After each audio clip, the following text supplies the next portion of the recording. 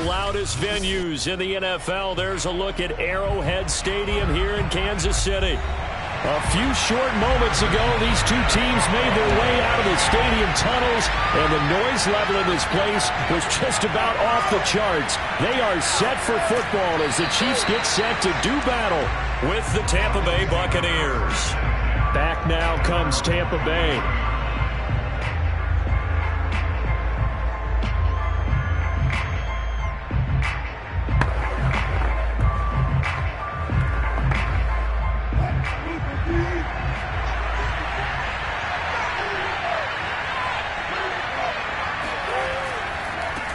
A first carry for Leonard Fournette. Runs through the contact. And past the 40 before he's out of bounds.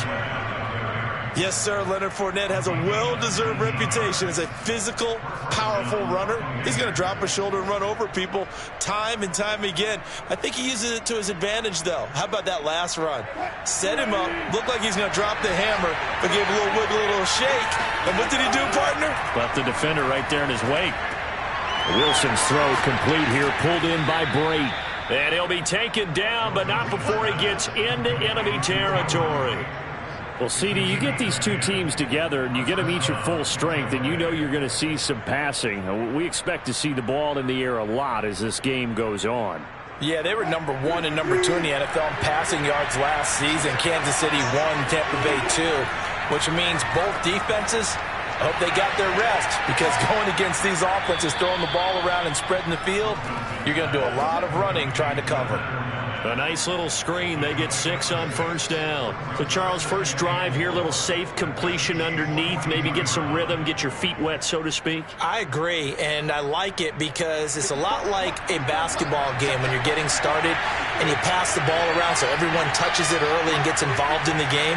In this case, it's not just dumping it to a back and he's able to run with the ball, but you get your offensive linemen involved because they get to get out and run and hit people in the open field. Everyone getting their feet wet early.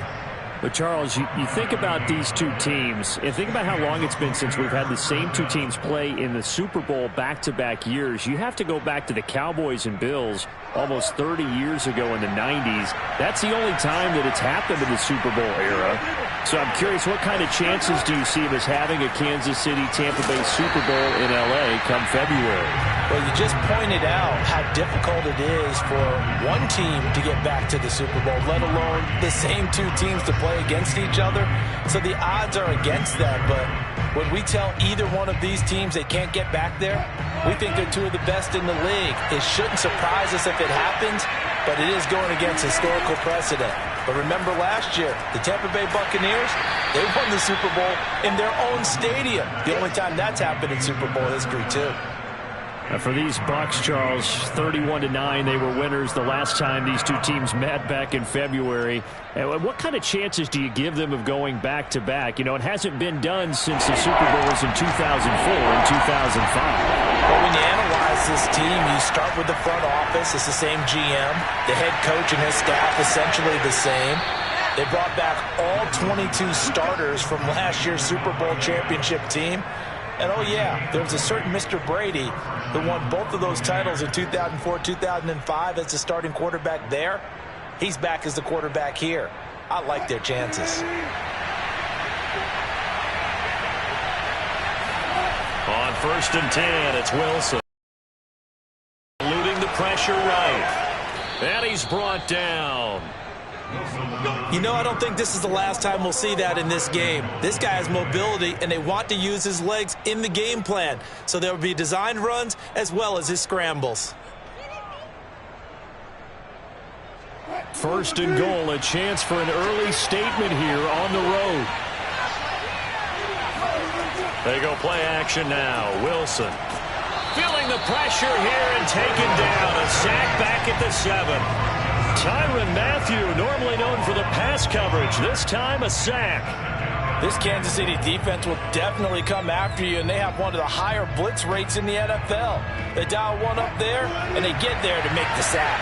Now from the 7, here's 2nd and goal. A handoff to Fournette.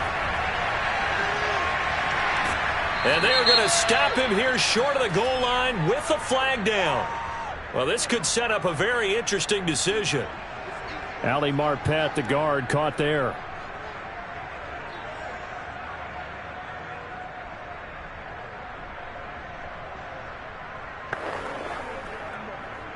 A crucial penalty there as the hold backs him up for another 2nd and goal.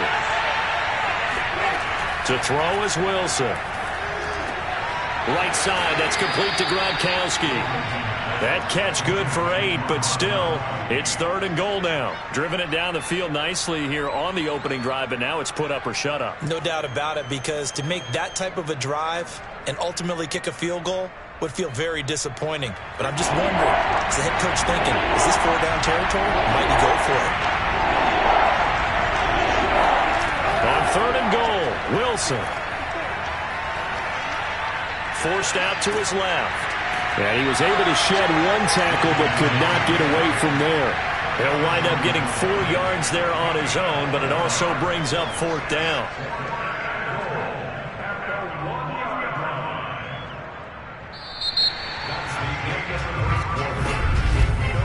No score after 1 on EA Sports. 2nd quarter now, and it's Buccaneer football. And the first play will be a field goal try. From the left hash, he'll have to cut this at a tight angle. And Suckup will put this one right through. So 3 points on the board, as easy a field goal as you're going to get, but I can see you shaking your head. I love that peripheral vision of yours, partner, because to me, if it's the 4th quarter and you're up 6, I get it. But now, even if you run and don't get in, you're still setting them up to go a long field, 98, 99-yard drive. How do you look at your defense and not give them that opportunity?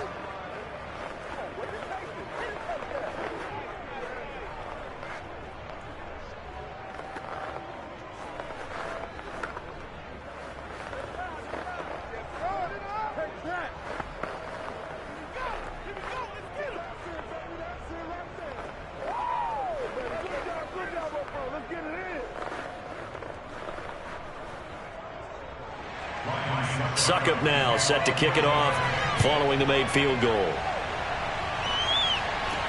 Here's the dangerous Tyreek Hill. And taken down just past the 20 at about the 21-yard line. Here's the Kansas City offense now as they get set to take over. This one a little slow to get cooking. Just a 3-0 scoreline as they begin with a 1st and 10.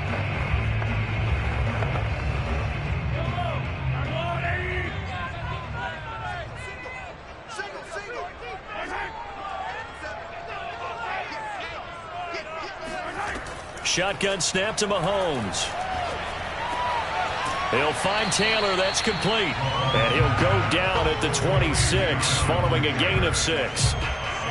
And just in general, Charles, on a play like that, how tough is it for the defense to account for a running back essentially being a receiver downfield? It's very difficult, especially if the running back has skills like a receiver, and you're aware of that before the game even begins. So throughout your practice sessions, you're going to want to be aware of him. Where is he lining up? What can he do? What kind of damage can he do to us downfield? And who can match up with him without weakening our overall defense? You're exactly right. It's a tough task to match up to him. He's obviously a bit of a shorter running back. Sometimes when he goes up the middle, like out for 10, 20 yards. I actually asked NFL linebackers if that was true. Do you actually lose sight of some of the smaller running backs? And all of them confirmed that that can be a problem. Think of it this way. Two of the top running backs in NFL history, Emmitt Smith, Barry Sanders, both 5'10". Just a yard on the first down carry, so it's 2nd and 9.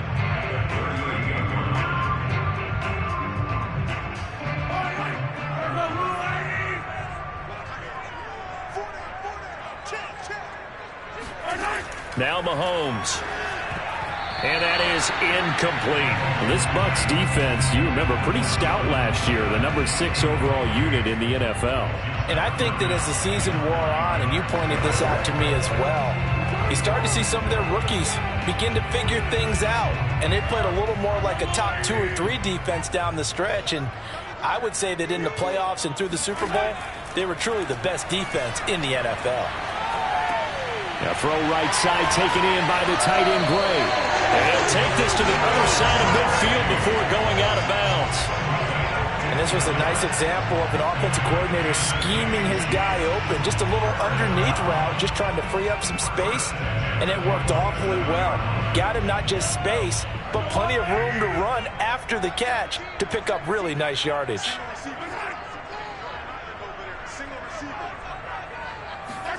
Mahomes now on first down.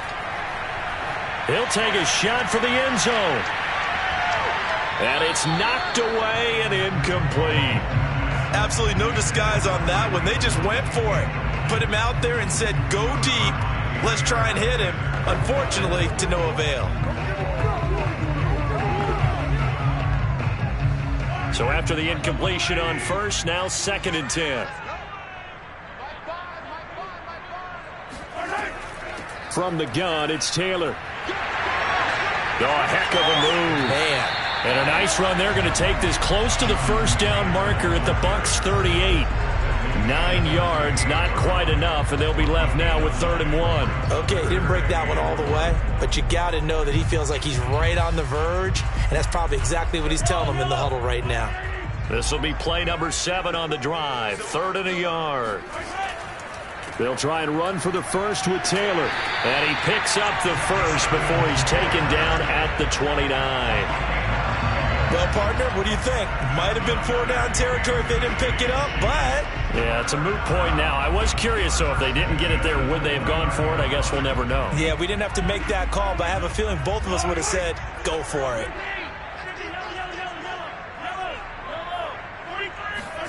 Throwing on first down is Mahomes.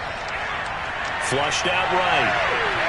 And Mahomes picking up the first as he slides and hits the deck.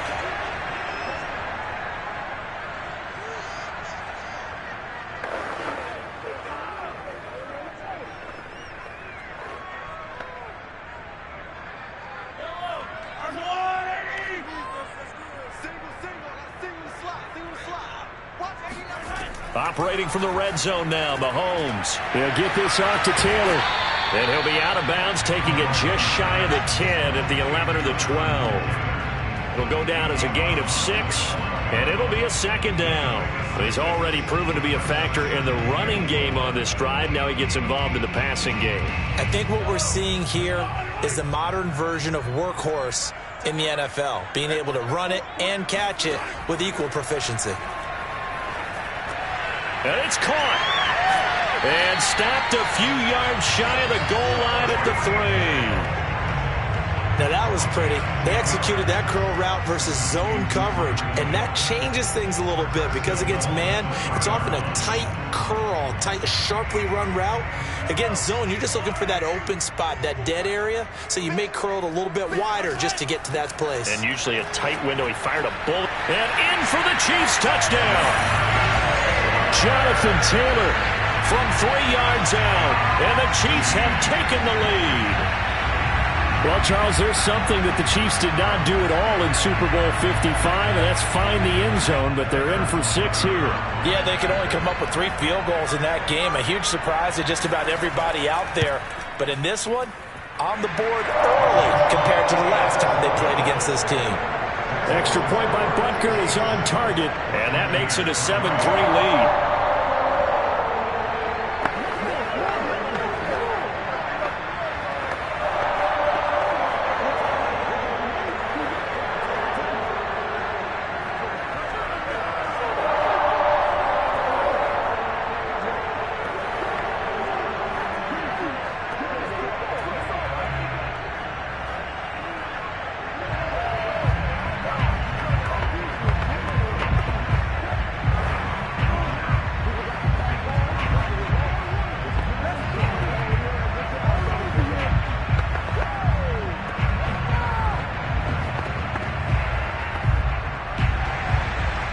After the touchdown, here's Butker on to kick it away. From a yard or 2 deep, here comes a return. And he's able to get this across the 20, but not by much, as he's marked down officially at the 21. Tampa Bay, they're getting ready to set up shop here for their second drive. In a minute, you've got all 3 timeouts. Probably no need to play this safe. So what you're saying is that we're doing a little bit of a mind meld here, aren't we? Because I'm thinking along the same line. This amount of time, don't be compelled to play it too safe.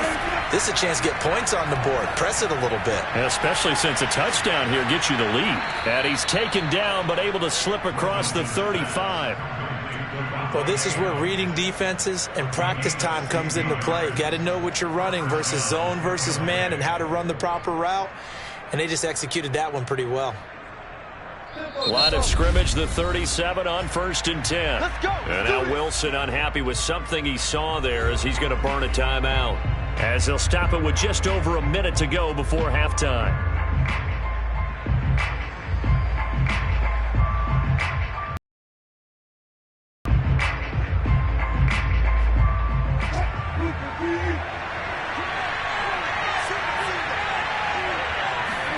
On 1st down, Wilson.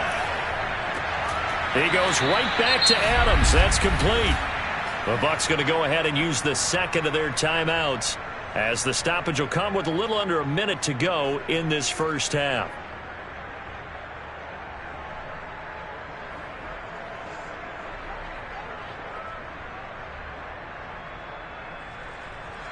Back-to-back good plays have them on the move on 1st down. Here's Wilson to throw. Throwing left side, he's got Gronk, complete. And he'll go down inside the 45 before going out of bounds. 5 yards on the catch there, brings up 2nd down. I'm wondering if the same thing went through your mind as mine. When I see a big man like that make a catch, all I keep thinking to myself is, big man with football. Look out, everyone. He may not juke you a whole lot, right? He may not run past you because of his size. You're talking about a guy weighing in the 270 range. But, boy, once he gets his mitts on the ball, he's going to be tough to bring down. And he'll go down here at the 35-yard line. But they've certainly made a point of getting him involved in the passing game here in the first half. They must have seen something in the scouting that said, hey, we can capitalize on him getting the ball possibly in the open field. And I think in the second half, that may loosen up the defense a little bit to get the running game going back inside. Well, throw on 1st down with Wilson. And his throw's going to be incomplete. They've given up a few first downs on this drive, but getting the incompletion there, that should give them something to build on and maybe turn the tide.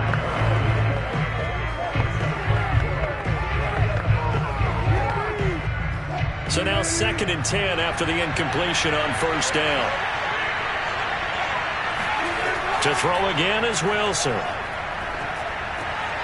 That's complete. It's Chris Godwin. And he is out of bounds inside the 30. They get 6. That'll leave them with 3rd and 4.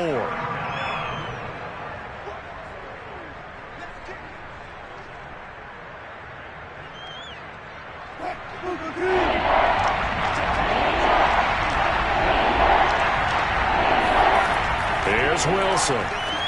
He'll set up the screen to Fournette.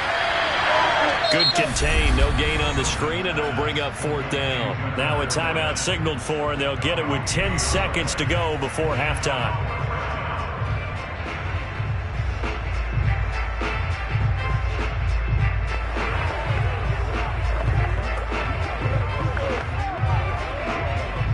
So out comes the field goal team now for the 2nd time here today. Made his first. This now from 46 yards away. Succop's kick is good. And they'll get it back within a point at 7-6. No problems in the field goal department so far. He's 2 for 2. Pretty reliable here in this game, isn't he? And to me, that bodes well for them. And if they need him late in the game, his confidence should be sky high.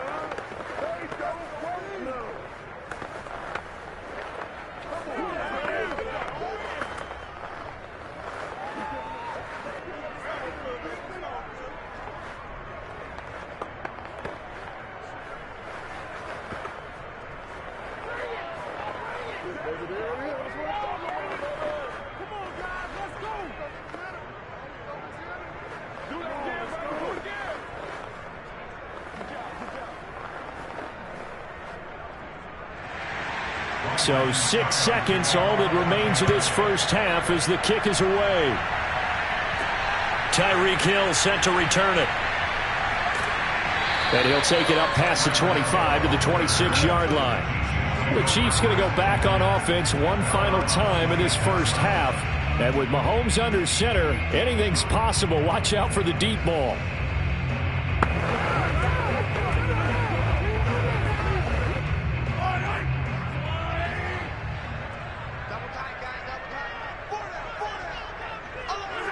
He'll take the knee, and the final couple seconds will tick by in this first half.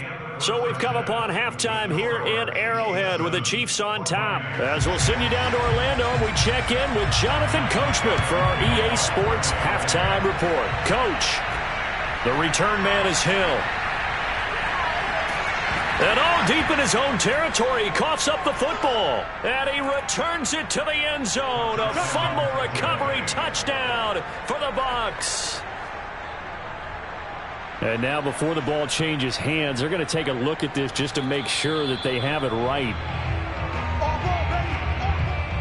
And the question, was the knee in fact down before this ball comes loose? And is the video convincing enough to overturn it? A lot of factors here. Remember, you also need clear possession of the football afterwards. This is a tough one to overturn. The KC offense out of the huddle, ready for their next drive. Their defense has done the job. Now it's the offense's turn as they've got it 1st and 10. Meanwhile, Mahomes' throw here complete to Kelsey. And he's going to get a solid gain of 9 before being brought down. 2nd and right at a yard. Now that's staying ahead of the chains. Really good pickup on 1st down, hitting the tight end there. Now it brings up a 2nd and manageable. Just found a hole in that zone.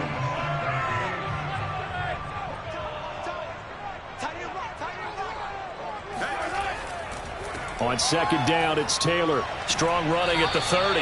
And that's going to be a Chiefs 1st down as he gets us up past the 30 to the 32. We don't talk about it very often, but sometimes there's a dip in intensity when you start the 2nd half, which can manifest itself in some sloppy tackling. And how about right there? He ran right through that weak tackle attempt. From the 32 now, here's 1st and 10. Mahomes now to throw. And that one drops down, incomplete. Good coverage there, forced the ball free, and it's 2nd down. He did an okay job of absorbing the hit, just couldn't secure the football through the catch.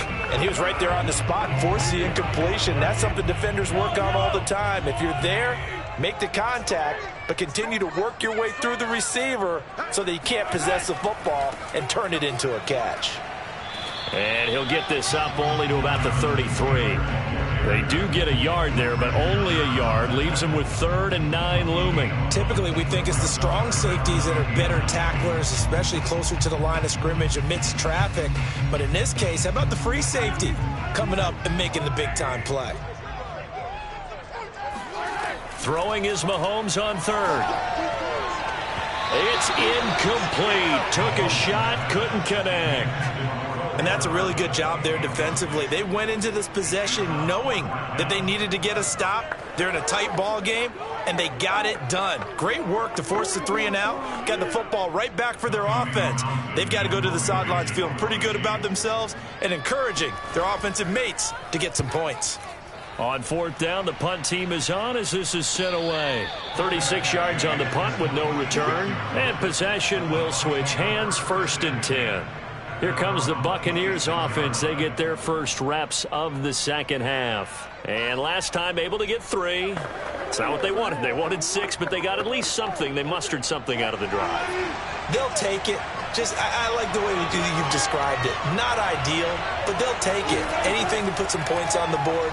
But this time on offense, they don't even want to see the field goal kicker trot on the field. They want that ball in the end zone. Yeah, they'll be going for 6. When this Bucs offense is humming, this is what they're good at. Those short to intermediate passes. They get the ball out quickly in rhythm, and it's a tough offense to slow down when they're playing well. One play has him up past the 40 already, and another 1st and 10. They go play action with Wilson. And he's got Gronkowski yet again. Missed. He will not go down. Touchdown, Tampa Bay. Rob Gronkowski, 59 yards. And the Bucs on just 2 plays have taken the lead. Well, that's pretty impressive, Charles. It's one thing to be an elite speed wide receiver and have all that yards after the catch into the end zone, but from your tight end? Yeah, you don't get that very often. What you're describing is more like a Tyreek Hill, a Devontae Adams, and Antonio Brown. You're not talking about a guy that lines up or can line up in line and look like an extra tackle on running plays. He took that bad boy downfield just like he was a scat back. Before the game, he told me, I'm going to have a zinger or 2 today. And I was like, oh, a zinger or 2? I guess that's a zinger, right? That's a zinger.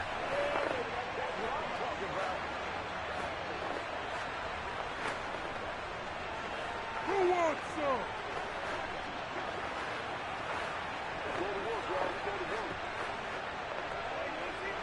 Let's go. Woo! Here I come. Here I come.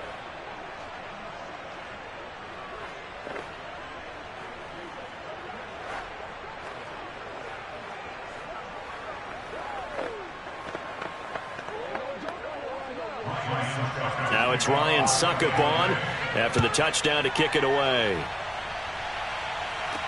Returning it, Hill. And he'll get this just up past the 20, but a marker is down. Let's get the call. Yeah, this is going to put him back with a not great field position. So they really got zero benefit at all, right? Sometimes you can absorb a penalty when you get a big return. Then the penalty brings it back, but you still have great field position. As you pointed out, not in this case.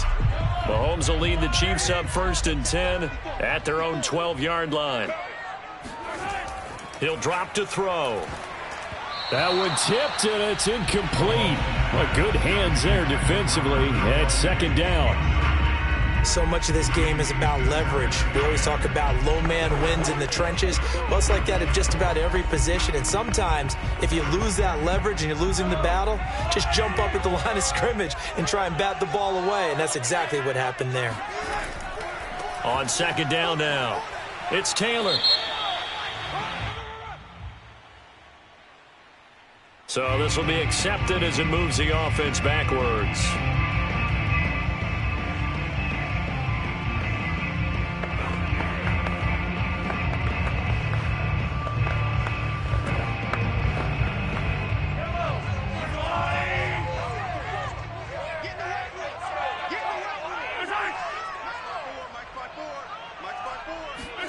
To throw, it's Mahomes. The tight end, Kelsey, has it over the middle. They get 14 yards, but not enough for the 1st down due to the previous penalty. And after that completion, you can understand why so many teams in the league are emphasizing speed on defense at every position. The tight ends have created so many tough matchups now. If you can't run with a tight end as a linebacker, this is going to be the result every time. Mahomes looks to throw on 3rd down. The catch made by DeAndre Hopkins. And he will have a Chiefs 1st down as they're able to get the 3rd down conversion.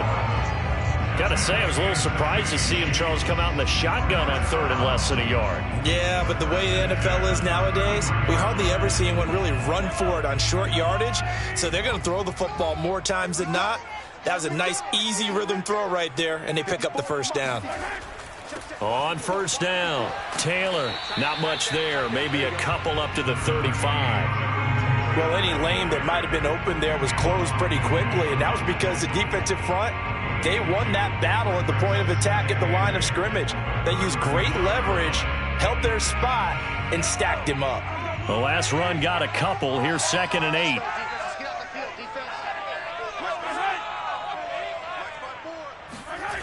Now here's Mahomes.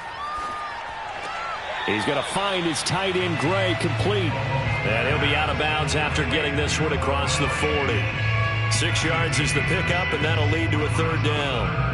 Let's not quibble about the gain there on 2nd down. That was a positive play because that was a take-what-you-can-get situation. Got out to the tight end. Now it gives him a much better opportunity to convert on 3rd down. Mahomes to throw on 3rd and 1. And he fires one that's intercepted. Picked off by Jair Alexander. And he will return this one to the 30-yard line. So 1st and 10 now from the 30. After the interception, here's Wilson. He completes it to Evans. And he's tackled a yard short of the marker. Good gain of 9 on 1st down.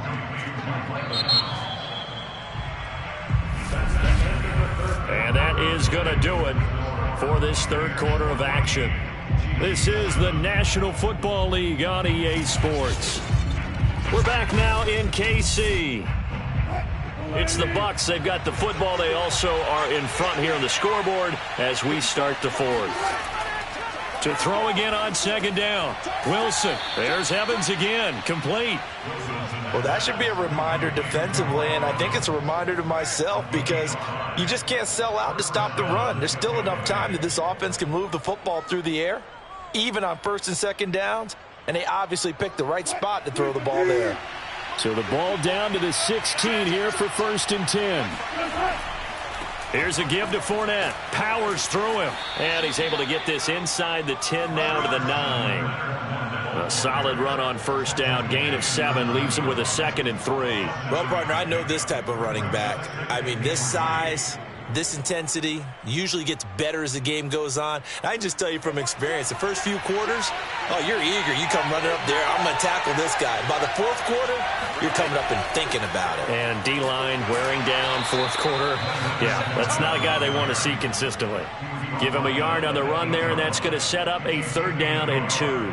Really nice job there by the interior of the Kansas City defensive line, and they're a stout unit to run against. And they do an excellent job there bottling that play up. This is 3rd and 2. Maybe the biggest play in this football game. Now it's Wilson. And this is going to be caught. No, they say it's incomplete. And now following the incomplete pass, we'll get a timeout here for an injured player. We'll step aside and get an update when we return to KC.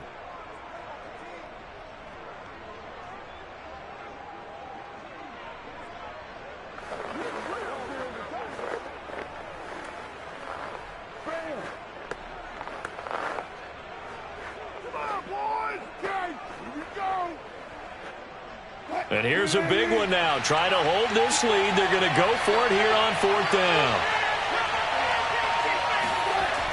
They hand off to their big tight end. And he has the 1st down before he's tackled at the 5. Remember, that was 4th and a full 2 yards. There's a big difference between that and 4th and maybe 6 inches or a yard. Yeah, you're exactly right, because when it's that 6 inches, you just fall forward and you pick it up, right? You just go quarterback sneak. But having to move bodies, that means you actually have to execute because they know what you're going to do. How are you going to make the right play call and get everyone into the right spot and win at the line of scrimmage? That's what they did there. Not a whole lot there. He does get a couple, taking it from the 5 down to the 3. This is where coaches have to have spent a lot of time going over situations with their players, because him getting tackled there is not the worst thing in the world. You're going to run more plays, right? Clock's going to go. But his thought process is getting into the end zone. It's counterintuitive for him to actually go down in this spot. Yeah, but like you say, you don't want to get in the end zone too early here. No, not at all, because you may leave an opening that could... And he's into the end zone for a Tampa Bay touchdown. Russell Wilson, a 3-yard touchdown run. And the Bucs capitalize on the short field as they take it in for 6. Ryan Suckup on for the point after.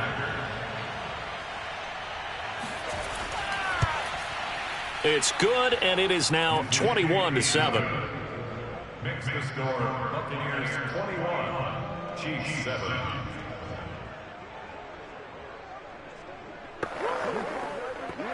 There you go. Time to go to work. Let's go.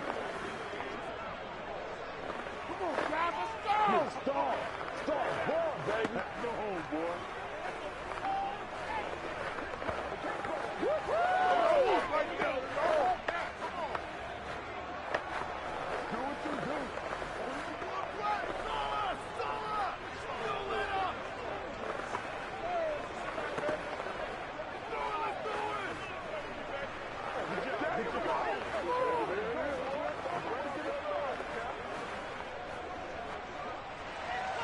Now it's Ryan Suckup on after the touchdown to kick it away. Hill is going to take it out of the end zone. And only able to get this to the 19, so probably should have opted for the touchback. Here comes Mahomes and the Chiefs. Down by 2 touchdowns. 1:55 remaining. It's been a struggle to score all day, and now they need to do it twice here late to have a chance.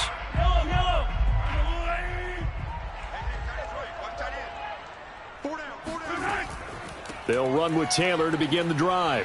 Gets by him at the 25. A good gain of 9 before he's brought down at the 28. First play of the drive, let's give credit all around. Excellent blocking, but the guy carrying the ball, he was the finisher. A really nice run. Clock running, about to hit 90 seconds to go in the game. Mahomes.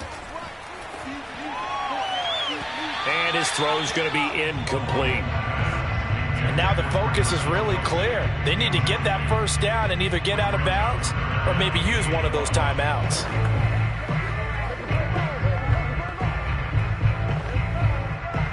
They tried to throw on second down, unsuccessful. Now it's 3rd and 1.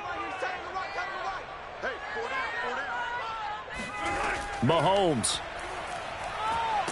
Mahomes hit. He lost the football. And it's picked up by the Buccaneers. And that should just about do it. They return it to the end zone, sealing it with a defensive touchdown.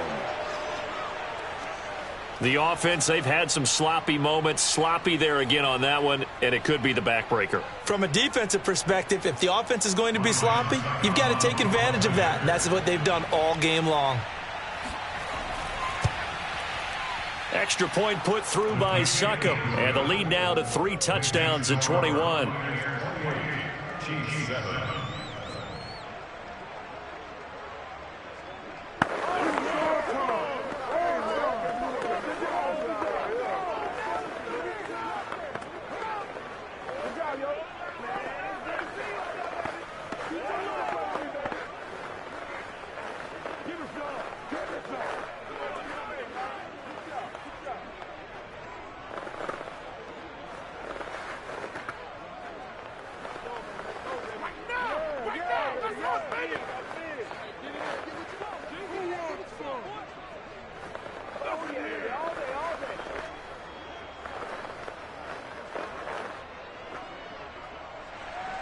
And you can bet they're preaching 2 hands on the ball here as the kick's away following that fumble return. Hill is going to take it out of the end zone. And he had no room to run as he's tackled down inside the 20. And now here comes Kansas City. They're down big here late. I don't know. You just one last drive here for pride? Some people like to do that.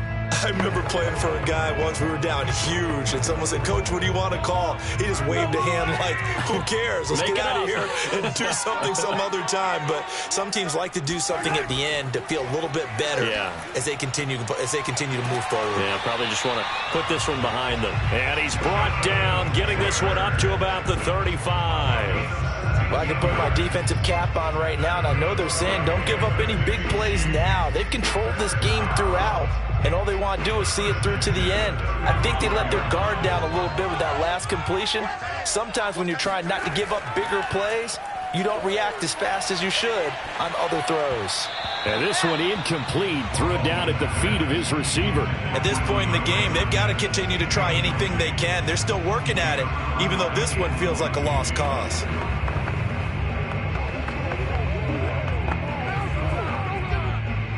An incomplete pass on first down. That leads to a 2nd and 10. Here's Mahomes to throw. Finding some room at midfield. And finally taken down at the 44-yard line. Offense for them has been at a premium. You wonder where plays like that have been all game long. They're thinking the exact same thing themselves, but they're also looking forward now, because now these plays are really for next week, trying to get some momentum going.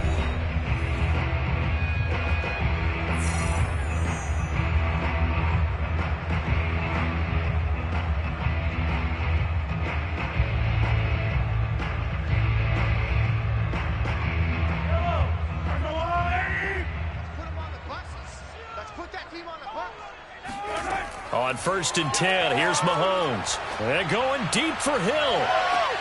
This is caught by Hill for a Chiefs touchdown. Tyreek Hill, 44 yards. And the Chiefs have got it back to a 2-score game here in the 4th. And yeah, that touchdown counts for their team, but I think it counts more for the fantasy guys, doesn't it? Yeah, it's just something maybe positive to look at on film, but this one's over, let's be honest. Yeah, I agree with you totally on that one. Extra point by Butker is on target, and the lead will be cut down to 14.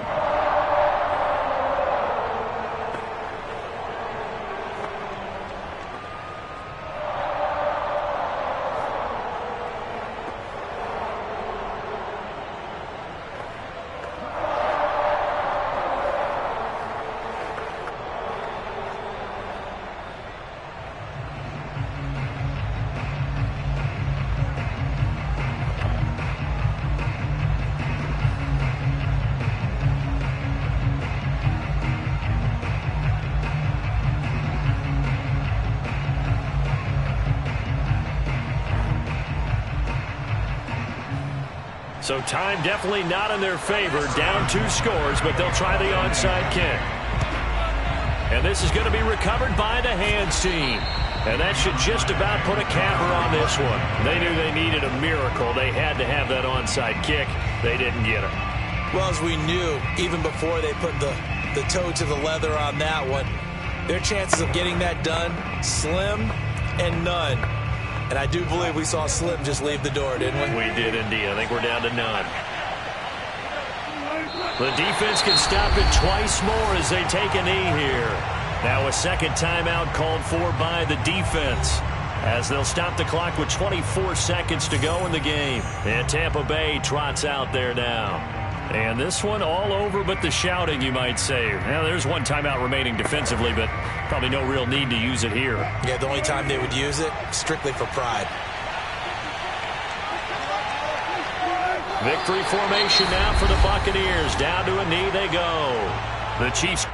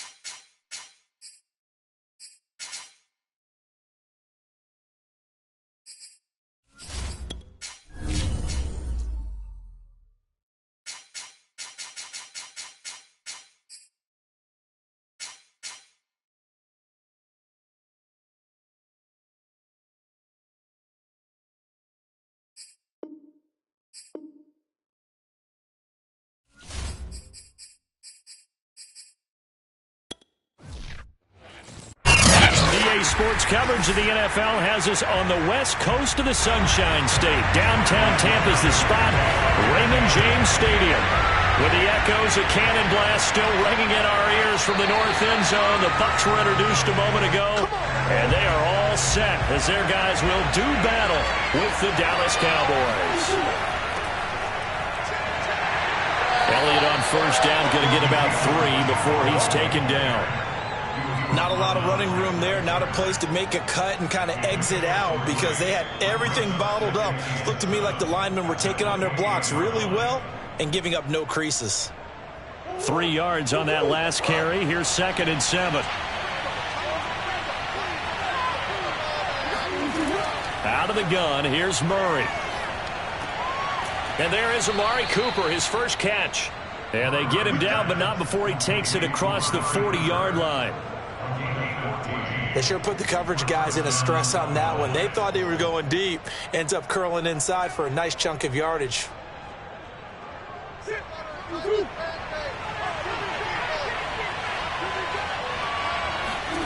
First down, Murray.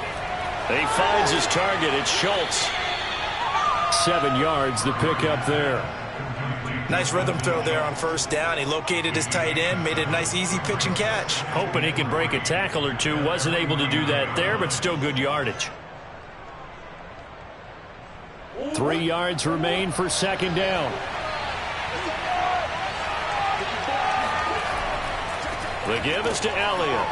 Gets past one man, and he'll get it down to the 47 here. And Brandon, you know that expression? He just does what he does. It sounds trite, doesn't it? But in this case, it's perfectly apt. This is one of the better runners in the NFL, and all he does is just find avenues, find ways to pick up key first downs and big runs. Murray now on first down. Being chased out left. Give him a couple on the scramble. It's second down. Yeah, he only gets a few yards on 1st and 10, but he's better off doing that than throwing an incompletion or even worse, an interception.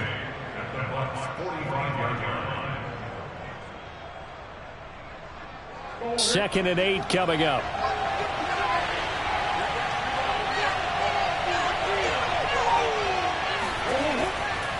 A give to Elliott. And able to push forward for right around 3 yards down to the 42. Just not a whole lot of room to operate there on that carry. No, not at all. They did a really nice job staying in their proper places and not allowing any lanes to open up.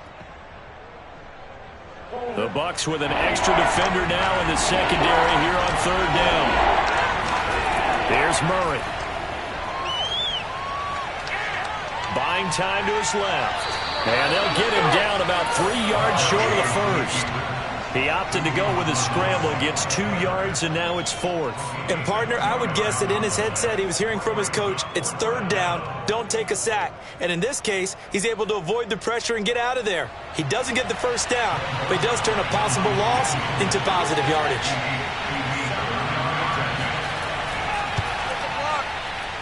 And this is off target to the left. Didn't get there anyway. It's no good, and this will remain a scoreless game. That opening drive looked good for a moment there, but they'll wind up being turned away thanks to the missed field goal. And those especially hurt when you come into a game on the road. You're trying to get things to go your way early, and now you suffer a setback right out of the gate. The Buccaneers in good field position here to start out 1st and 10 on their side of midfield at the 47. Now it's Wilson. That's to his running back, Leonard Fournette. And they're well past midfield, just a yard or two shy of the 40. Nice little nifty play for him there. That's the ability to read a defense and utilize players that don't often get picked up in coverage easily. And I'm talking about being able to use the backs out of the backfield. Because I know that when I used to cover, hey, we got everybody oh, he just snuck out there, and they just got a nice first down there. What do we love to say? Get those backs into space, right? And they were able to do that there. Nice pickup on first down. And he'll cross over out of bounds right at the 25. Well, I think when they look at their offense, they think to themselves, weapons everywhere, and they want to move the ball around. They want to spread it to different people, but you absolutely know they want to get this man involved as well, and that's what they just did on that play. Back-to-back good plays have them on the move on first down. On the ground, this is Leonard Fournette. He's got the first down inside the 10, and he's into the end zone. Touchdown, Buccaneers. 25 yards for Leonard Fournette. And the Bucs have taken a first-quarter lead. So that a very nice-looking touchdown run. And on his first carry of the game as well. And you remember, Brandon, we talked to him yesterday, and he thought he was going to have a big game. He thought everything aligned perfectly. He liked what the defense was presenting, and he really liked extra point up and good by Succop. And it's now a 7-0 game.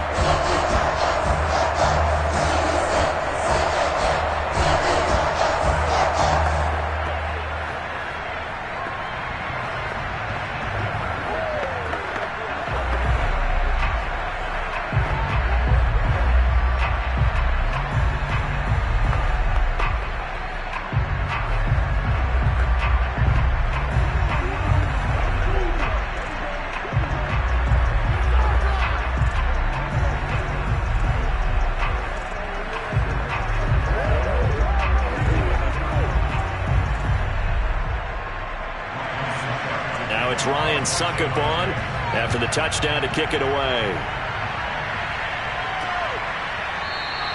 This one will come out to the 25 as Pollard is going to elect not to return it. Second drive forthcoming here for the Dallas Cowboys. And they had compiled a pretty long drive last time. Unfortunately, though, it ended with no points after the missed field goal. And that can hurt the psyche of a team because as they drove downfield, you know you're never supposed to count points in your mind until they go up on the board. But let's face it, we've been there. We've seen teams before. They were counting on those points. They didn't get them. Can they come back now, start over again, and grind it out?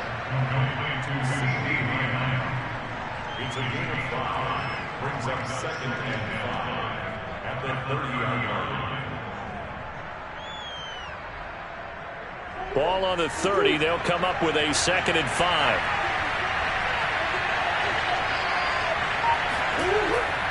Here's Elliott. Shoves him away, and he'll be taken down as that will take us to the end of the first quarter of play. After 7-0 on EA Sports. Start of the second quarter, and it's the Cowboys in possession. So after a good run by Zeke, another 1st and 10. Throwing on first down is Murray. And that nearly a turnover, but it's incomplete.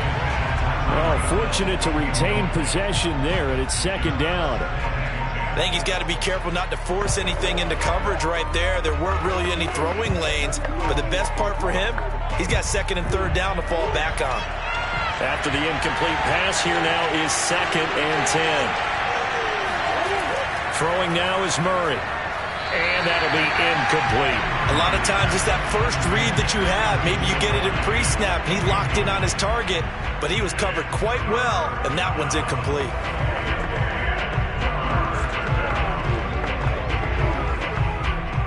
So back-to-back incompletions, and that has him staring at a 3rd and 10. Shotgun now from Murray.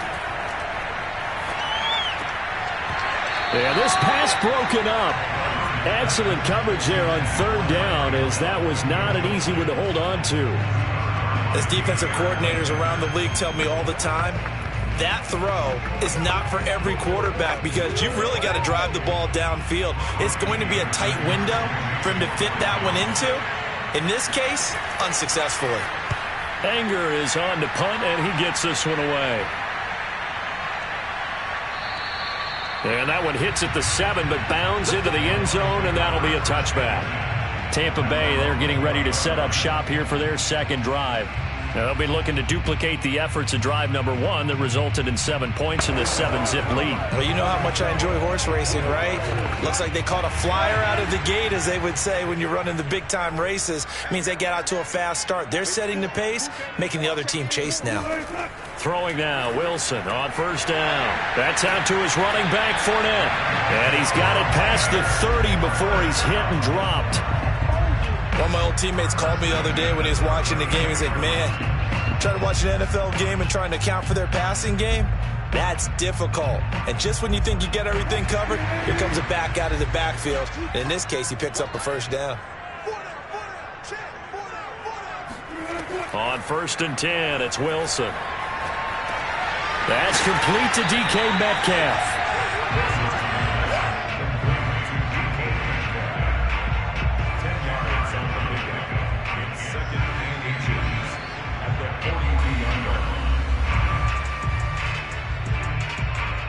A good gain on first has him set up with 2nd and just a couple of inches now from the 29. Off the play fake, here's Wilson. That's caught by the big tight end, O.J. Howard. And he's able to get this one out closer to midfield across the 45. Many different ways to create space, but on that play, he did it with that big, wide body of his. Didn't get a whole lot of yardage on the play, but it did what it was supposed to. Pick up a first down.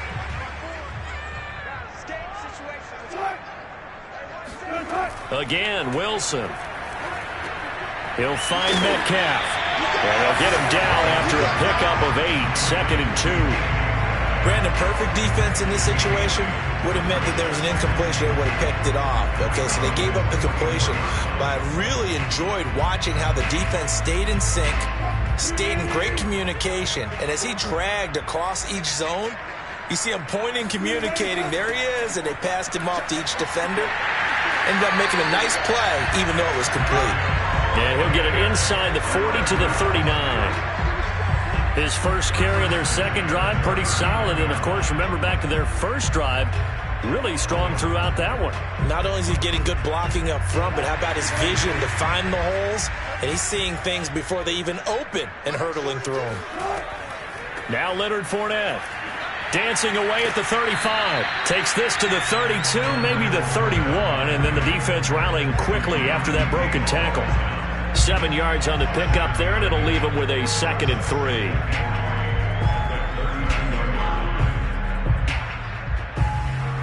They don't need to run another play here before the 2-minute warning. Let's see if they do it anyway. On second down, here's Fournette. And they'll get this one to about the 20-yard line. 49 yards rushing for him now. He's only carried the ball 4 times.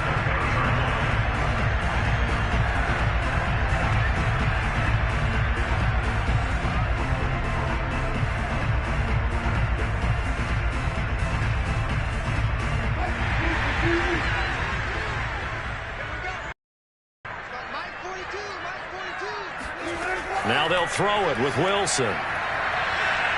Flush to his right.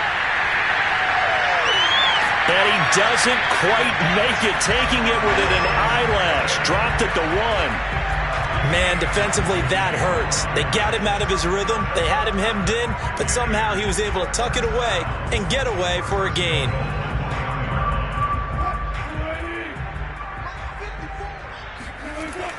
They'll try to punch it in with Fournette. And he is met in his tracks behind the line of scrimmage. That's going to go as a loss of 1 on first down. That's a really alert defense there because they saw the heavy look come in from the offense, countered it with extra linebackers who brought a little bit of speed and heft, and able to really make a big-time play for their defense. They'll give Fournette another crack. And he's into the end zone for a Tampa Bay touchdown.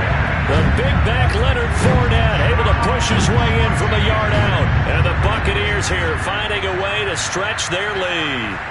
So his strong first half continues as he finds the end zone here for the second time. And definitely good blocking at the point of attack. And you just have to love watching the way he can create space down near the goal line. And he's able to take it into the end zone. Extra point put through by Succo. And it's now 14-0.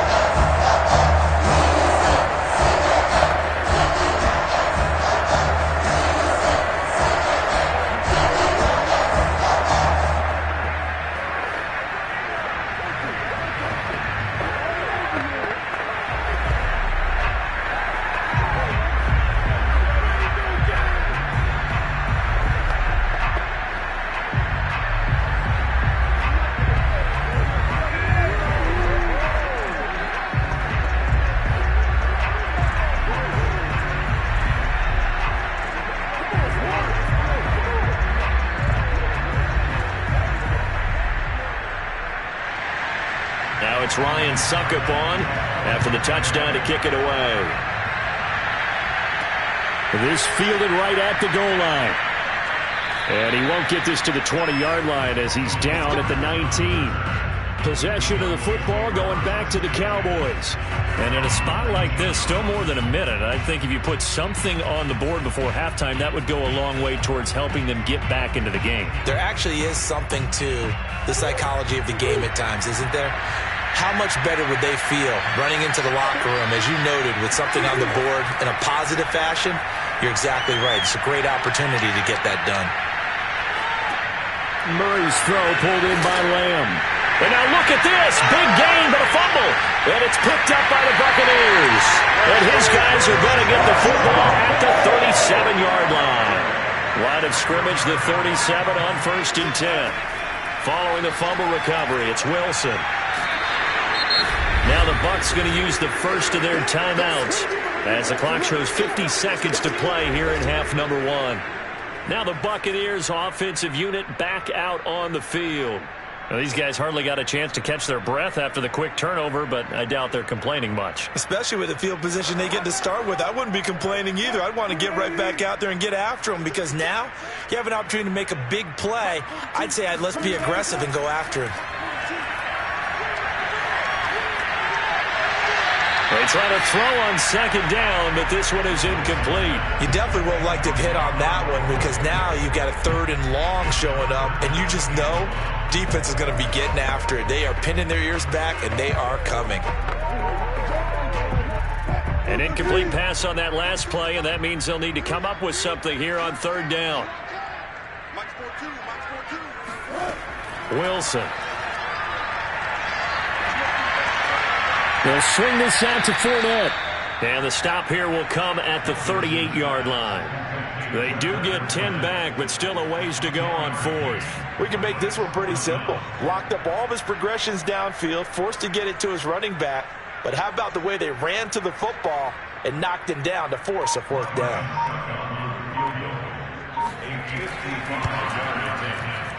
And this is going to wind up left. Well struck, but it's no good. So we've hit halftime here in Tampa with the Bucs out in front. As we send you a stone's throw away across I-4 to Orlando. There standing by is Jonathan Coachman, ready with REA Sports Halftime Report. Coach, taking it about the 1. And he will make it to the 20-yard line and no further. Out come the Buccaneers. They'll have it first to start the 3rd quarter.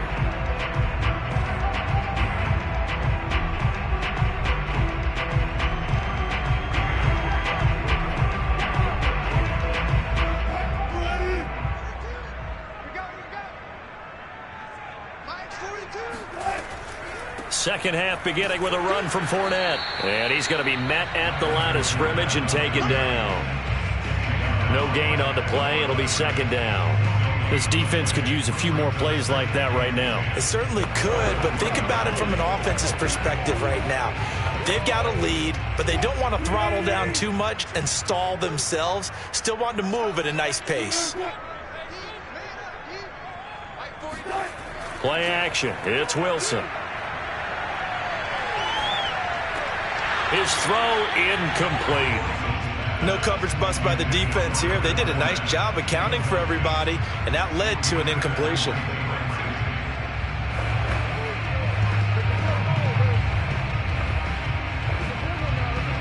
They had the incomplete pass on 2nd down. Now they need a big play here. 3rd and 10. Out of the gun. Here's Wilson. It's complete. He's got Gronk. And he'll be out of bounds at the 25-yard line. Just a 5-yard pickup, and it leads to 4th down. When you execute a drag or a crossing route really well and give them a chance to let it develop a little bit, you can gain some significant yardage hitting your tight end on that one. Here's Bradley Pinion now. And the way this offense has moved the ball, he hasn't been needed till here in the 3rd.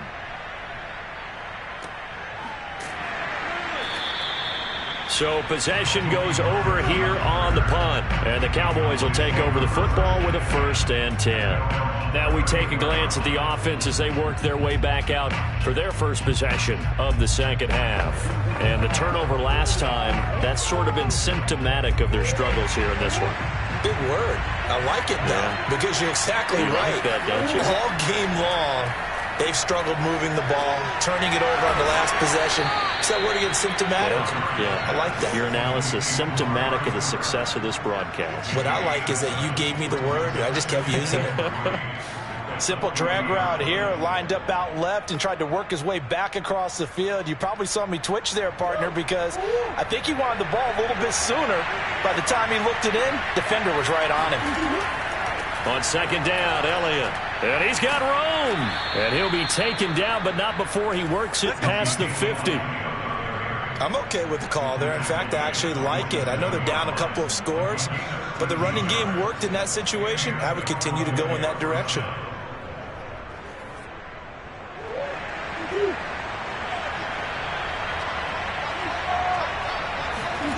Murray now on 1st down. Looking for Cooper, and it's intercepted. picked off by Jair Alexander. And the Buccaneers are going to get it back here just past the 35.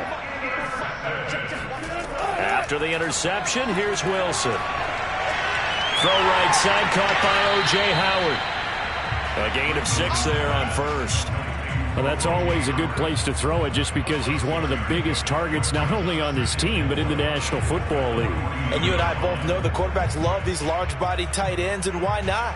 Nowadays, they're really wide receivers who are just taller and have a little bit more weight. These guys catch the football, make big plays downfield. In the old days, we wanted them to block. Now coaches want them to catch the football first. And he'll be taken down, but not before he gets into enemy territory. And now we get into the psychology of the whole thing, because a lot of teams with a 2-score lead in the third quarter, they almost become defensive with their offense, just playing not to lose. I think with this team, you got to figure at this point, this is a great spot for them to go into attack mode, really try and put the hammer down and finish this one off. Fournette, a first down carry, and nothing doing. He's immediately taken down at the line of scrimmage. On the tackle, it's Randy Gregory.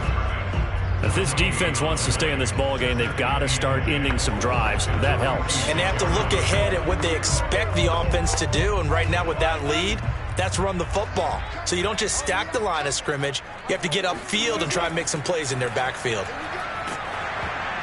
The second down attempt there knocked down as it leaves the quarterback's hand, and it's incomplete. You can tell they wanted to get that ball downfield, but they had nothing working in the secondary, so he dropped it off to the running back. That one ended up incomplete. An incomplete pass on second down. That muddles things a little bit here. This is 3rd and 10. Now Wilson. Dumps it off to Fournette. And he'll go down inside the 45 before going out of bounds.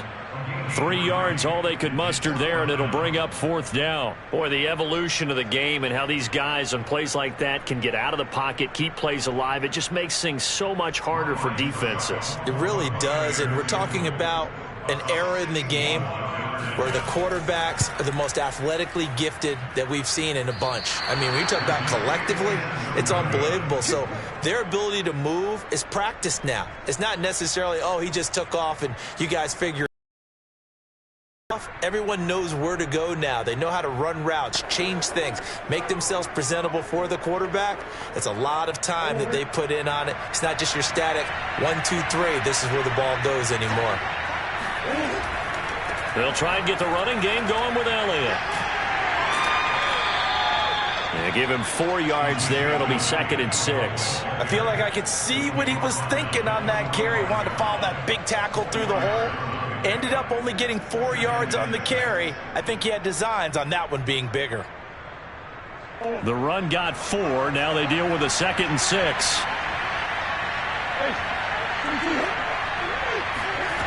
From the gun, Murray. Elliott a first down and more. And finally taken down at the 20-yard line.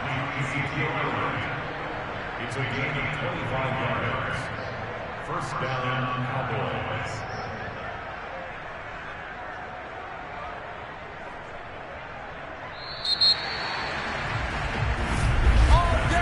And that is going to do it for this third quarter of action. We'll return with more after this. This is the NFL, and it's on EA Sports. Back now in Tampa. Finally, a first red zone opportunity for these guys. 1st and 10 right at the 20. From the shotgun, a give to Elliott. This will be stopped about 2 yards shy of the marker. 8-yard gain, 2nd and 2. Now after the running play, we've got a man down on the field. While the training staff works on him, we'll step aside and be right back.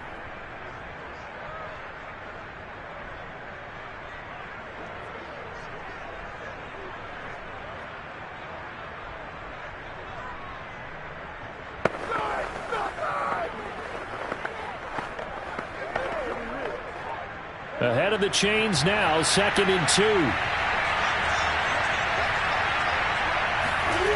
To throw is Murray. And a quick throw here, that's complete.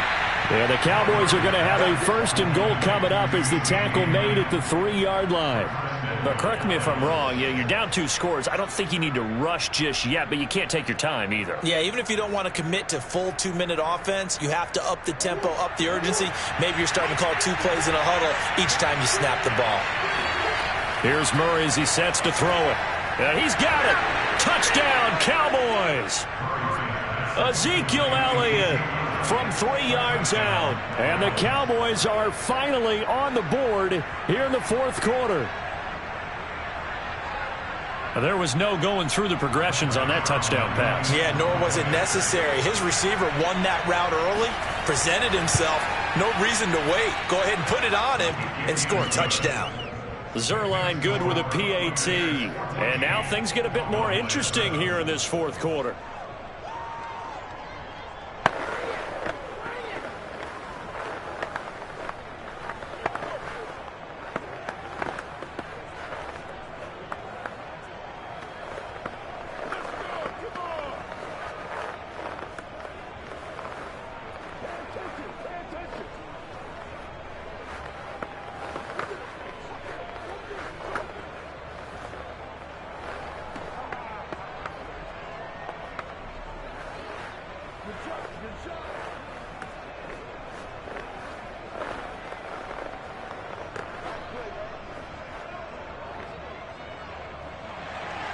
The kickoff team on the field now as they will send this one away.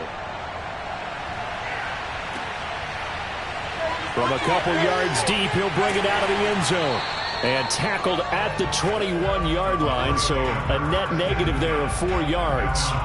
Here comes the Tampa Bay offense now heading back out onto the field.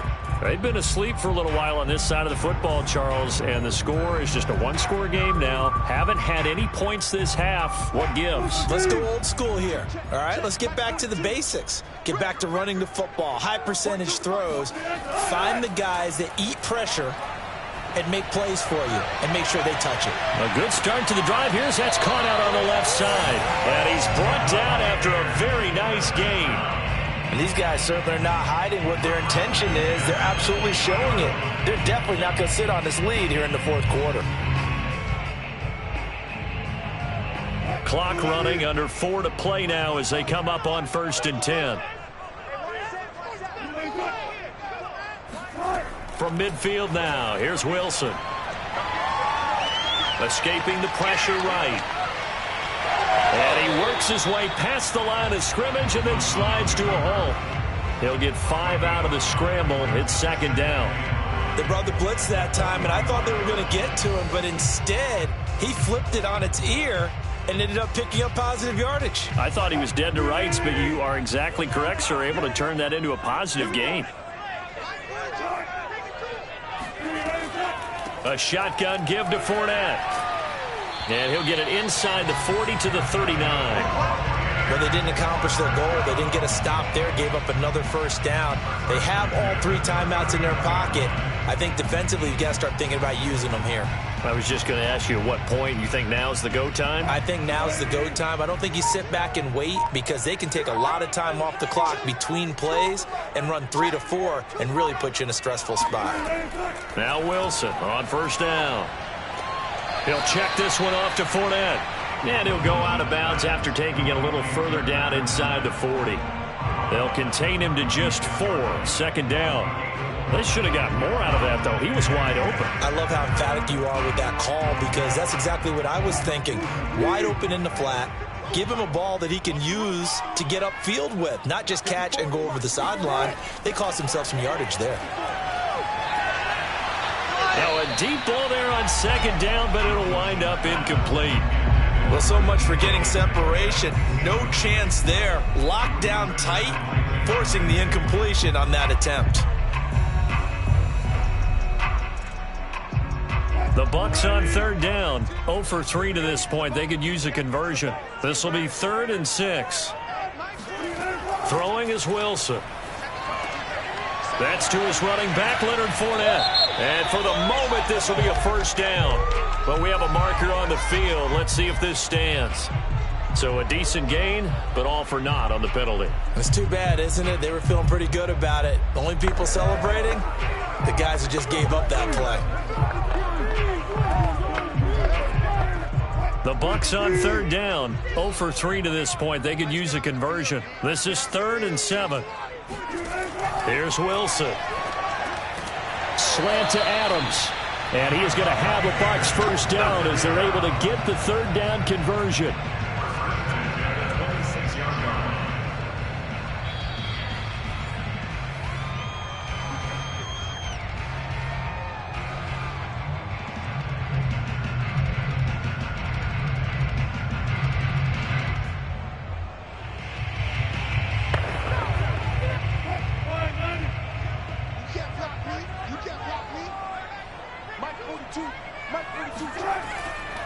They'll try and run some clock here as they keep it on the ground.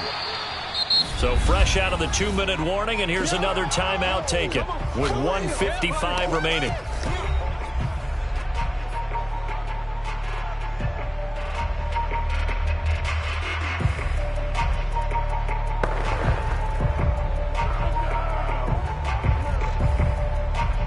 Following the pickup of 4, here's 2nd and 6.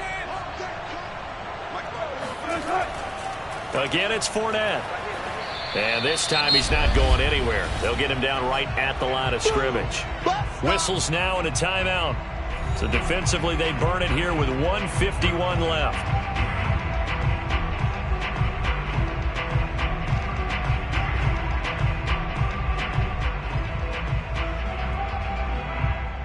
And on 3rd and 5, this will be the 8th play of the drive. Throwing now is Wilson. A pass underneath for Fournette. And he's going to be taken down here still a couple yards short of the first. The Cowboys signal for their 3rd and final timeout as they'll head to the sideline and talk over what to do next.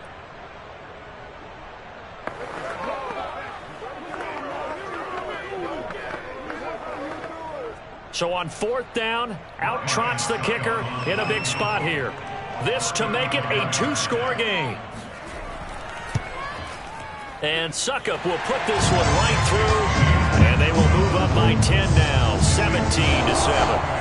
So that one, CD, going to make the road back a lot more difficult. Oh, there's no doubt about that. You know they were praying on the other sideline for a miss because now, as you pointed out, a very difficult road. Down 2 scores. You don't just need a touchdown. You need a chain of events to go your way. You've got to score, somehow get the ball back, and score again. The odds of that happening, not great in your favor.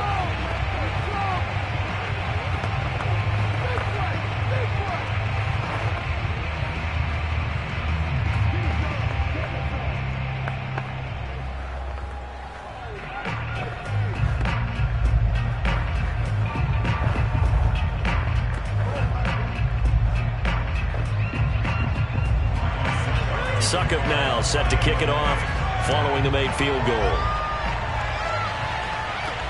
This is Tony Pollard. And his guys will get the football right at the 20-yard line. So now the Cowboys down by 10. A minute 40 remaining. It's been a struggle to score all day, and now they need to do it twice here late to have a chance.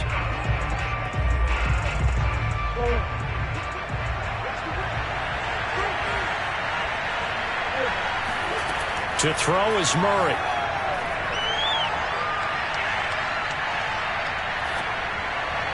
And incomplete on the deep ball. This defense was definitely alert to the possibility of the deep ball, and they were more than ready for it. They've got the lead, 4th quarter. Maybe can expect more passes like that downfield. After the incompletion, here's 2nd and 10 from the 20. Back to throw, Murray. That's complete to Lamb.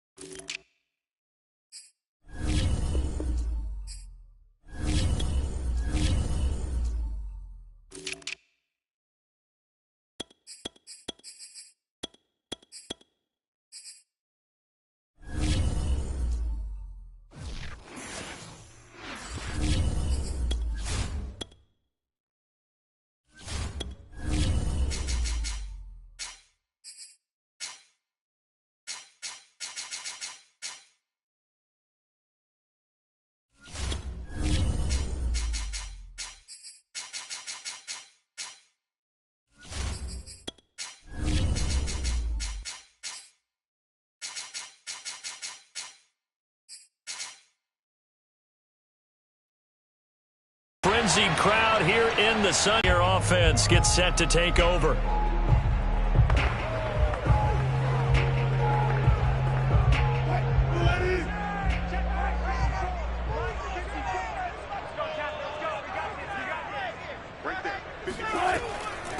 A first carry for Leonard Fournette.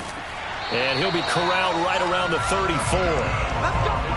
Well, there's plenty of real estate for him to maneuver on that run, and let's face it, it shouldn't be a surprise. He's one of the better backs in the league. Had to come into this game with the idea, slow him down, otherwise it's going to be a long afternoon. From the 34 now, here's 1st and 10. From the shotgun, Wilson. And a first hookup with his all-pro tight end, Rob Gronkowski. 5 yards on the catch there, brings up 2nd down. I think defensively you're okay with that. Here in the first quarter, he's going to get some catches, but they rallied to him quickly. And that's what you count on, and I like what you just said. First quarter, can you do it all game long? They catch it, you tackle them, they go down on the spot. Because when you're able to do that, and you don't give up big chunks of yardage after the... And he will go down, a Cowboys sack. Micah Parsons able to take him down. It's a loss of 3. Well, anytime you sack Russell Wilson, that's a win for the defense. But to get him here on his opening drive of the ball game, that's a really big win for that defense. And the goal every week, keep him in the pocket. Don't let him get to the perimeter, because when he's in the open field, not only can he hurt you, but also you lose sight of receivers downfield, and they'll hurt you with big plays. And they're going to mark him down short, maybe by about a yard, if that. Their opening drive here is going to result in a punt. They got 7 yards there, but not enough. So on now is the Clemson man, Bradley Pinion, to punt this one away.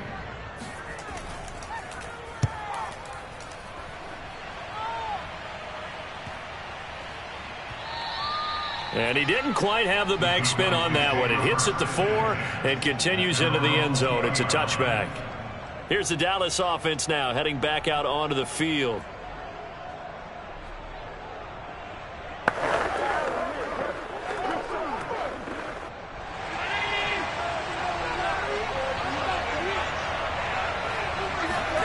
Throwing on first down is Allen. And it's incomplete. Boy, he doesn't drop many like that one. 2nd down.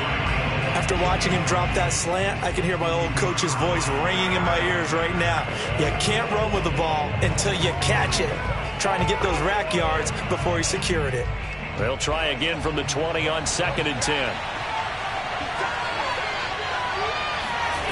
Now Allen. Looking for Hill again. This time it's complete. And he'll get this up to the 34-yard line.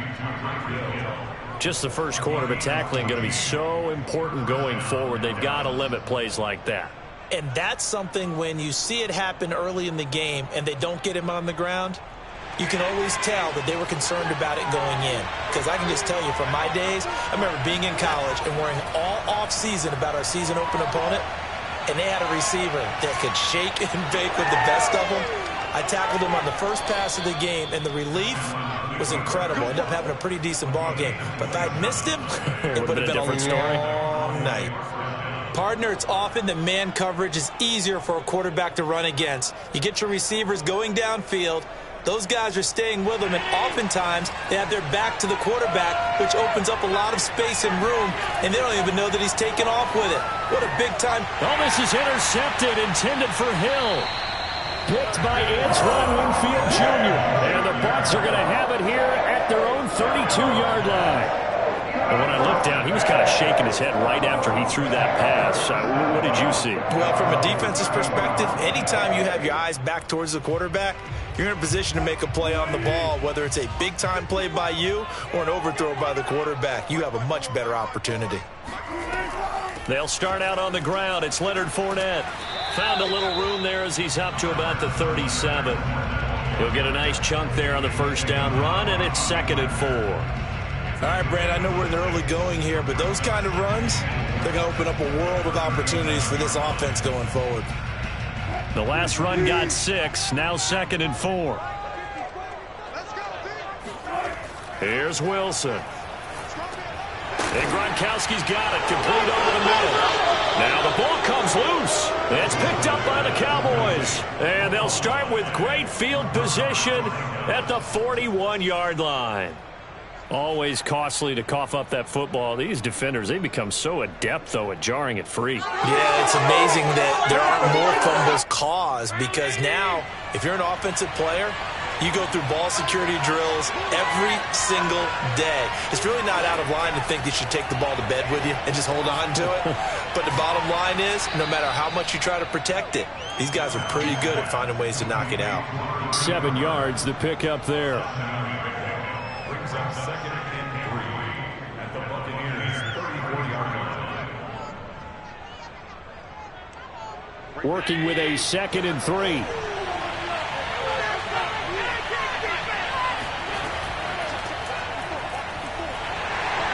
And he is met at the line of scrimmage, and he goes down right there. Calling no gain that time, as it's going to leave him with a 3rd and about 3 to go.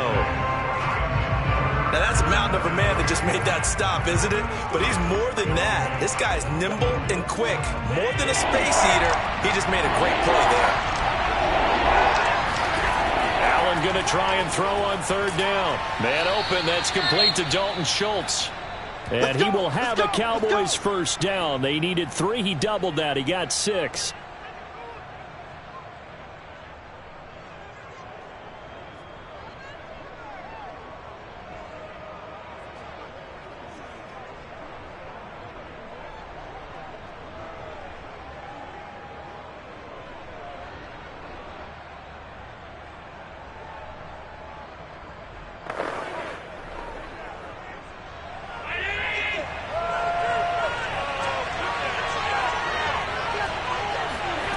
Throwing now is Allen. That's out to Hill, right side complete. A gain of 6 there on 1st. A 6-yard pickup brings up second and 4 at the 22-yard line.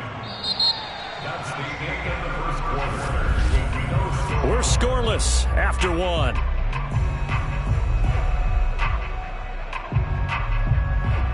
Start of the 2nd quarter, and it's the Cowboys in possession, as they've got it with a 2nd and 4 coming up. Here's Allen to throw it. Over the middle, complete. That's Schultz. That was a route run not just with dexterity, but with intelligence. Found the hole in the zone, made sure the quarterback saw him, and was able to make the sure catch and flip the down marker back to 1. So the ball down to the 16 here for 1st and 10. Out of the gun, it's Elliott. And the reinforcements come in as they're going to stop him behind the line.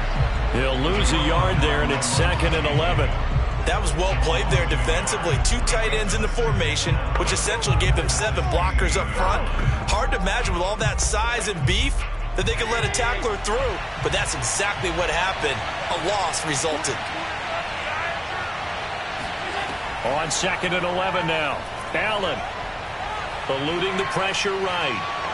And he'll protect himself at the end here as he winds up getting pretty decent yardage. It's a gain of 6 on the play, and that's going to lead to a 3rd down.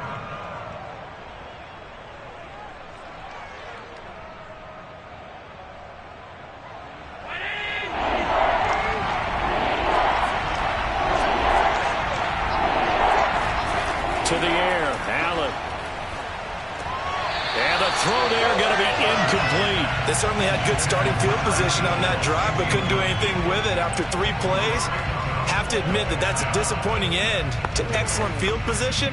When that drive started, they had 6 points that they were thinking about. Cowboys trot out Greg Zuerlein. Zuerlein's kick is up and through. And the Cowboys are going to jump out to a 3-0 lead. So they wind up turning the turnover into points as they convert there for 3. Yeah, that was a nice job there to force the fumble. They recover, hand things over to their offense, and then the offense went down and got them 3. That alone, that's not enough to win a game, but both units able to do their jobs on these last 2 drives.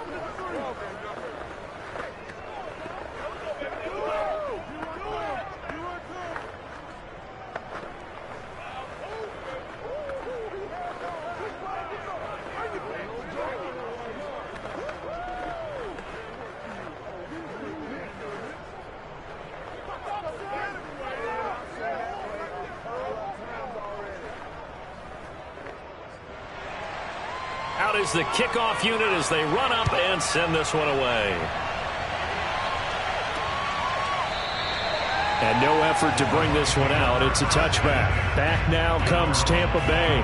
And last time they coughed it up, led to a field goal. They're fortunate that it only led to a field goal, but still, they're not happy about it. Could you sense the relief, though, when they only gave up the field goal and they were able to trot back out on the field and start this drive? A little more pep in their step because they didn't cost their team a touchdown, but they know they've got to do it a lot better than they did on the last possession. The coach will just be relieved, though, if they recoup with a score here, right? I think the coach will be ecstatic to see them pick themselves back up and now take it downfield, punch in the end zone without turning it over.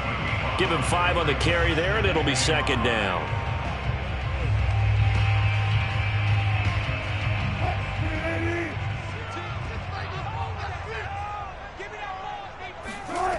To throw is Wilson.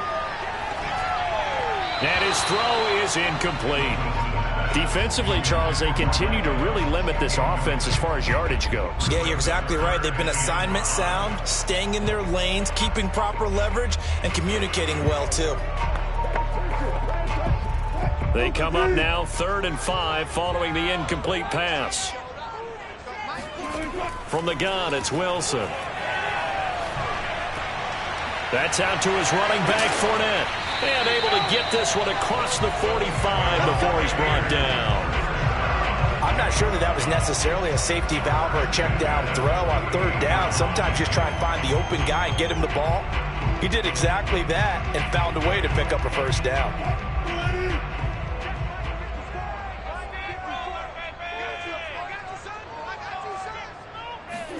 On 1st down, Wilson. And Blake, the tight end's got it. And he's able to take it across midfield before going out of bounds. 3 yards the gain there, 2nd down. Partner, took a while for him to lock onto a receiver, and he finally found his man coming left to right across the formation. But by the time he got the ball to him, not much of a chance to turn upfield and make anything out of it. That's a jet sweep. Wilson with a little pop pass. And they'll get this just to the 47. 1-yard gain.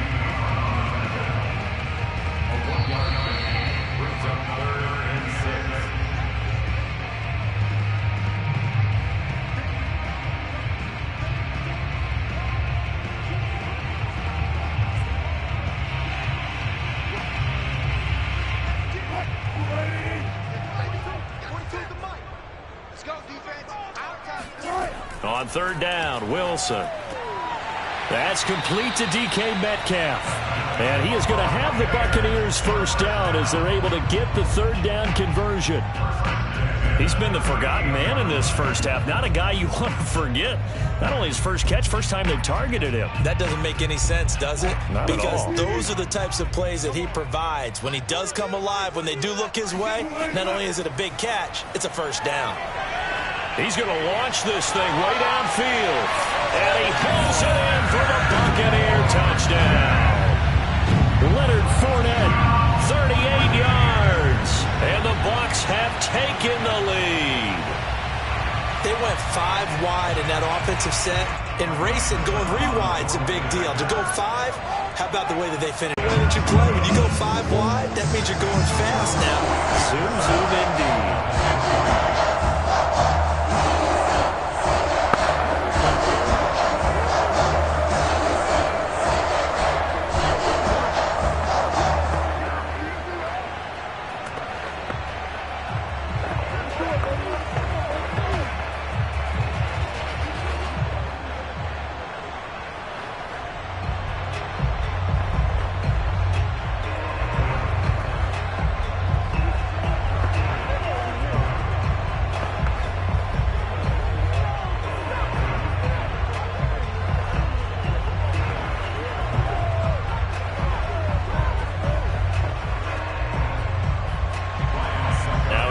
Suckup on after the touchdown to kick it away.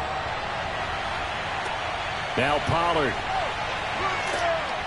And good coverage there on special teams as they'll get him down shy of the 20. And now Dallas gets set to take the field. And with still more than a minute to go in the half. Time to try to mount a drive. And I would think that they would have to. This is today's NFL. You got to push it whenever you get an opportunity.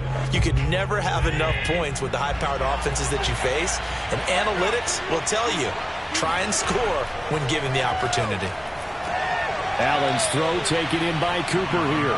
And he'll be out of bounds at the 25-yard line. 7 yards the pickup there. Brings up 2nd and 3.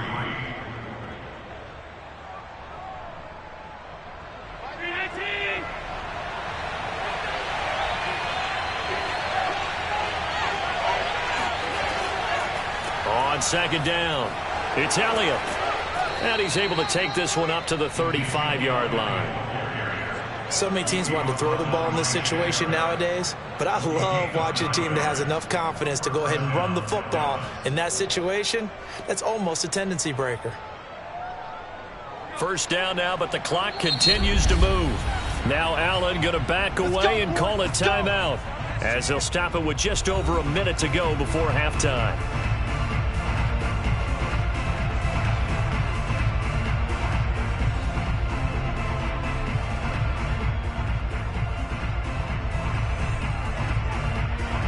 Ball up to the 35 now as they come up on 1st and 10. Working out of the shotgun. Here's Allen. Gets this one to Hill. The Cowboys going to use their 2nd timeout now, as the stoppage will come with a little under a minute to go in this first half.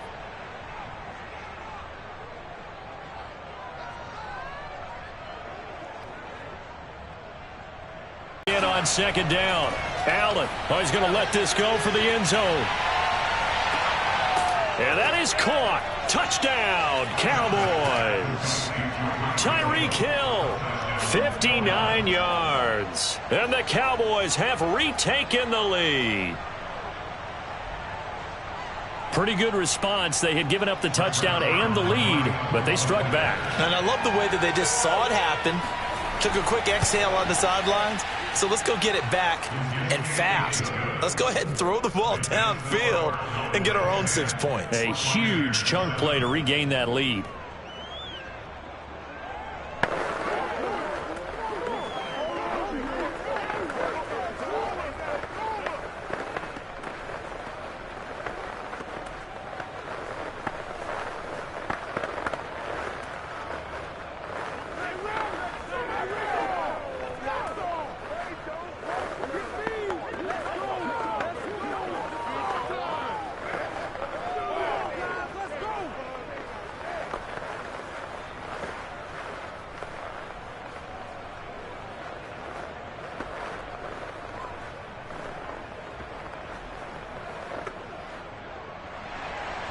Set now to kick this one away, and off it goes. And there will not be a return here. It's a touchback, and it'll come out to the 25-yard line. Well, the Bucs going to take over now late in this first half. And with them trailing, there is still enough time to try to string a few plays together, maybe get into field goal range.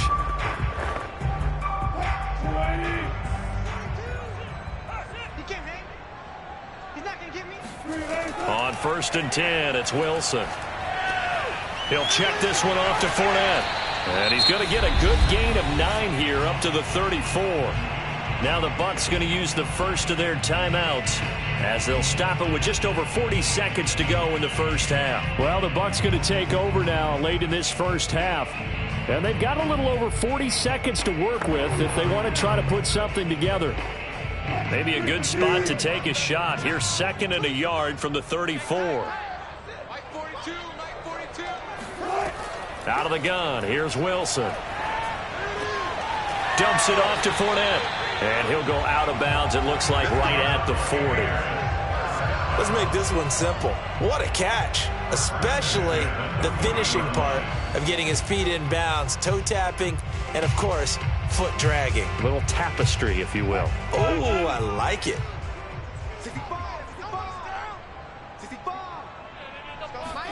They'll throw on 1st down with Wilson. And that is incomplete. Oh, the coverage a little too good there, and it's 2nd down.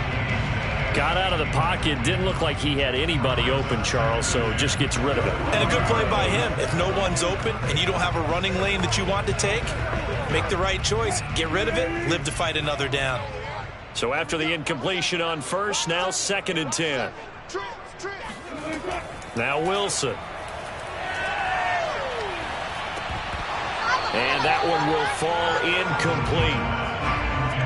Clock here now just under 30 seconds to go in this first half. That is the first time that they've targeted him that he has not come down with a catch. He's caught everything that's been thrown his way. A dominant pass receiver that can break down any defense, because when he's doing that kind of work, it really hurts you on the back end. And even though it's an incompletion there, I think they're going back to that well. Wide open, Gronkowski. And he'll be out of bounds just shy of the 40. We often hear the phrase sure-handed tight ends, and he certainly fits into that category. Plus, he's got a quarterback who knows to look his way when they need a big pickup. And on this play, he finds him for the first down. Wilson will throw again. That's into a crowd and intercepted. Picked up by Jalen Ramsey. And just 18 seconds remain till halftime as they come up on 1st and 10. They'll indeed try to run it out as they start on the ground. And he'll just push his way forward for a few as the clock will run. Just a yard on the pickup there, and it'll bring up a 2nd and 9. 1 yard brings up 2nd and 9 at the 28-yard. So we've hit halftime. Just a field goal separating these two teams at the break. As we toss it an hour or so east of here to Orlando, it's Jonathan Coachman with our EA Sports Halftime Report. Now Pollard. And he'll be tackled just shy of the 25. The Cowboy offense set to go to begin this third quarter. We have not seen much on offense here from either side these last few drives. We've hit a wall, so to speak. And have hit it hard, haven't we? Because the defenses right now, they seem to be a step ahead, don't they? Beating them to the point of attack, beating them to the punch. These offensive guys, they're tinkering like crazy. What's it going to take to get back on track? Yeah, both sides searching for adjustments. Nowhere to go that time. Might have gotten a yard up to the 25. In the first half, he was held in check on the ground, but despite that lack of production, they still have the lead. Yeah, and they've got to feel fortunate about that. If they could actually get production from their lead horse, that would help open up this offense and widen this margin, too.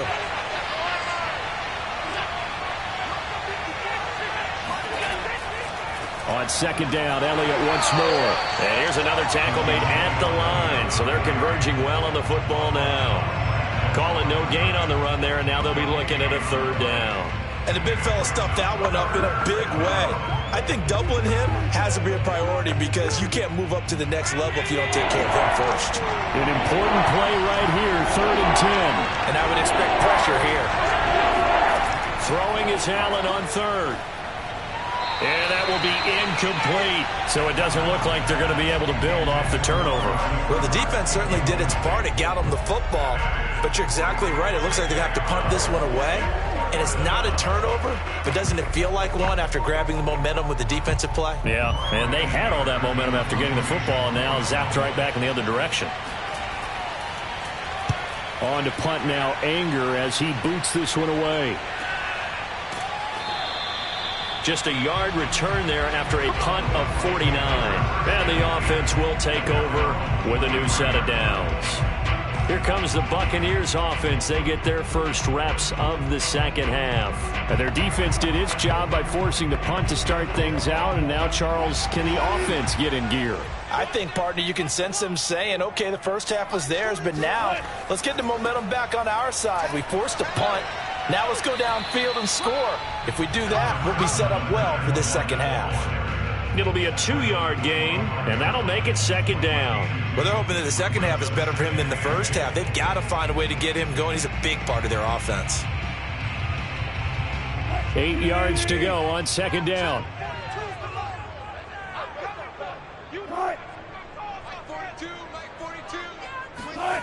Off the play fake. Here's Wilson. They'll roll him out right. And he slides and covers up at the end as he's going to be able to pick up decent yardage.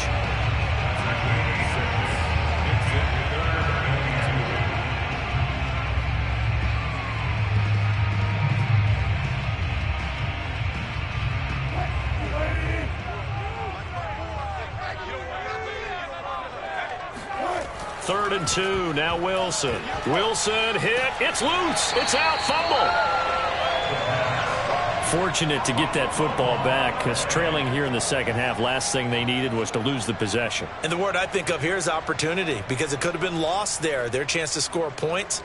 But the opportunity for the defense was to go ahead and really close this game down if they were able to get possession. Here's Bradley Pinion now, as he'll kick it away for the second time.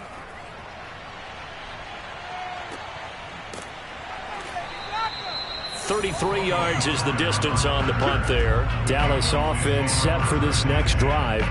The last couple of drives have ended in punts. Maybe the crowd minds that, but you're a defensive guy. You're okay with a couple of punt drives. Listen, I'm the guy that loves a 0-0 pitch game. All right, in baseball, I can handle that going into the 7th inning. I think the crowd, though, they want to see a little bit more excitement. Let's see if someone can break something free on offense and get going. Offense at a premium the last 2 drives. And able to break 1 tackle, but then quickly brought down. But a nice little gain. Caught that look from you there, partner. I think we're on the same page on that one. Just his first catch. I think we both thought he'd be a little more active in the passing game. Let's see if that's the start of them trying to get the ball to him a little bit more here in the second half. Looking to throw again on 2nd down. Allen throwing the out route incomplete. It's Lamb. A little football 101 there. You just see the receiver try to run down the defender, meaning he goes right at him and really trying to move him a little bit towards the center of the field so he can put his foot in the ground and break to the out, to the sideline, and make a catch.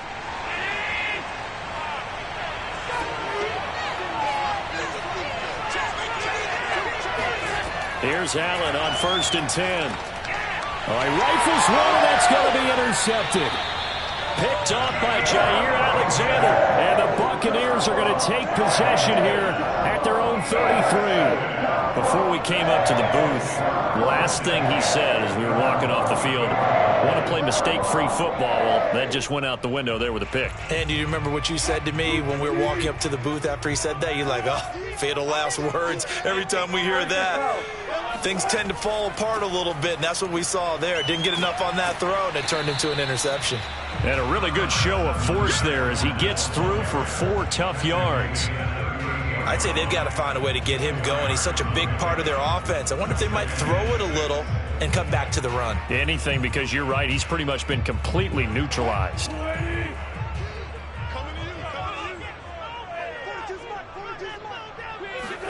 From the 38, Wilson. Flushed out right. And smartly going into the slide there. Wilson has enough for the first.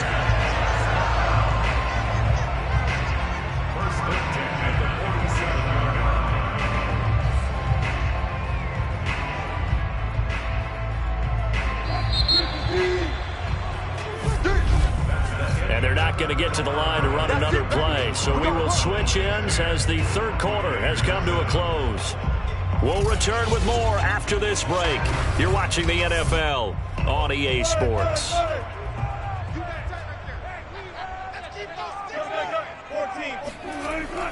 Here's a give to Fournette. And he can only manage to get a couple. 2nd and 8 coming up. Certainly a nice job there by the defense rallying to the football and getting him on the ground. But I think the play gets made by the defensive front. Because if they can't get upfield, their job is to go ahead and get low, almost get into a ball sometimes, stack things up, and make it difficult for the runner to find a hole. Fournette once more on 2nd down. And he stopped immediately there. Officially no gain on the play, and they're left with a 3rd and 8. This run defense has been pretty stout all game long. Now you're here in the 4th quarter. Let's rely more on the passing attack. I don't think you have any choice, and I don't think you have to dress it up at all either. Throughout the first 3 quarters, you're still trying to convince the defense that you may run the football. That's out the window right now. Protect, let your quarterback operate, and try. And the Cowboys' pressure gets there this time for the sack. Micah Parsons able to get in there for his 2nd sack of the afternoon. Well, he shot in, CD, like he was out of a cannon from that linebacker position. And even though they had a running back in the backfield, no one could stop him.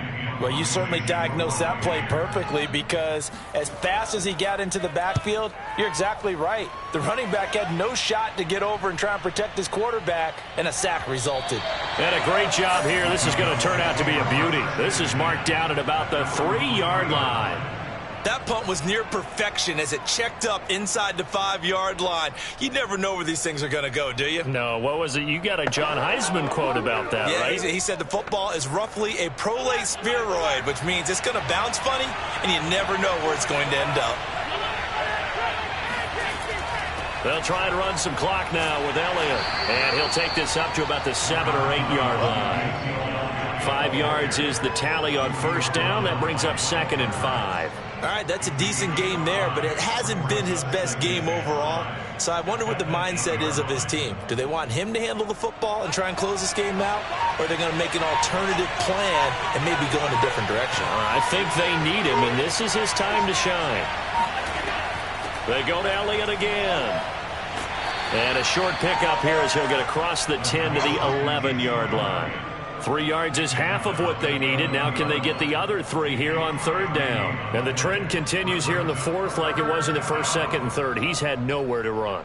And you're probably thinking to yourself, why do they keep feeding him the football? Well, they trust him first and foremost. They do believe that over time he might actually pop one of these runs. The bottom line is he takes care of the ball well for them, so they'll keep handing it to him.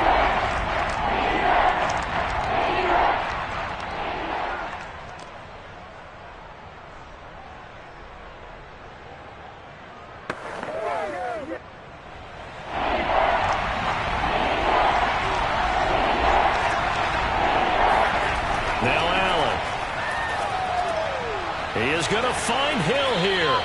So fresh out of the 2-minute warning, and here's another timeout taken with 1:55 remaining.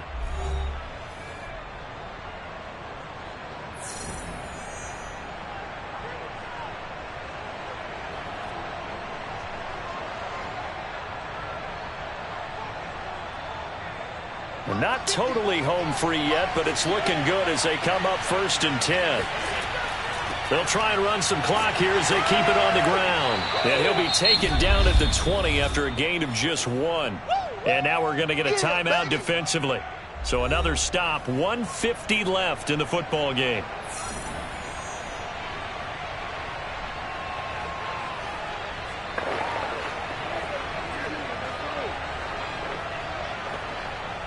Here's 2nd and 9, just a yard on that last run. Again, it's Elliott. And he will fight his way forward to about the 23-yard line. The Bucs forced to use their 3rd and final timeout as they'll head to the sideline and talk over what to do next.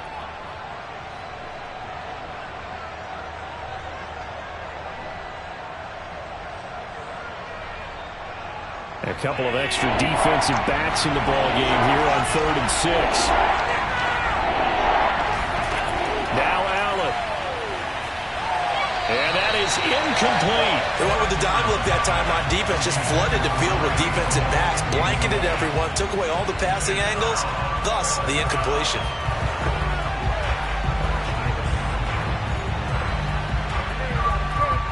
Here's Brian Anger now as he's on to punt for Dallas.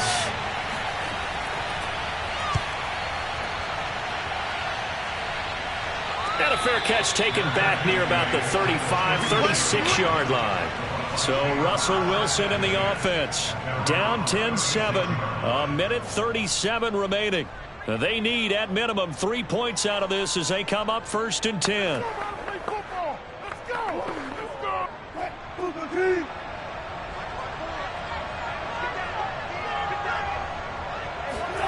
Now Wilson. That's to his running back, Leonard Fournette. The completion, but they go in the wrong direction. A loss of yards, and now they're dealing with a 2nd and long. I really like the angles that the tacklers came from on that play. They secured inside, took away the cutback. The sideline's there, so he can only go so far outside, and they were able to close in and tackle him for a loss. Yeah, they used your boy over there, the 12th man, Sammy Sideline, right? Sammy Sideline. You know something? He tackles pretty well, too. He's tougher than an airport steak. And this throw incomplete. And the defender all over him that time, but it's going to lead to 3rd down. Now we're in the situation where the quarterback's got to take full charge of his huddle. Got to totally command it, make sure all eyes are on him. All focus is locked in. Going to call multiple plays and go over different situations and scenarios to make sure everyone is on the same page. Open man is Metcalf. He's got it. And he is going to have a Bucs first down as they're able to get the third down conversion. That's exactly what they were looking for. If they get another gain like that, they'll be right there in field goal range. And the tension building. First down now, but the clock continues to move. Wilson to throw. That is caught. It's Chris Godwin. And he'll go down, but not before getting this inside the 30. And this is obviously a spot where you lean on your stars. Get the ball to them in open space and let them do what they do.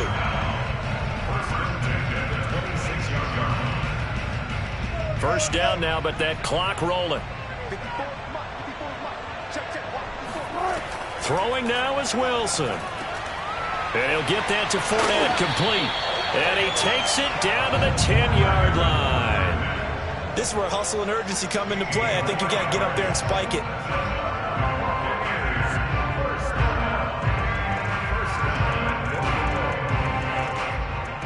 Only way to get the lead here, of course, with a touchdown. And that's what they're gunning for on first and goal. Here's Wilson. And he's across for the touchdown, and it's likely the game winner here in the closing stages. So for those of little faith, guess what? It got done. They now have the lead with that touchdown this late in the contest. I wonder if that was a play they were holding or a play that they just knew would work from past experience. Well, I just saw it in their eyes on the sideline before starting that last drive, and they did. You're right. They got it done. Looks like they're going to be the winners. Extra point up and good by Succa. And it would appear, barring some late heroics, they're going to get out of here with a come-from-behind victory.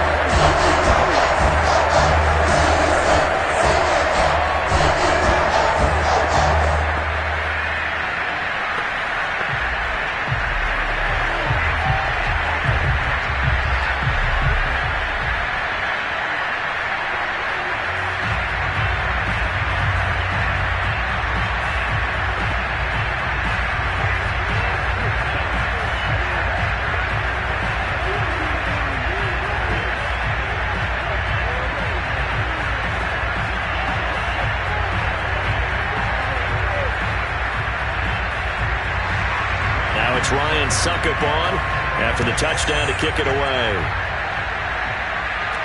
Now Pollard. And he'll get it up just past the 20 as his guys will go to work at the 21-yard line. The Dallas offense back out onto the field. They have time here, partner, for just one final heave. And I have to look at from the defense's perspective here. We know what they're going to do on offense. The Hail Mary, try and get guys down there and throw it in the end zone, tip it around and catch it. You've got to have guys back there to defend that, but also you can't allow the quarterback as much time as he wants to set up and throw it.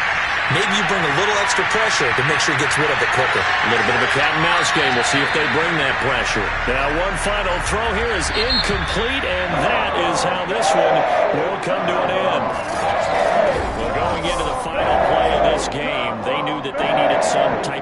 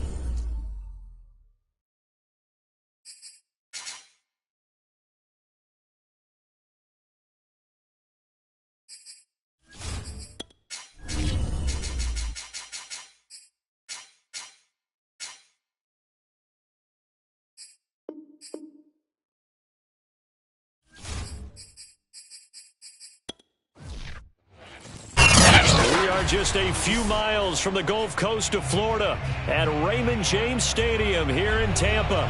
With the echoes of cannon blast still ringing in our ears from the north end zone, the Bucs were introduced a moment ago, and they are all set as their guys will do battle with the Dallas Cowboys. Let's go. And he won't get this to the 20-yard line as he's down at the 19. Now on the return here, we've got an injured player down there. We'll check on his status when we get back. So here's a 1st and 10 now down inside the 20. To throw is Wilson. Oh, that's into a sea of bodies, and it's intercepted. Picked up by Keanu Neal. And he is going to bring this back inside the 20 to the 18-yard line.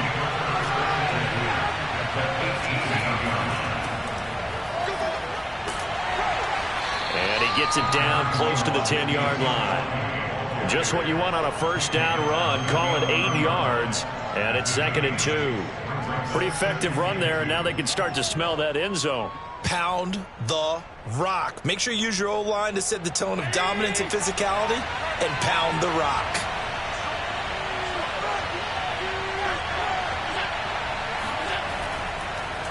Elliott going to get it again on 2nd down. And forget about finding a lane. He barely had time to look up before he was planted in the backfield. He'll wind up losing 3. And now it's 3rd down. We all have habits. We can be somewhat predictable, and you know me pretty well on 2nd down and short. What I like to say? Play action. Yeah, without a doubt, I thought that was a great spot to call it. Instead, didn't go their way, did it? No, defense sold out for the run. Worked out well. That's out to Hill, right side complete. And he's able to get this down to the 5-yard line before he's out of bounds. After getting that turnover on the first drive of the game, you'd hate to just stall out the momentum, go 3 and out. They're able to avoid that there. Yeah, we talk about complementary football all the time, but I think it's a little bit deeper than that. Defense went out, forced a turnover, gave the ball to the offense. It's now the offense's responsibility to pay that off for them, to show respect to them. Hey, you guys got some turnover. We appreciate it. They want to continue their drive. 5 yards, a good run there, and now 2nd and goal. And Brad, they went to a nickel defense, and that's a surprise this close to the goal line, because ordinarily you use the back end of the end zone, the sidelines as extra defenders, and you want bigger people on the field to try and help against the run. Again, it's Elliott. And he is going to be stopped cold behind the line of scrimmage. It's a loss of 2, now 3rd down. They have 3 tight ends in that formation. That's almost a universal sign that they're planning to run the football. But how about the defense there? They met force with force and caused a stack up behind the line of scrimmage and threw him for a loss. On 3rd and goal, they're going to run the option. And he is into the end zone for a Cowboy touchdown. Josh Allen scoring on the 2-yard keeper. And the Cowboys are on the board first here on the road in Tampa. Now Greg Zuerlein on for the extra point. And this is up and good to make it 7-0 Cowboys. Makes the score 7. Buccaneers, nothing.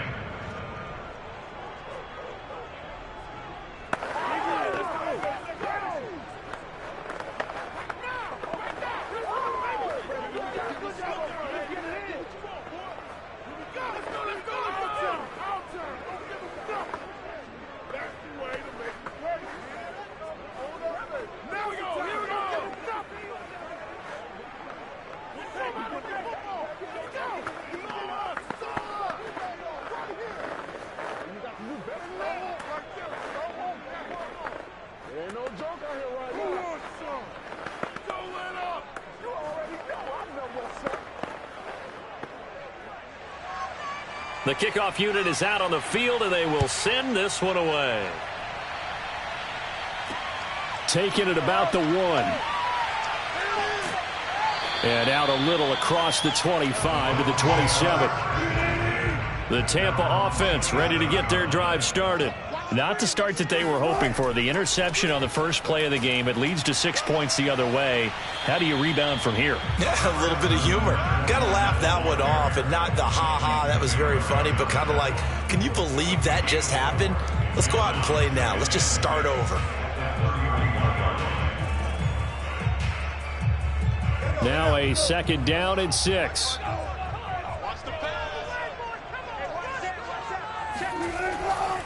They'll try the right side here with Fournette. And he'll scratch out only about a yard up to the 32. Well done to sniff that out defensively. He had it diagnosed pretty quickly. I love that description because diagnosed is perfect on that one. Read his keys, made the play, and he couldn't even get going moving the football.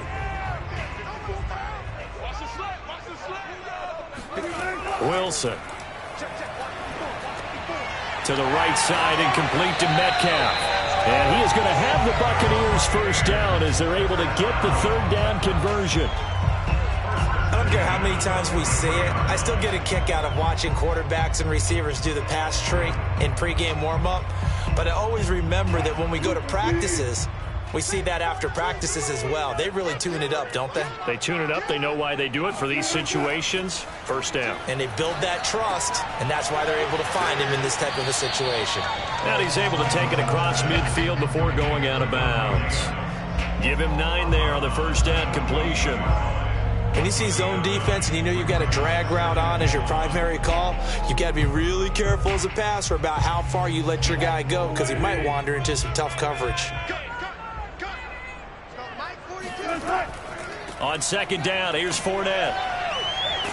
And he'll be brought down at the 45-yard line. 2nd and 1 is often an invitation to take the big shot downfield. But I bet the offensive linemen said, are you kidding? We just get on our backs and let's go get the first down. They love being physical.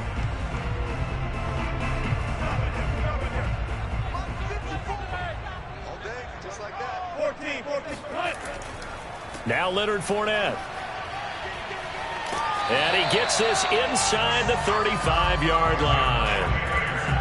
Consecutive plays now where that offensive line has really created a lot of space. And we've seen the confidence rise, haven't we? It borders on arrogance now, and that's that good arrogance, believing you can run the football whenever you get good and ready. From the 34 now, here's 1st and 10.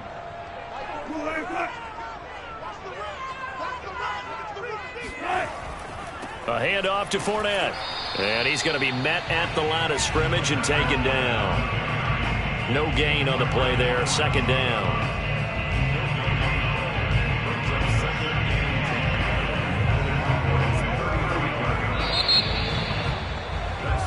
After 1, 7-0 on EA Sports. 2nd quarter now in Tampa Bay. It's the Buccaneers in control of the football. Now they'll throw it with Wilson as they've got it with a 2nd and 10. They'll get 9 there as that sets them up better for 3rd down. I always laugh when people say, what's the toughest route to defend? And I'm like, any of them, especially if it's a good receiver. That makes things very difficult. But when you're running a drag route, something short, shallow, going through defenders, using guys almost as screens in order to get open, that makes things tough for guys trying to get to the football. Slant to Adams. And he is going to have a Bucs first down as they're able to get the 3rd down conversion. And this has been a nice answer to the touchdown drive against them a few minutes ago because they've come out and reestablished the tempo. A nice throw there, and they're putting together a very strong drive as a response. So the ball down to the 16 here for 1st and 10. From the red zone now, they'll look to throw. He's got his big tight end, Gronkowski. A gain of 6 there on 1st. That's tough to play zone defense when they can just curl up right there in front of you. Yeah, absolutely. Well, we talk about finding the soft spot. Defensively, how do you make sure they don't find the soft spot like they did there? Tough to do because what they normally will do is run routes that'll pull you out of that spot that they want to get into. That's what we call not taking the cheese, right? Don't go for the mousetrap. But it's hard to do because when you see a guy cutting that in that direction, you tend to go towards it. That's a good, nice, crisp run for a first down. I wonder if the defense might have been loosened up a little bit, maybe anticipating a pass instead of the run that they got.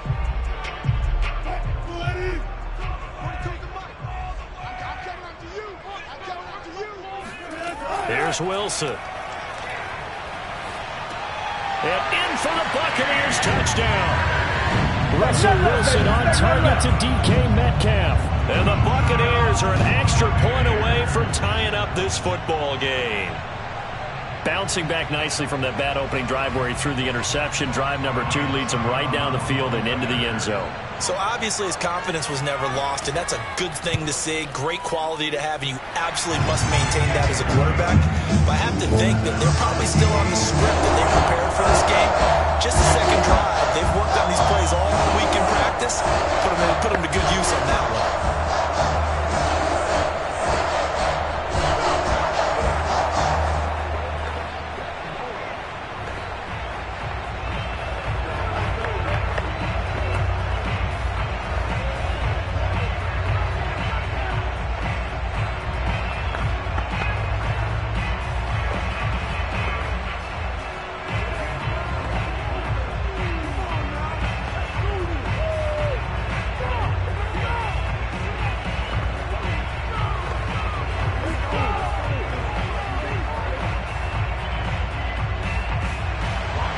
So all even at 7 now as they kick it away.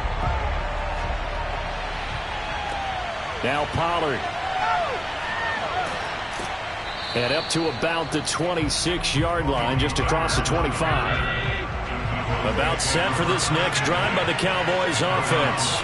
After the long touchdown drive we just saw, you wonder if maybe that's taken a little of the wind out of this offensive sails, because they had it going pretty good last time too. Had to sit over there for a little while, didn't they? You know, they were eager, amped up to get back on the field after just scoring, hoping to get the ball back quickly.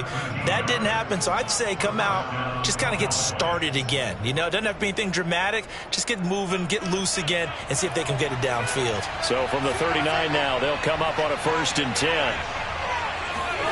Allen now looks to throw. He'll get this out wide here to Elliott. And he'll be taken down, but not before he works it past the 50. Well, I like the play design there. They occupied the defense downfield, everyone trying to account for someone. But unfortunately, they didn't account for the running back slipping out of the backfield, and he was absolutely unnoticed and wound up getting big yards on that play. A 1st down carry by Elliott. It's a 6-yard pickup, and it gets him to 2nd and 4. A 6-yard pickup brings up 2nd and 4 at the Bucs' 43-yard line.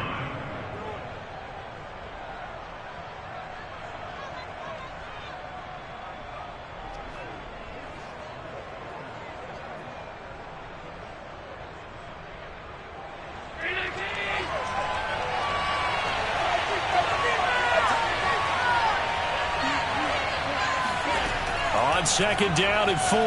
Allen. And did he get the feet down? No. They'll say he did not. It's incomplete. That was a nice grab. Just couldn't get the feet down, right? You need that toe tap sequence there. Whatever size shoe he's wearing, probably need about a half size smaller to complete that one. Now they face a 3rd down and 4 after that incompletion on 2nd down. Allen. Man open, that's complete to Dalton Schultz.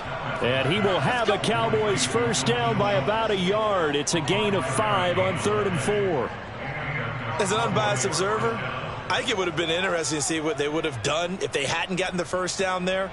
But since they did, I guess the point is moot. And they're right there in that middle ground, field goal range, punt, go for it. But as you said, they picked it up. Oh, into a sea of defenders and intercepted. Picked up by Jamel Dean. 20. And it's a pick 6. He brings it back to the house for a Buccaneer TD.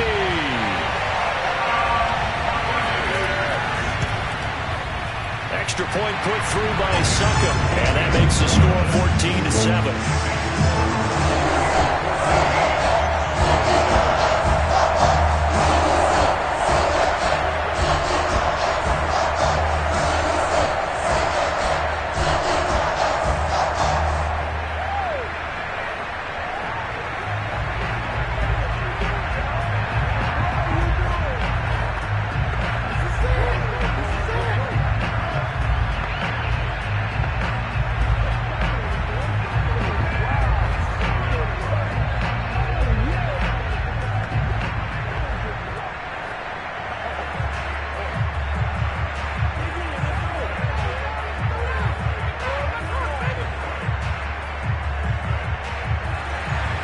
So they'll get another shot on offense following that pick six.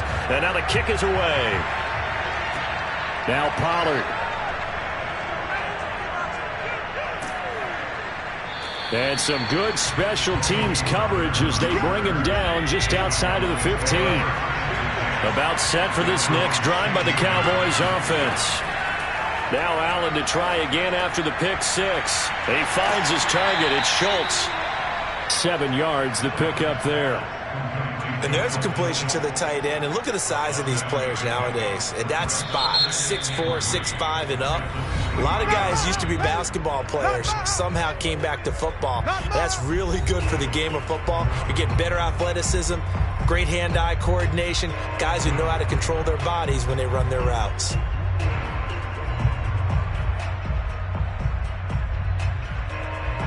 Second down and 3.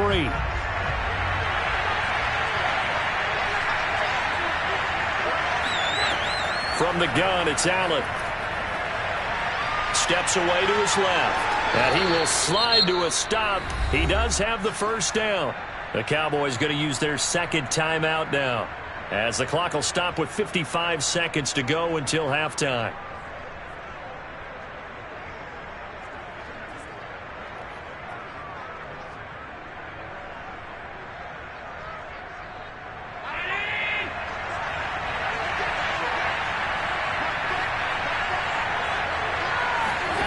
Throwing on first down is Allen. And going deep for Hill. And this is dropped. Oh, my goodness. There was no one around him, but he took his eye off it, and it falls incomplete. Well, partner, they're not content to run this one out as we head towards the half, trying to hit a big chunk play right there and add to their score. Yeah, this is a confident group. At the very least, they're thinking field goal. Yeah, and I don't blame them one bit. I don't think you sit on the ball going into the half when you have a chance to put some more points on the board. And meanwhile, Allen's throw caught by his receiver, Hill. And he slips up past the 45 before being tackled. Well, that was a fun one to watch right there. A nice in-breaking route and plenty of room in the middle of the field. And he was able to get behind the linebackers and grab the completion for a really good pickup. First down now, but the clock continues to move. Throwing now is Allen. And going deep for Hill. And this one is incomplete. Similar to a shooter in basketball, just connected on the previous shot. They run another set for him on the next play. Now, we had a guy who made the catch. They tried to get the big one downfield, but came up empty. So now 2nd and 10 after the incompletion on first down. Allen going to throw. He's got the first down and more inside the 40. And finally down at the 36-yard line. Now a timeout signaled for, and they'll get it with 10 seconds to go before halftime.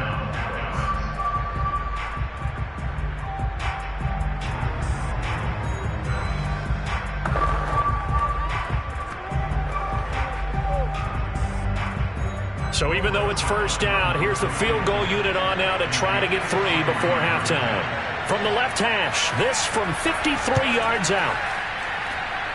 And his kick is good. Oh, he just did tuck it into the bottom of that left corner. And they'll cut the lead back down to 4 now at 14-10. Well, maybe a little bit of an anxious moment there as that ball got closer and closer, but it does curl in. Yeah, actually did a little bit of a slow dance there with the left upright, didn't it? But had just enough space, as you said, for it to curl in.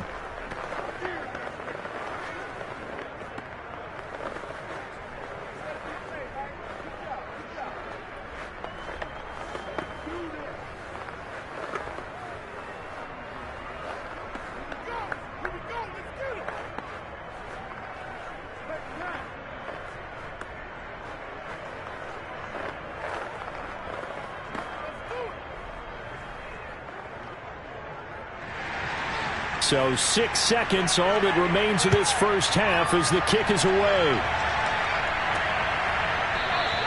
And not wanting to risk anything here late in the half, he'll just take a knee and they'll bring the football out to the 25. And with time running down, they go down to a knee. So we've hit halftime here in Tampa with the Bucs out in front. As we send you a stone's throw away across I-4 to Orlando. There standing by is Jonathan Coachman, ready with our EA Sports Halftime Report. Coach, the Bucs with the lead, and they'll get the football first as the second half is underway. On the return, Tony Pollard from his end zone. And only able to get this to the 19, so probably should have opted for the touchback. About set for this next drive by the Cowboys offense. Dancing to his left. And he'll take this beyond the line of scrimmage as he slides to a hole. He'll get 3 yards on the scramble there at second down. Now, how about that play? He took a possible negative and turned it into positive yardage and slid down to avoid taking a big shot. Excellent job getting down and avoiding the big hit. To throw again on second down. Allen toward the center of the field, but it's incomplete. Certainly appeared to take away his first read, and by the time he tried to look elsewhere and find an open target, the coverage was too good. That one falls incomplete. They head to the line facing a 3rd and 7 following the incompletion on second down. To throw, it's Allen. Open man Lamb, it's complete. And up to the 35 before they're able to knock him down. I know many people like to throw to the tight end, maybe in a little flexed out position because he creates mismatches with his size. But slot receivers do the same thing with their quickness, their speed, and their route running savvy. Ball up to the 35 now as they come up on 1st and 10. They'll run on 1st down. Elliott, and nothing doing. He's immediately taken down at the line of scrimmage. Officially no gain on the play, and it's 2nd down. Now, they struggled to get him rolling on the ground in the first half, and that's sort of continuing here in the 3rd quarter. Yeah, but I don't think it's time to abandon the running game. I would say keep feeding the horse, and I believe he'll eventually reward them, especially as we get deeper in the game. Here's Allen. And there is Amari Cooper, his first catch. And he'll be taken down, but not before he gets into enemy territory. It's funny when I go back to our pregame meeting with Amari Cooper, and we mentioned, what if they play man coverage against you? He almost seemed offended by it, didn't he? I'll beat it. That's basically what it said, right?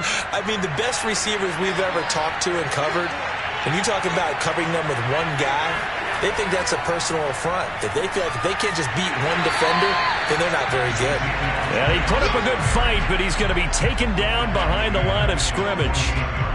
This defense is just flat getting after it. They have not given up much of anything in the run game. Case in point right there. So their task a little bit more difficult now. 2nd and 13 that they're walking up on. To the air, Allen. They'll set up the screen to Elliott. And he'll get it down here to the 43. And give him 9 yards on the 2nd down screen play. Partner, I like the play call coming right after a tackle for a loss because this is an obvious passing situation, but instead they fooled him a little bit with the screen, and they wound up getting back what they lost and then a little bit more. Here's the 7th play of this drive. This is 3rd and 4. Now Allen.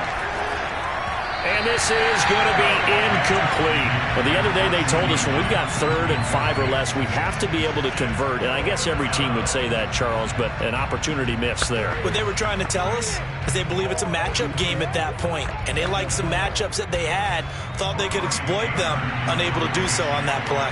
Here's Brian Anger now, as he should be able to pin him back deep here with his first punt. Out of bounds as he appeared to be looking for the corner. He got it. They're going to mark this at the 4-yard line. The Tampa offense ready to get their drive started. Now Wilson down around his goal line. Caught on the right side by Adams. They'll contain him to just 4. 2nd down. Nothing fancy on 1st down, but a very consistent type of a play. Hit that slant. A lot of people call it an extension of the running game, and it can be if that pass is completed, because you hit a guy on the run like that, you often can go for big yardage. Sets him up nicely for 2nd down, staying ahead of schedule. Meanwhile, Wilson's throw taken in by Adams. And he'll take this across the 25 before going out of bounds. And defensively, they were in zone coverage there. Do you have to be a little careful? You're losing, playing against a good quarterback like he is, to not play too much zone? Yeah, you have to be careful about how much time you're giving up. I think it's a good point you just brought up. So maybe if you still want to play zone, you go to a zone blitz scheme. And you can drop anyone out of your defensive front. Defensive end, defensive tackle. It doesn't matter. You just exchange someone to bring more pressure towards the quarterback and still try and cover downfield. Well, this at least is the right idea. I think they've got to get the tight end more involved. He had just one target in the first half, incomplete. Now incomplete here with the first target of the second half. Yeah, should not stop them at all from going back to him, though. Find him. Find him. Wilson will throw again. A pass underneath for Fournette. And he gets this one just shy of the 40, down at the 39. As a passer, you're always trying to find that open window to throw the ball downfield. How about this one? Right in the middle of the field, right in the heart of a defense. So from the 39 now, they'll come up on a 1st and 10.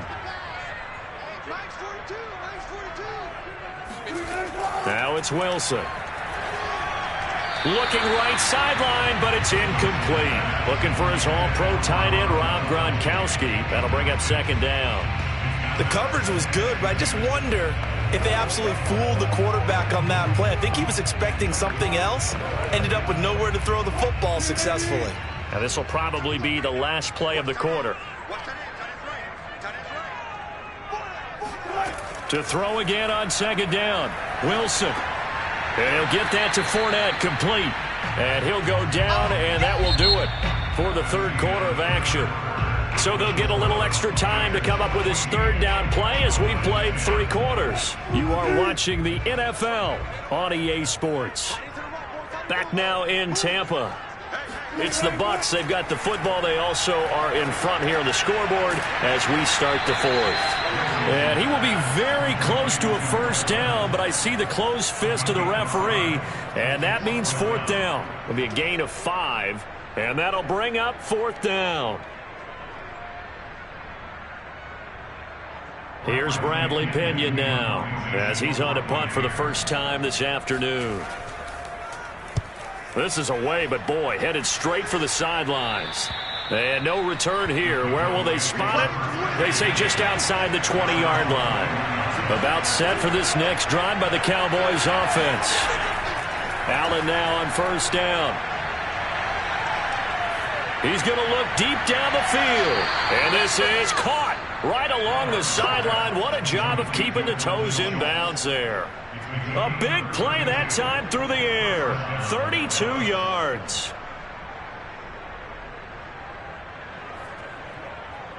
So the line of scrimmage moves all the way across the 50 now as they come up 1st and 10. Draw play, Elliott. And the result here, a pickup of 8. Leaves him with 2 to go on 2nd down. And that looked like some pretty easy yardage there right up the gut. And he's a guy that has some height to him. So when you don't have to drop a shoulder or create or get through contact or trash, makes it a lot easier to stay upright, see the field, and make a run as we just saw there. On 2nd down, Elliott once more. And he'll go down here at the 35-yard line. That'll be a pickup of 4 as they work with his 4-point 4th quarter lead. 2nd and 2 is prime time for a little bit of a gamble, isn't it? Open up the playbook, go play action, toss that bad boy deep. But in this situation, go ahead and give it to your back. Let him pick up a 1st down, keep the sticks moving. On play action, Allen. Now he'll escape to his left. And he'll protect himself at the end here as he winds up getting pretty decent yardage. He'll get 8 on the scramble there. It'll be 2nd and a couple. Well, he did a nice job keeping his eyes downfield, waiting for someone to get open. But once the pressure forced his eyes down to see the rush, it was time to make a break for it.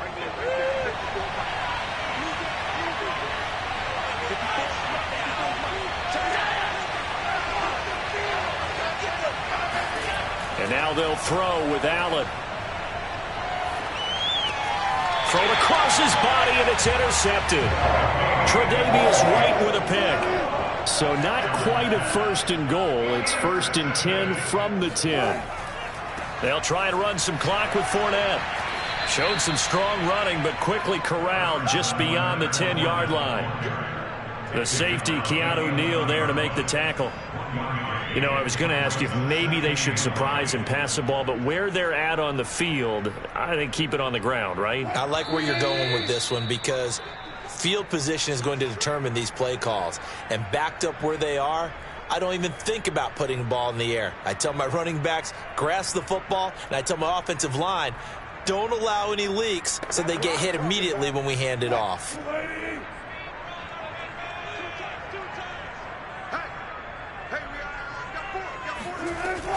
Second down, back to Fournette. And he's going to have to protect the football and take his lumps here at this stage of the game as they stop him behind the line.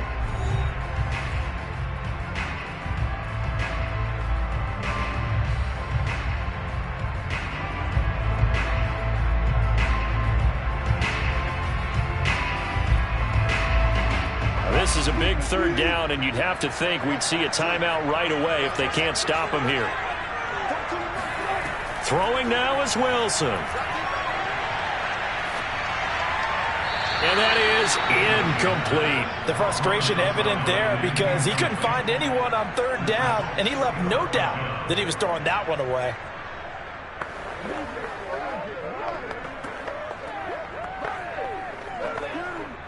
Here's Bradley Pinion now. And you wonder, could they possibly think about taking a safety here?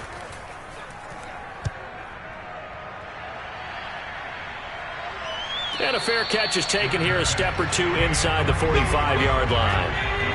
About set for this next drive by the Cowboys offense. And there are parts of their last drive they'd like to emulate. And, of course, they'd like to forget the inning, the interception. But they did put together, Charles, a nice sustained drive to get him down the field. Yeah, and unfortunately for them, the only thing that matters is part 2, right? Because once they threw the interception and finished off the drive, that does them no good to go back and say, well, you know, we had a good one going. Finish things off. That's the only way you can get it done. An incomplete pass on 1st down. That leads to a 2nd and 10. Now Allen. Forced out to his left. The Cowboys going to use their 2nd timeout now, as they'll talk it over here before what will be an important 3rd down.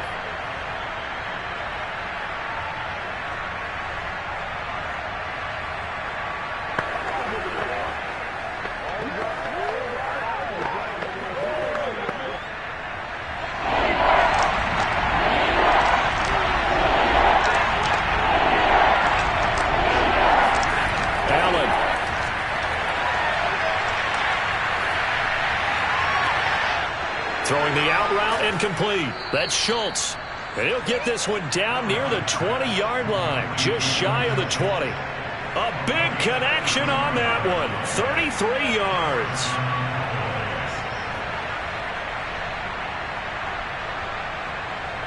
First down now, but the clock continues to move. Throwing is Allen. Flush to his right, and he works his way past the line of scrimmage and then slides to a halt. He'll get 3 yards on the scramble there at 2nd down. Nice solid game there, partner, but the clock is starting to become his enemy. Absolutely. Every second right now, more and more precious as it ticks. The Cowboys looking to get going again in a hurry. Here's Allen. Escaping the pressure right. And he'll take this beyond the line of scrimmage as he slides to a halt. He'll wind up getting 4 there on his own, but it will leave him now with a 3rd down situation.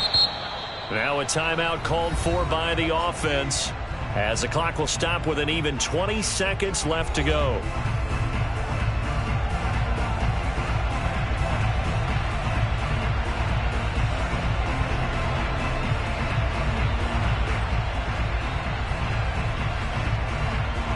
And the box with an extra defender in the secondary now on 3rd down.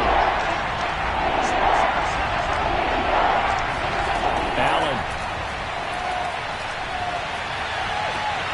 Looking end zone, but it's incomplete. So this defense, they looked a little shaky to start the drive. The bottom line, they're a play away from finishing it off. They rocked them a little bit on this drive, didn't they? But as you and I both know, it's not how you start, it's how you finish. They have a chance to end it right here.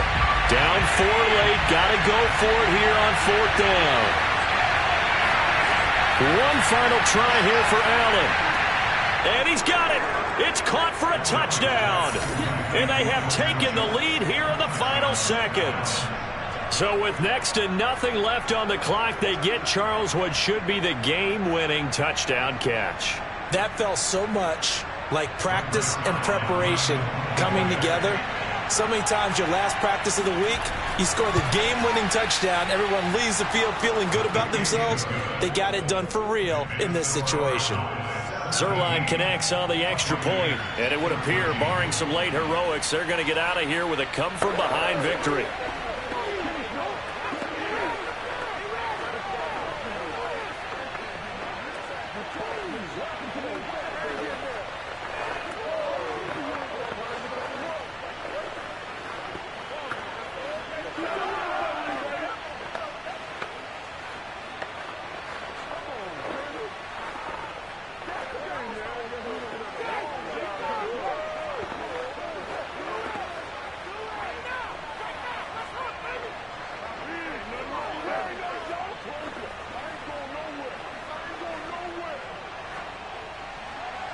The kickoff team on the field now as they will send this one away.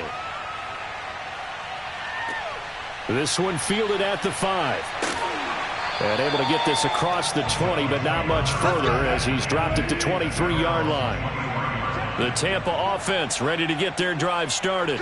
So you're right there, but obviously the clock is not your friend. How do you handle this situation? You're thinking 2 plays. One, to get yourself in position for the second one, whether you're able to get into field goal range or you have to try another deep pass, another Hail Mary. But you're trying to get the first one to a receiver, get out of bounds, and give yourself a chance to set things up for an easier shot at it. We'll see if they can do it. Might be easier said than done.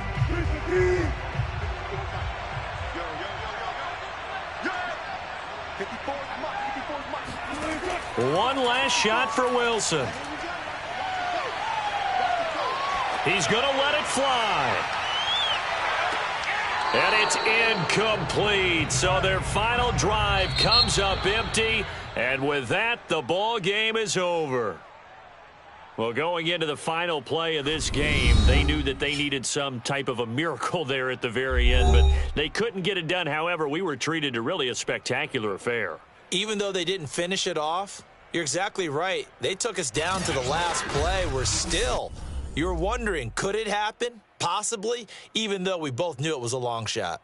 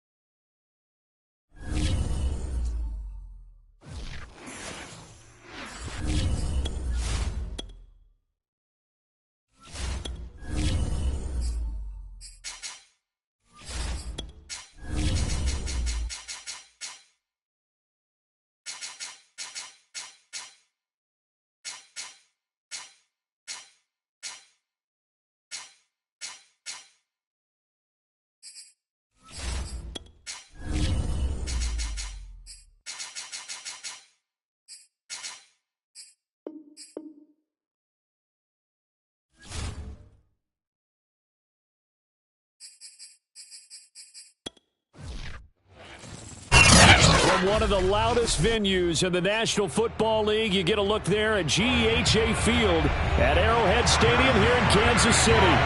A few short moments ago, these two teams made their way out of the Arrowhead Stadium tunnels, and the noise level in this place was just about off the charts. They're set for football as the Chiefs get set to do battle with the Tampa Bay Buccaneers. And Tampa Bay trots out there now.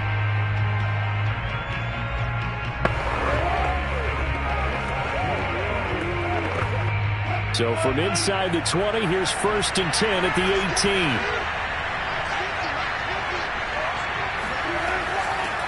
On the ground, this is Leonard Fournette. 4 yards the result on the first play from scrimmage. 2nd down.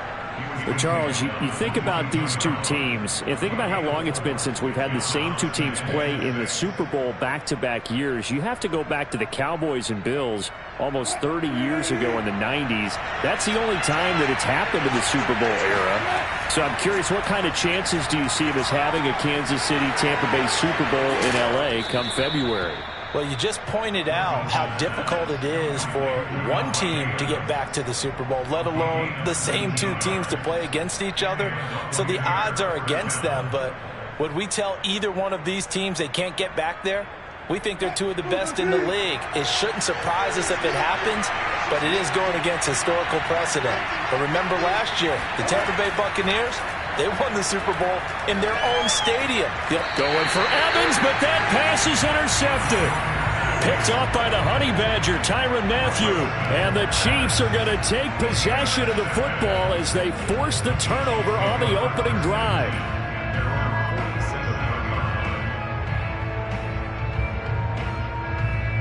Good starting field position for them as they come up 1st and 10 on their side of midfield at the 47. So after the INT, here's Mahomes. Well, it's a shuffle pass, and it's complete. And that'll be good for 8 yards to the 45. So much goes into a successful play, doesn't it? How about that play action there, freezing the defense just enough to bring the tight end free downfield for the completion.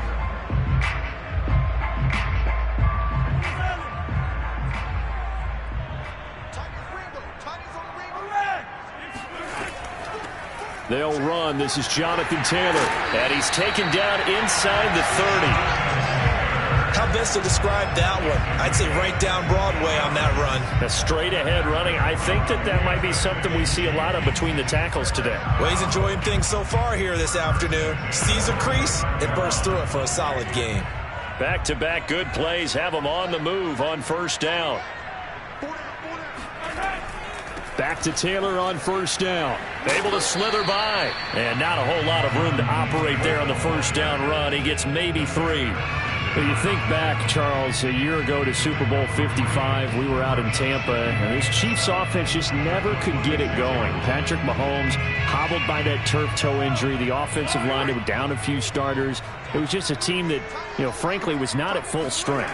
And to their credit, they didn't use that as an excuse, and I applaud them for that because what our eyes showed us, what we saw in that game, they didn't play their best game, but Tampa Bay, the better team throughout, right from the word go, and they really got after Kansas City in that one.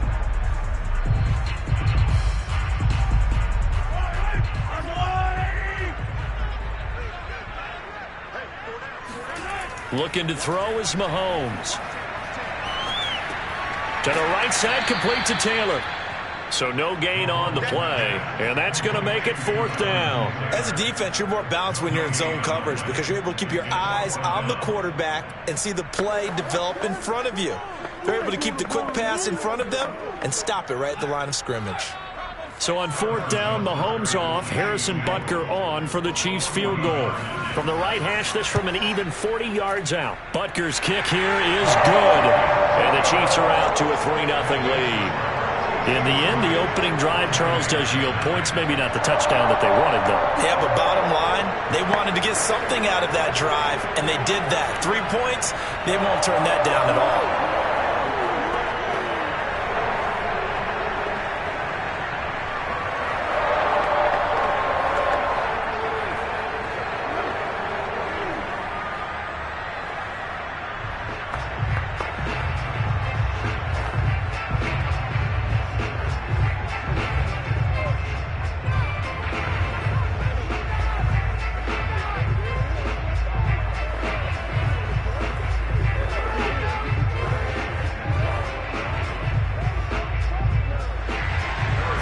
after the field goal. Here's Butker to kick it away.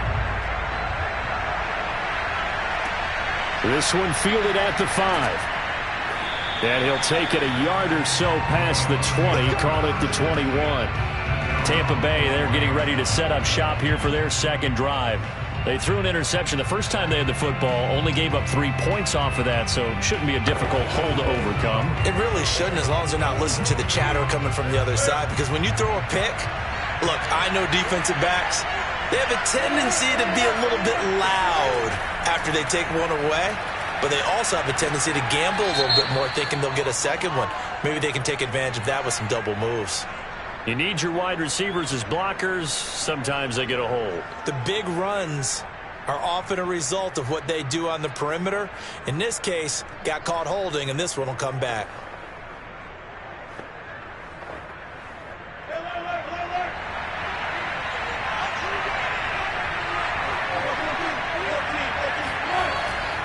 After the penalty, it's Fournette. And some space here.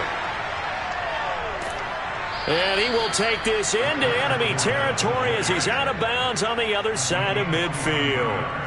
47 yards rushing for him now at his first 2 carries of the ball game.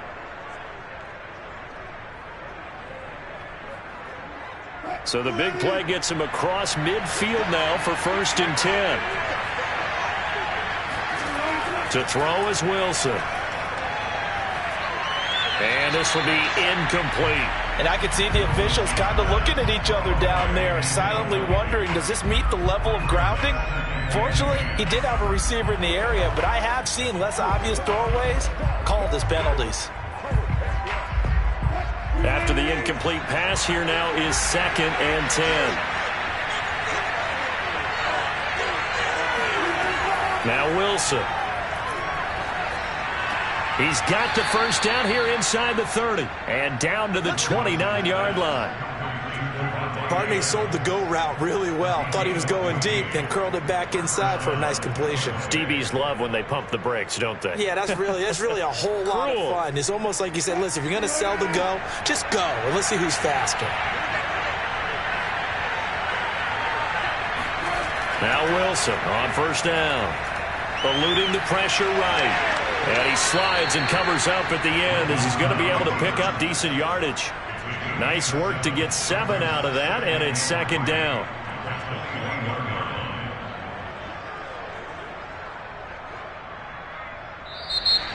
That's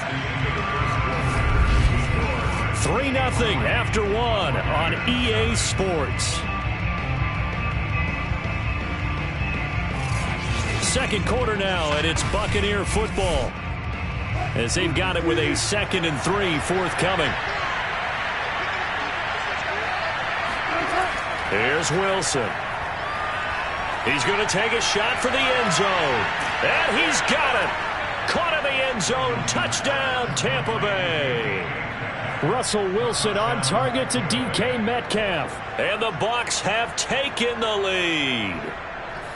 Good bounce-back drive right there through the pick on drive number 1. Drive number 2 leads them right down the field into the end zone. Agree totally. Excellent bounce back. Tremendous poise. Confidence never lost. And obviously he transmitted that to his teammates as well. What a really nice drive. Extra point up and good by Succop. And that makes it a 7-3 lead.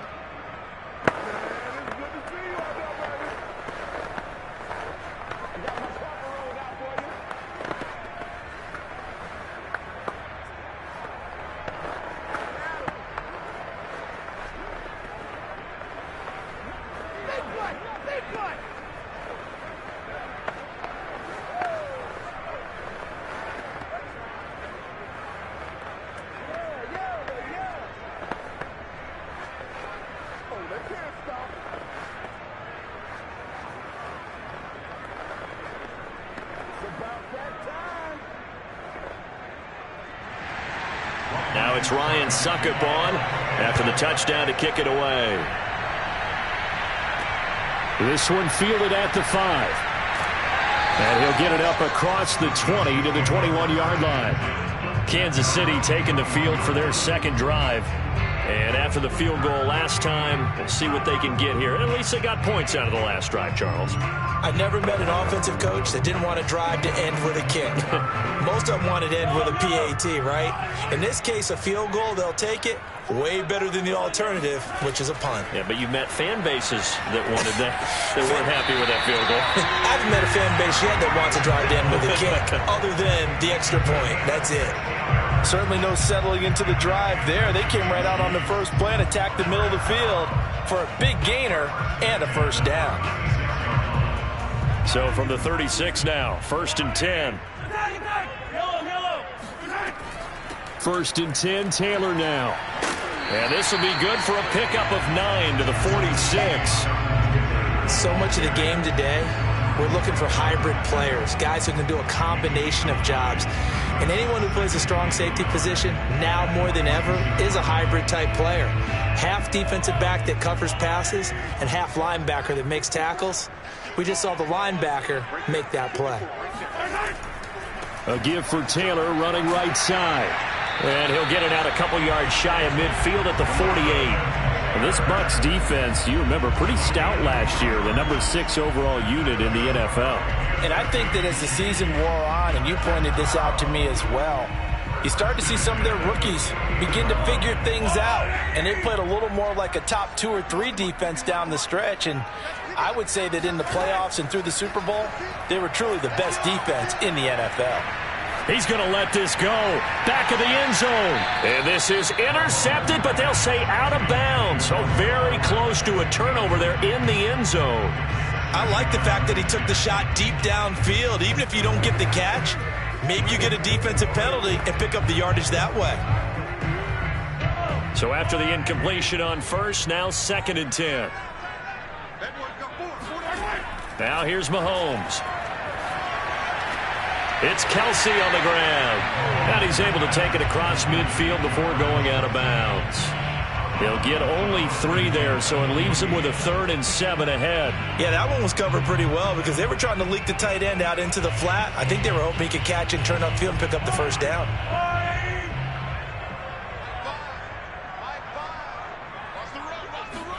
Throwing is Mahomes on 3rd. Oh, this is intercepted, intended for Hill. Picked off by Stephon Gilmore. And the Bucs will have the football as this is taken up past the 30. After the interception, here's Wilson. He'll set up the screen to Fournette. And they take him down, losing yardage back at the 27.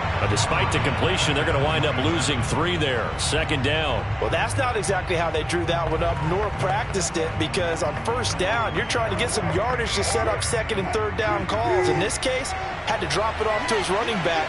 But, boy, they closed quickly on that one and stopped him behind the line of scrimmage. Wilson's throw caught here by Metcalf. And they'll get 9 there as that sets him up better for 3rd down.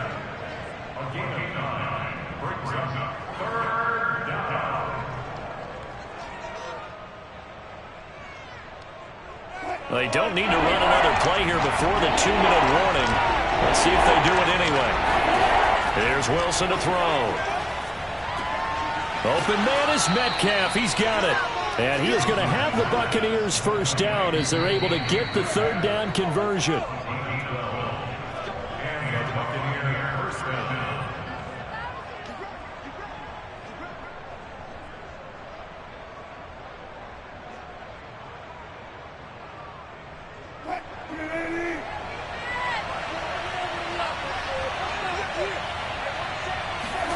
Again, Wilson. They'll swing this out to Fournette. And he's corralled, but not before getting it inside the 35. So many times in my career, I've heard coaches talk about completions are one thing. But as long as we're there at the catch and we get guys on the ground, we can live with that. But if you're going to give up 10, 12, 15 yards after the catch, then your defense is going to be in a lot of trouble. They'll throw on first down with Wilson. And that's complete. It's Chris Godwin. And he's out of bounds. Almost gets to the 10. And time to give some credit to the big fellows, the offensive line here, because you've got to have good protection on crossing routes. Because you got to give your receiver time to work all the way across the field. That time, able to scan the field, spot his receiver moving left to right, and make a good, accurate throw. Thank you, guys. Throwing now, Wilson on first down. This one into the hands of Metcalf.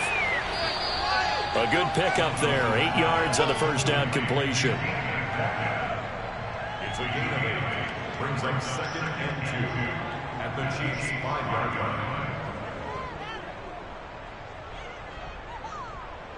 Only needing 2 yards on second down.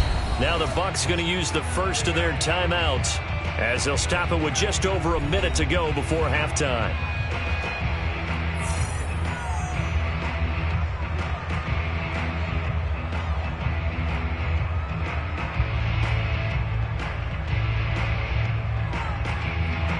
From the 5, here's 2nd and 2.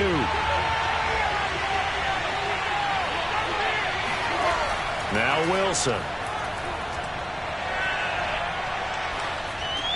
This is caught. 2 yards on the pickup there. And they'll be faced with a 3rd and inches. Not a big window to throw. Coverage wasn't too bad there. Yeah, they had him under wraps pretty well, but somehow able to muscle his way open and catch the ball. Play number 7 coming on this drive. It's 3rd and inches. They'll try and run for it with Fournette. And he won't have the touchdown, but he will have the first down as he's tackled at the 2.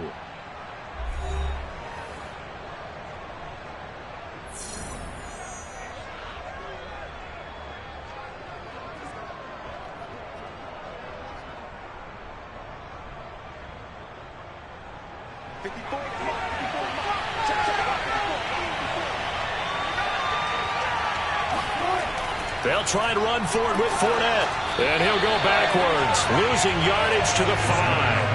The loss of a full 3 yards, and now it's 2nd down.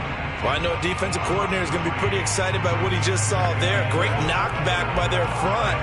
And now with the ball where it is, I would expect to see the offense throw the ball on 2nd and 3rd down here. 2nd down and goal. Wilson. He'll check this one off to Fournette. And he'll be brought down here at the 3-yard line. Only able to pick up 2, and that leads us to 3rd and goal.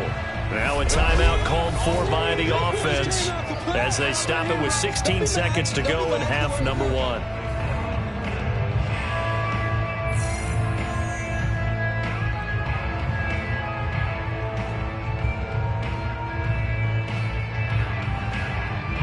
This is 3rd and goal.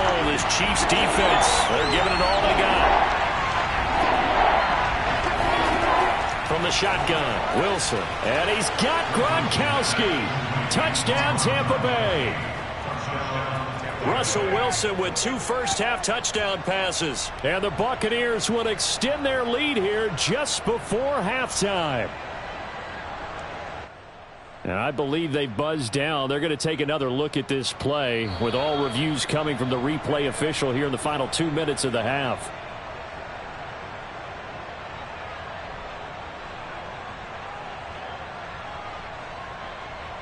So they called it a touchdown originally, and this will stay a touchdown after the video review, so they had it right. Succop for the extra point.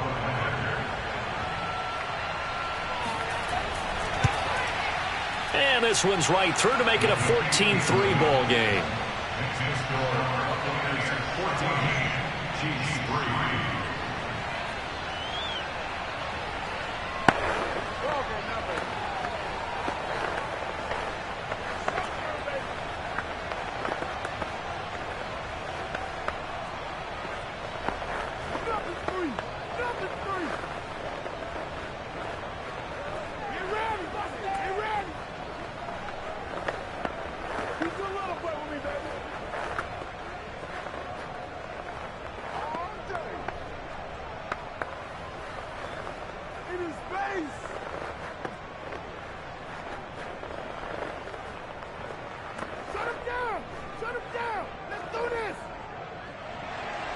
So not much time to speak of remaining in this first half as the kick's away. This will be fielded inside the 5. And he brings us out past the 20 to the 24. The Chiefs going to go back on offense one final time in this first half. And with 10 seconds left, not really enough time to put something together.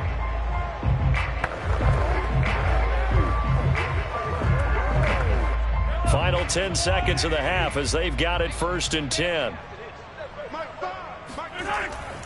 They'll indeed try to run it out as they start on the ground. Now this will leave them a yard short. Nice pickup of 9 yards on 1st down. And this offense going to elect to burn a timeout with 5 seconds remaining in quarter number 2. The Chiefs going to go back on offense one final time in this first half. And with 5 seconds to go, this will likely be our final play.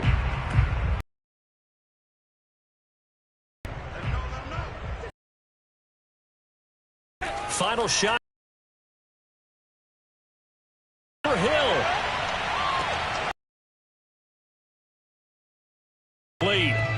Good effort. We have reached halftime here. As we send you down to Orlando, where Jonathan Coachman has our EA Sports halftime report. Coach from the 10. And the tackle going to be made right there at the 25-yard line. Here comes the Chiefs offensive unit as they'll have it to begin quarter number 3. And right out of the gate, they face what you'd think could be a pretty important drive. I would say so. You know, they're down 2 scores. That's not the end of the world.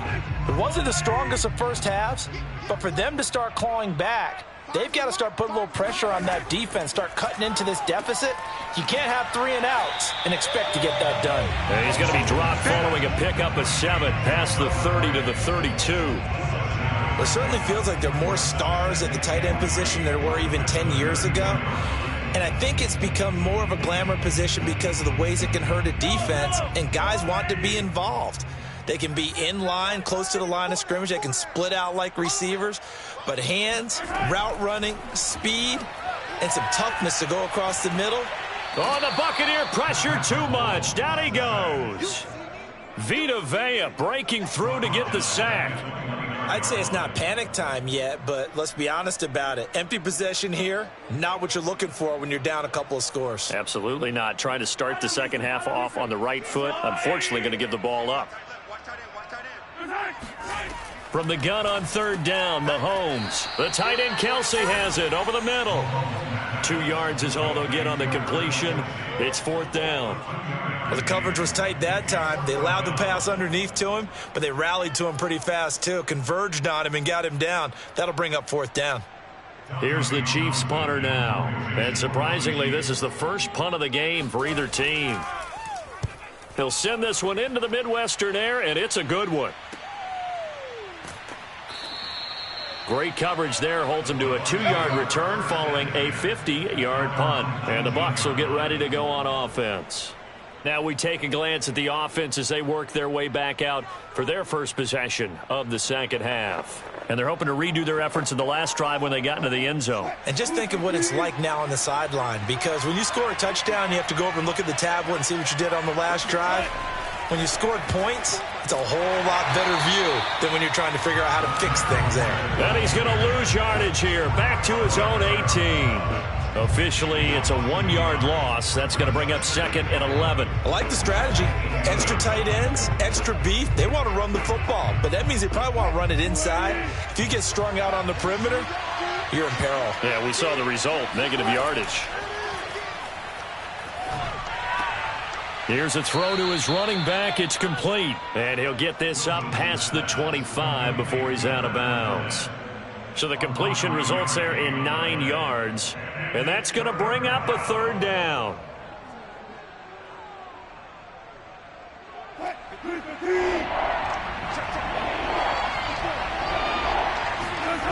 Wilson.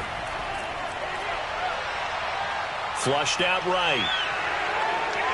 And he will slide to a stop. He does have the 1st down. You and I both know most coaches are really fearful about their quarterbacks running with the ball. They don't want them to take that big hit. I don't think they worry about that with Russell Wilson. He's so smart in what he does, and we just saw it there on that scramble.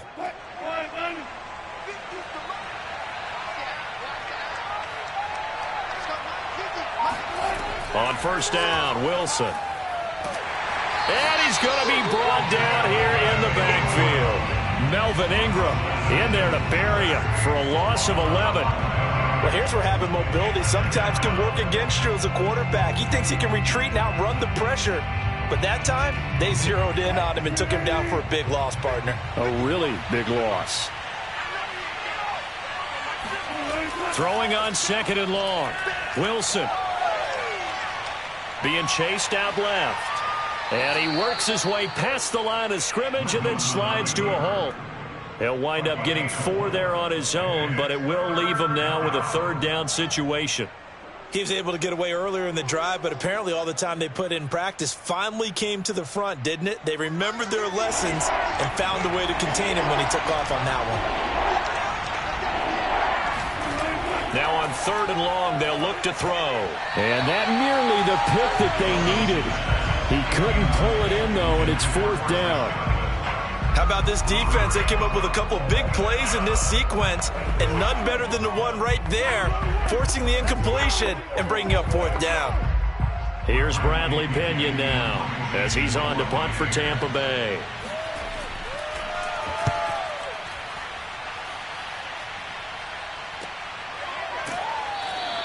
They'll score that a 36-yard punt, and it's Chiefs football, 1st and 10. KC's offense ready to take over. And, Charles, they're certainly still right in this game, but they need that offense to wake up and in a hurry. Yeah, I like the way you put it. They certainly did seem to sleepwalk a bit in the first half. Now that their defense has done its job, it's their turn now to go out and try and get some points. A carry by Taylor to start the drive. And he will lose yardage and be backed up to the 24. 2 yards the loss, 2nd and 12. I see a shake of the head as he gets up, and you've got to imagine he's thinking, guys, you got to help me out. He's hoping his team can read his thoughts because he definitely needs some assistance. First play of the drive goes the wrong way. Here's 2nd and 12. Here's Mahomes to throw. Looking middle, and it's incomplete. From the snap, he certainly looked like he knew where he wanted to go with the ball, but surprise, that guy was covered. So that took his attention elsewhere to no avail.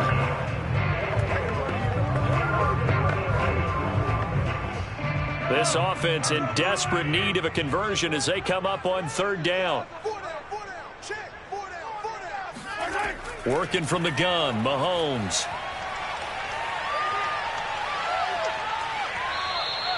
No gain at all on the play there, and that'll bring up 4th down.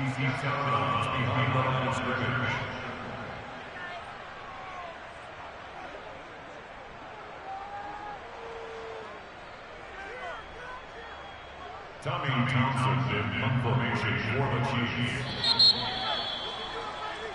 And as they come to the line, they will not be able to get off another play as time has run out on this 3rd quarter.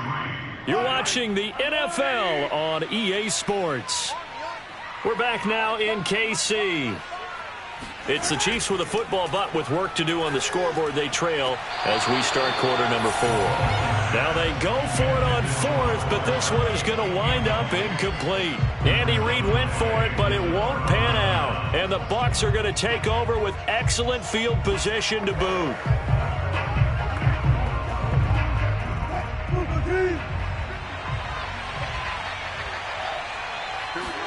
On 1st and 10, it's Wilson. Throwing the out route and on 1st. If you run an out route, it's likely you're going to end up near the sideline. And what did we just see there? Toe tap. You got it. The benefits of practice. Toe tapping, foot dragging, picking it up, and making sure it was a catch. Throwing again on 2nd down. Wilson, and a flag comes in as that one falls incomplete. Well, let's see who this is on. So they saw the contact before the ball arrived. Penalty flag for pass interference. And trying to avoid pass interference is so difficult. You're trying to slow down these skilled receivers, and somehow, some way, they make plays on the football, and sometimes you're there too soon. A good chance now to put this game on ice. This is 1st and goal. Now it's Wilson. Buying time to his left. And he's into the end zone. Touchdown, Buccaneers. Russell Wilson, an 8-yard touchdown run. And the Buccaneers are able to strike quickly to add on to their lead. Well, this, of course, set up by the stop a moment ago on 4th down. And now that might be the score that puts this one officially out of reach. And it's a tough one because your hands are tied when you're losing in the 4th quarter because you know you've got to make something happen. They couldn't pick up the first down, and after that, the air just went right out of the balloon, and you knew you were looking at a defeated team.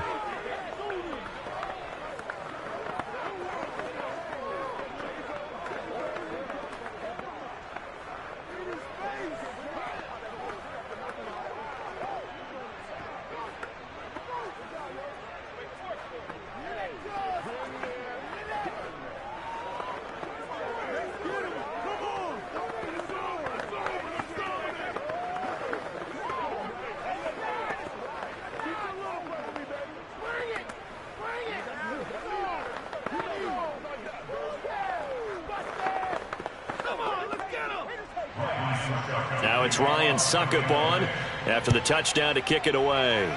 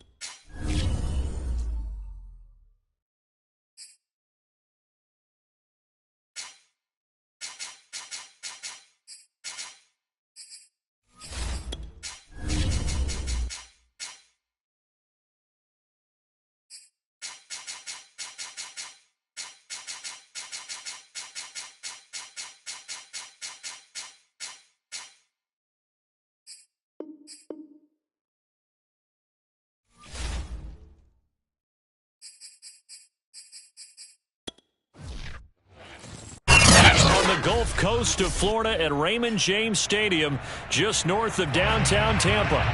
Just a short time ago, the Buccaneers emerging from their tunnel to the roar of this frenzied crowd here in the Sunshine State. And we're in the big ship, and fittingly, everyone here ready to do battle as Tampa Bay gets ready to match up with Aaron Rodgers and the Green Bay Packers.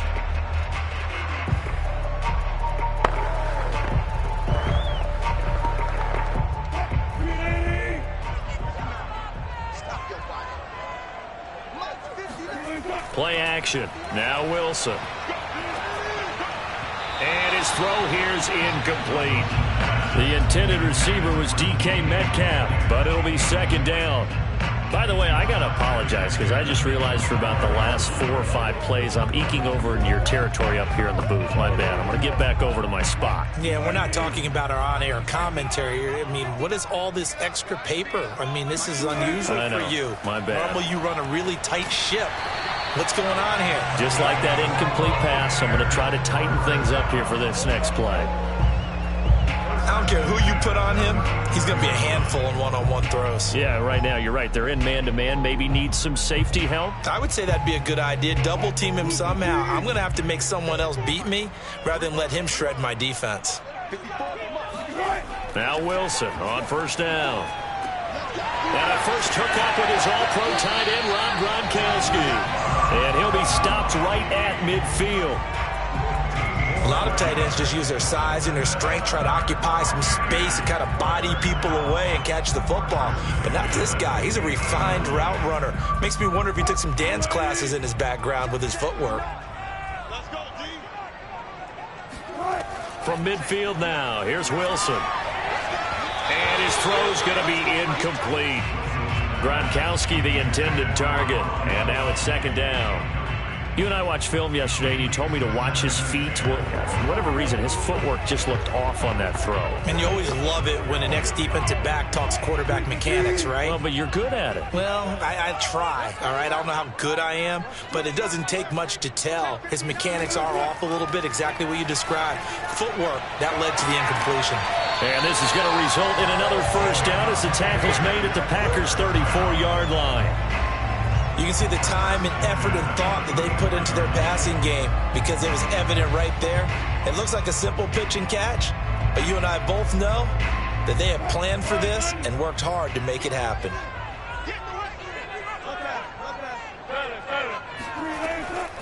A first carry for Leonard Fournette. And nothing much materializing there on the first down run. He'll get a couple, and that's it. Well, that call makes sense because they've been throwing it well on this drive, and once again they show passing formation, showing the shotgun. Then they ran out of it. That's a nice play by them defensively, though, to hold it to a short game. The last run good for 2. Here's 2nd and 8. Now it's Wilson. He'll find Metcalf. And he's taken down, but not before reaching the 10-yard line. And let's face it, that what we just saw there, not a surprise, is it? I mean, this is what he does well. And if you don't tackle him as soon as he catches the ball, this is the end result. Big yardage after it. Got the speed, the agility, so good with run after catch. And we're only in the first quarter, so they better get a wrangle and a hold on that quickly. Yeah, you're exactly right. What's really difficult to try and defend him is if you want to press it. And they're going to get him. They bring him down to the sack back at the 16-yard line. He couldn't get rid of it. He takes the sack for a loss of 6 to bring up second down.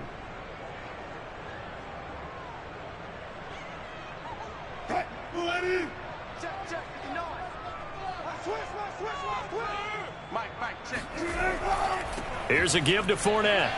And he'll get 4 there, down to about the 12-yard line.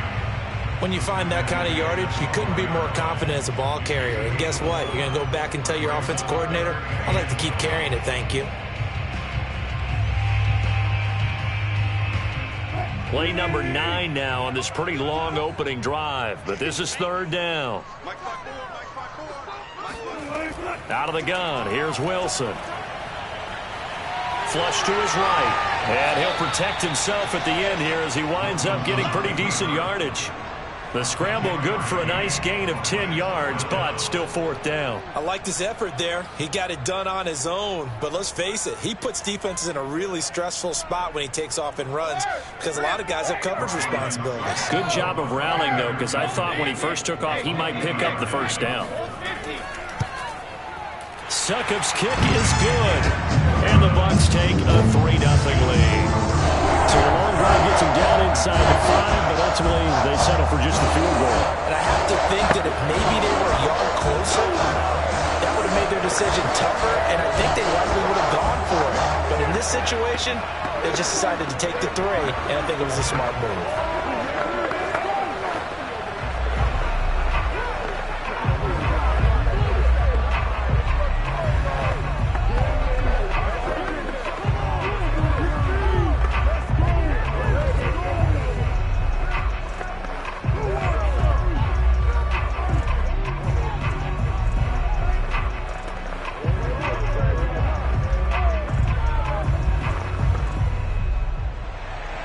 Succop now set to kick it off following the made field goal.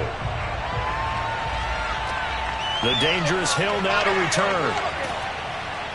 And he returns this to the 22. The Green Bay offense ready to take over.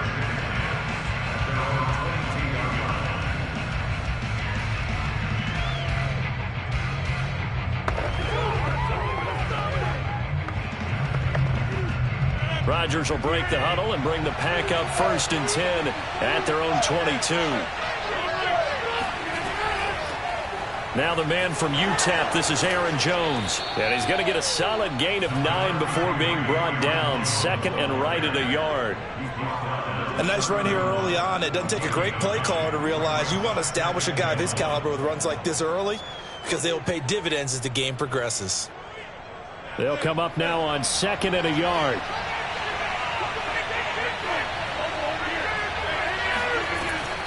Rodgers with a give. It's Aaron Jones. I know what you're thinking out there. I know a lot of you are thinking, take a shot downfield. It's a great spot for it. I'd say maybe later in the game, definitely in the second half. But right now, I think they were just trying to get some momentum built. Get a first down, pick it up, and keep moving. So from the 36 now, 1st and 10.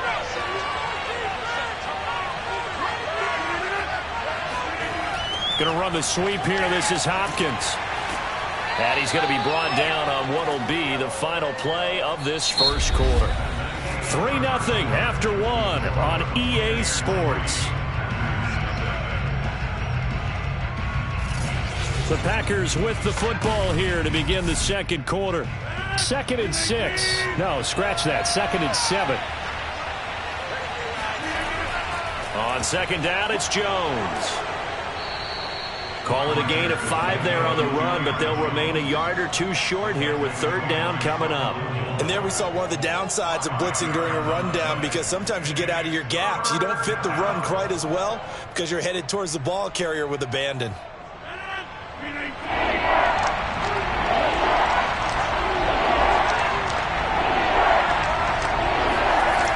They'll try and run for it with Jones. And he's got the first down yardage before being taken down at midfield. I don't know about you, but that almost felt like old-time football there. 3rd and 2 is not necessarily just a running down anymore. A lot of times they want to throw the ball.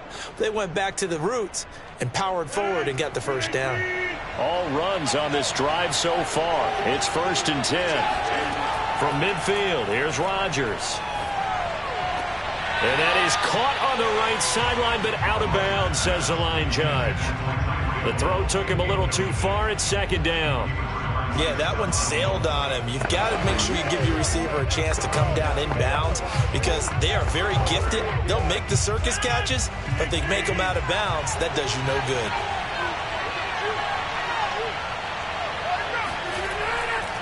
On 2nd down now. It's Jones, and he is met quickly in the backfield. Down he goes, folded like a lawn chair. It'll go as a loss of a yard, so now they deal with 3rd and 11. Sometimes being a linebacker in the middle of the field is kind of like being a doctor on the field. You got to make the right diagnosis. Here he correctly sets his run and shoots through to make the play in the backfield. Throwing throwing is Rodgers on third down.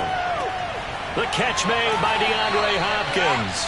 And he is going to have a Packers first down as they're able to get the third down conversion. Had to put that ball in there with a little extra zip, but he put it right where it needed to be. Yeah, and that little extra pace that he had on the pass, that required a little extra concentration for him, didn't it? Ball can get on you pretty quick in that manner, and he handled it well and picked up the first down. Rodgers' throw is taken in by Jones. And he is out of bounds, but not before he's inside the 30. But one of the ways that quarterbacks keep all the receivers alive in a play, never lock in on any one guy. Make sure you keep your eyes moving, scan the field. And here he finds the open guy for a nice pickup. Now a first down carry by Jones. And he's not even able to get back to the line of scrimmage. Now there's also a flag down, and it's in the area of holding. You can see this quite a bit on running plays with the guys out wide. A lot of times, though, it doesn't get caught. You're exactly right, because it's away from the play usually, so a lot of it goes undetected. But I know this will surprise you. I coach some receivers in the offseason. We work a lot on hand placement and blocking downfield. Might want to take that course.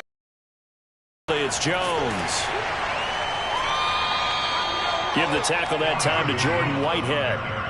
Whenever we talk about the best strong safeties, one word constantly comes up, and that's instincts. Being able to diagnose run or pass and make the appropriate moves. He crashed down hard there. He was ready for that running play.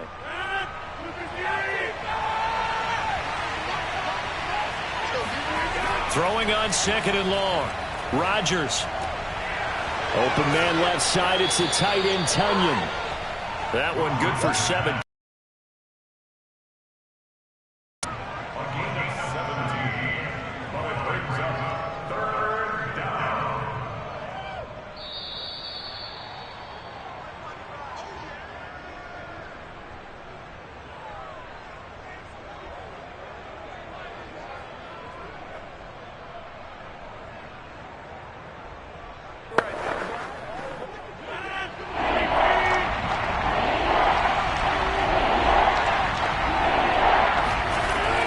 To throw on 3rd and 1.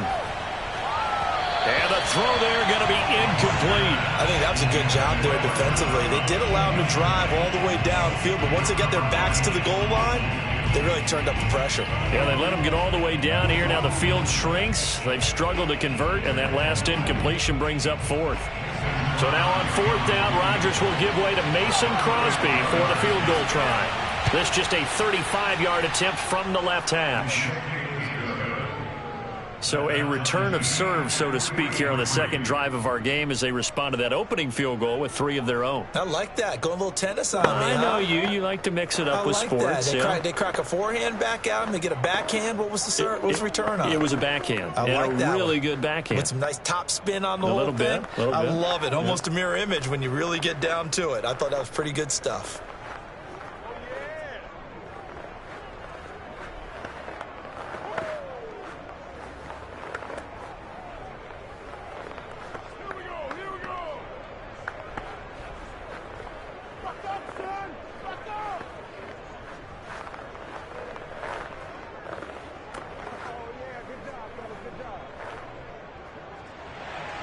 Each team with a possession, each team with a field goal as the kick is away. This one fielded at the 5. And he'll be stopped up at the 25. Tampa Bay, they're getting ready to set up shop here for their second drive. And last time they got 3 points, but it was a chip shot field goal. And when you go to the sideline after a chip shot field goal, maybe the offense not too happy. It's a balancing act, isn't it? Because you're exactly right. They're none too pleased that they didn't punch it in for 6 points.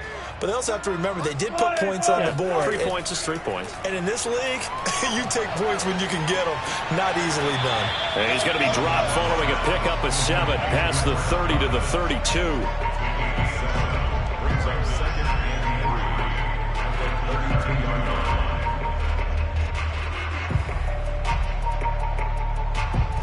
They'll operate from the 32-yard line here, 2nd and 3. Wilson. Looking for Godwin again, and he's got him once more.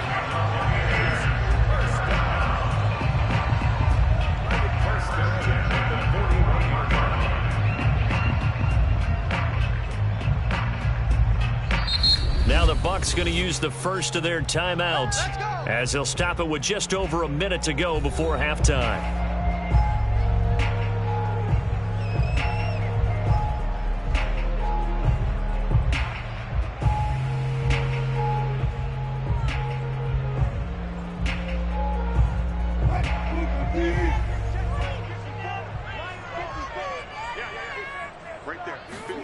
Throwing now, Wilson on first down. Throw left side complete. That's Adams. And he'll take this to the other side of midfield before going out of bounds. Well, that certainly has to feel good. It's not all the time that the play caller should get all the credit. Sometimes I think in the huddle, the quarterback just says, hey, who's going to make a play for me? I just need something right here.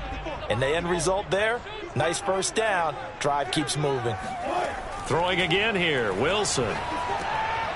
That's out to his running back, Fournette. And he's got this down to the 35. Come on, fellas. The Bucs going to go ahead and use the second of their timeouts as they get the stoppage with a little over 50 seconds to go in the first half.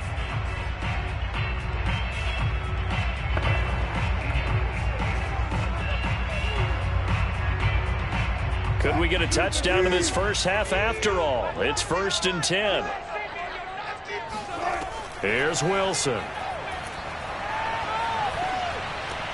That is caught. It's Chris Godwin. And he gets this one inside the 15, just a yard or two shy of the 10. That's the third time on this drive that these two have connected with each other. They've got a real rapport going. And right now, it's paying off with big chunks of yardage, as shown by that last play. They had to settle for 3 last drive, hoping this second go-around ends in 6. In good position, 1st and touchdown. Complete at the 1. Rob Gronkowski as the first half is winding down. And the Bucs have taken the lead. And that touchdown gives them a touchdown lead before they attempt the extra point. What a great way to end the half. Yeah, great job to put themselves in front. And now, see on the sideline, special teams defense scrambling, saying we want to preserve this for the final moments of this second quarter. Extra point put through by Succop. And the lead is now 10-3.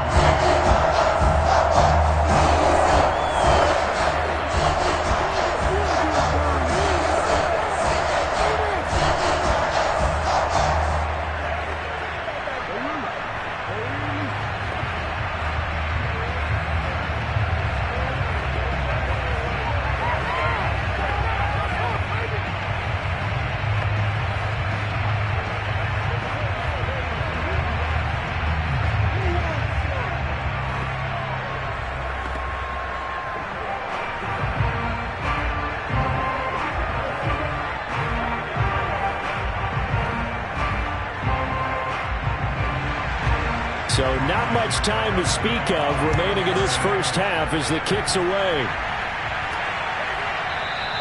And not wanting to risk anything here late in the half, he'll just take a knee and they'll bring the football out to the 25. The Packer offense heading back for one final first half drive. And they'll take over with just 18 ticks remaining. And just 18 seconds remain till halftime as they come up on 1st and 10. And they'll indeed start on the ground to run that clock. And he's able to take this one up to the 35-yard line.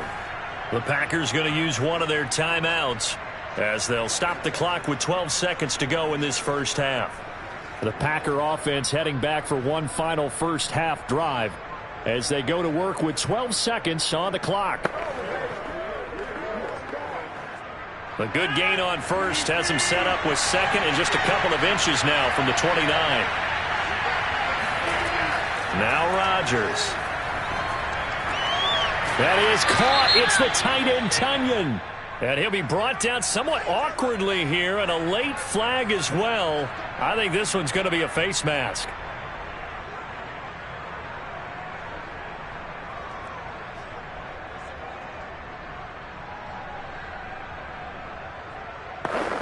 So now factoring in the face mask, here's 1st and 10.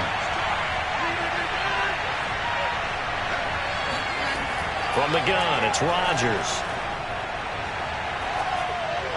And that is incomplete. 2 seconds left on the clock. No sense risking anything there on first down. Even though he's still in the pocket, he had a receiver out to his side, so just put that in a spot where the only people who can make a play on it are the trainers and the coaches. Well done. So with 2 ticks left here in the half, on is the field goal unit. He hit his first. Now this from 43. And this one is going to just tuck into the bottom left corner as he gets it to go. So we've hit halftime here in Tampa with the Bucs out in front. As we toss it an hour or so east of here to Orlando, it's Jonathan Coachman with our EA Sports halftime report. The Bucs with the lead, and they'll get the football first as the second half is underway. They're going to think better of bringing this one out, and the drive will start at the 25. The Packer offense ready to get their next drive underway. And this is caught. Mercedes Lewis with a grab. Give him 9 there on the first down completion. Partner, it's a lot of fun watching the NFL now, isn't it? Because when the big fella runs routes, it used to be when we were kids, he'd run about 3 different routes, and that was it. Now you can run anything and catch the ball, as we just saw there. Maybe a good spot to take a shot. Here's 2nd and a yard from the 34. Rodgers now to throw. And incomplete. Right now, the story of this game continuing to be the defenses, because the offenses, they're finding it difficult to establish any rhythm whatsoever. I like how you come to us in praise of defense, Brandon, because that's exactly right. That was an incompletion force there, but we've seen it throughout this game. Both of these defense coordinators, they're a step ahead of their offensive counterparts. And Jones is not going to have the first down as they stop him short. That'll make it 4th down after a loss of 1. Just a simple run play there on 3rd and 1, but this D was up to the challenge and stopped him, bringing up 4th down. On now is the Packers punter, as he'll come on to kick this one away.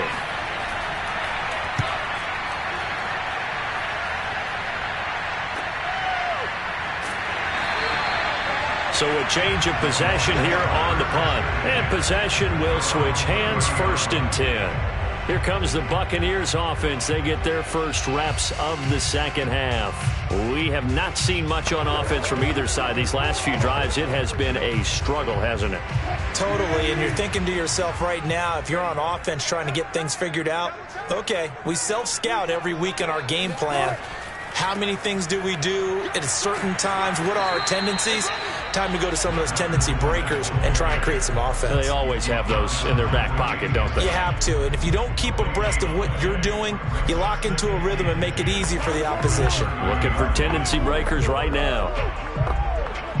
3rd quarter of a tight football game as we come up on a 2nd and 10.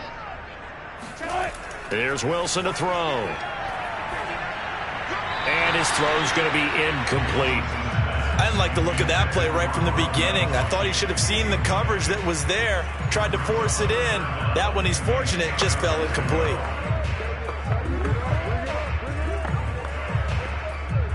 They come up to the line now facing a 3rd and 10 after the incompletion.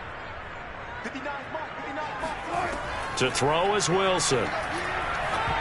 And that will be incomplete.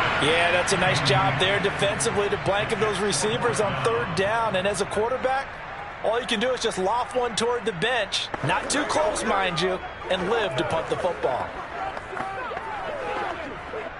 Here's Bradley Pinion now as he's on to punt for Tampa Bay.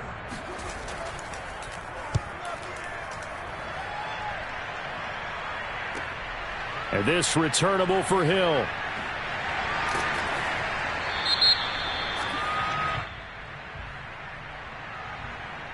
So that one will be accepted.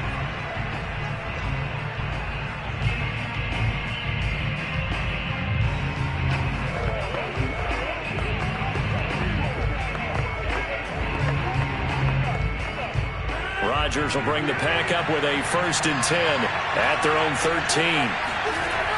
Looking to throw. Rodgers. A throw complete to the tight end, Tunyon. The completion, but they go in the wrong direction. A loss of yards, and now they're dealing with a 2nd and long. We'll put that one in the win column for the defense. Trying to contain tight ends in the passing game is so difficult nowadays, but they did in a big way there.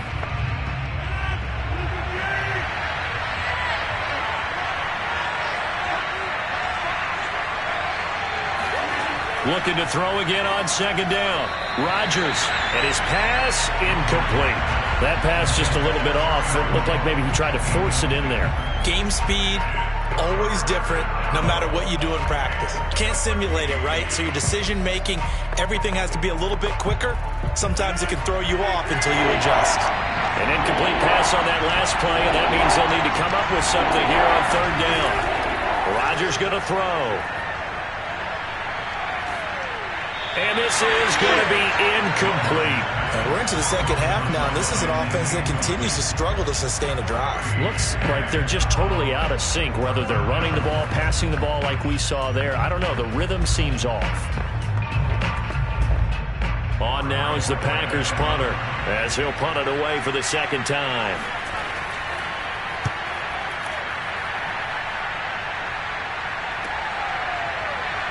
Bernard shows the agility. So possession goes over here on the punt. And the Buccaneer offense will be set up well as they take over. So out come the Bucs now. And our game's hit a little bit of a lull here, a little bit of a snag. Punts on back-to-back drives. And old school coaches don't necessarily mind that. Didn't turn it over, right? Didn't create a big play for the other team. Right now what you're looking for is, can you gain an advantage in field position? And that's what both teams are seeking right now. Yeah, they'll be seeking to gain that advantage here on this drive. Just a little beyond the reach there of his receiver. That's probably one he wishes he had back. He wishes it had been 7-on-7 in practice, or maybe even routes versus air, because that's a completion he makes, 9.9 times out of 10? Just missed that one. To throw on 2nd and 10. Wilson. And he'll look for Adams again, and this time he's got him. 5 yards. Now it's 3rd and 5. Well, if you do read man coverage, Brandon, the drag route's a pretty good one to run against it because you're running away from people on it. The Packers bringing in an extra member of the secondary here to try for the 3rd down stop. From the shotgun, Wilson. And down he goes. They sack him back right around the 41-yard line. It'll be a sack and a loss of 3, but more importantly, it brings up 4th down. So now on comes the field goal unit, and wow, this is no ordinary try here. So this will be spotted on the midfield logo. It's a 58-yard attempt, and this one will not get there. It's off to the left anyway. It's no good, and this score will stay right where it is. Well, I was watching him in warm-ups, and he hit a 62-yarder that hit the crossbar and went over. This one a little bit inside of that, but not enough leg. And the difference is what? Well, your live conditions, right? Live conditions, game conditions are a whole lot different than practice, where you just pop it up there, no rush, no pressure. I think maybe that takes a couple yards away from you when you have to do it when it's real. Now he's going to swing this one out to his running back. And he'll lose yardage here, back at the 47. He was unable to shake free there, and they'll cover him for a loss of a yard. Boy, how good has this defense been seemingly all game long? I really think right from the first snap, I think you're really onto something there. In this passing game, it just can't get off the ground. And that play, it wound up losing yardage. On 2nd down, it's Jones. And he's able to get across midfield and down into Buccaneer territory. 42 yards rushing for him now to this point. On a 2nd and long, it's really nice to see an offense that has enough confidence to run the football in that situation. I think that goes back to their practice and game planning. They've seen things that they've seen on tape and in previous games that led them to believe that even in a long-distance situation, they can still run the football and gain enough yardage to put themselves in a good spot on 3rd down. And he is tackled inside the 40, not quite to the 35. And they're on 3rd and short. They just tried to spread the field. It worked. And I think that the spreading of the field, the extra receivers, has really become the next in the evolutionary chain in the NFL. Go all the way back in that situation, you're handed to the fullback, right? As we evolve, maybe you pitched it to your tailback. Now you spread the field, and you have your choices of where to throw it and complete it for a 1st down. They'll lose a yard there, and it's 2nd and 11.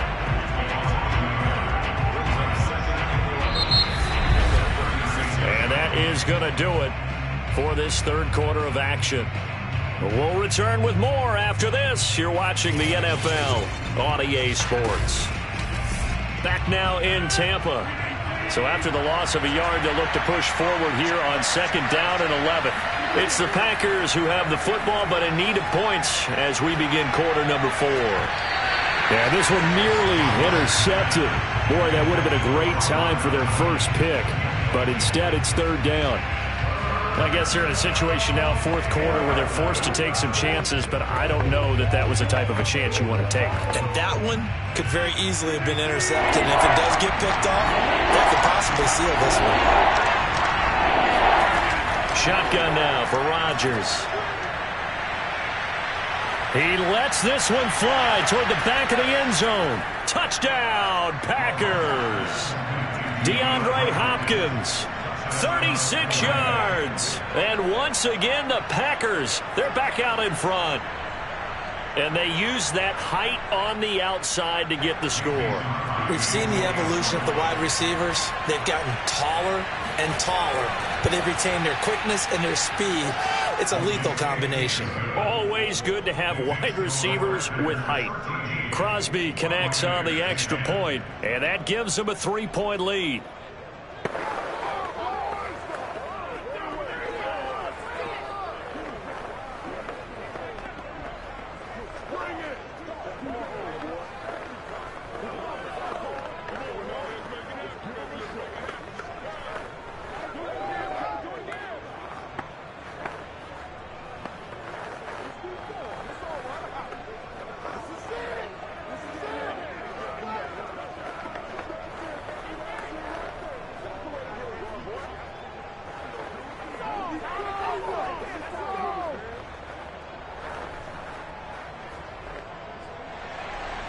Out is the kickoff unit as they run up and send this one away.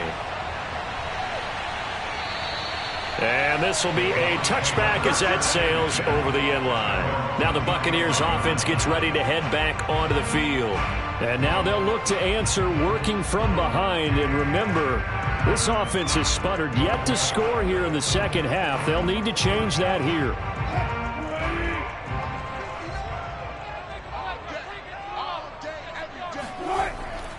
They'll start out on the ground. It's Leonard Fournette. And he'll manage to pick up about 4. It's 2nd down. Well, on every play call, you realize it's not going to go for a touchdown. So a lot of your calls are setting things up for maybe later in the game, trying to establish the inside run with toughness now, hopefully get to the perimeter later. And let's face it, you could do worse than a 4-yard run on 1st down. From the 29, Wilson. Open man, Gronkowski complete. The tight end is certainly a position built to move the chains because they can control space underneath. If they've got good hands, then, of course, they're a dynamic target. But one other thing is they're right in the sight lines of a quarterback on just about every play, and that makes it easier for the quarterback to pick him out and deliver. On 1st and 10, it's Wilson. Escaping the pressure right. And he slides and covers up at the end as he's going to be able to pick up decent yardage. The improv on the scramble there gets him 6, and it'll be 2nd down.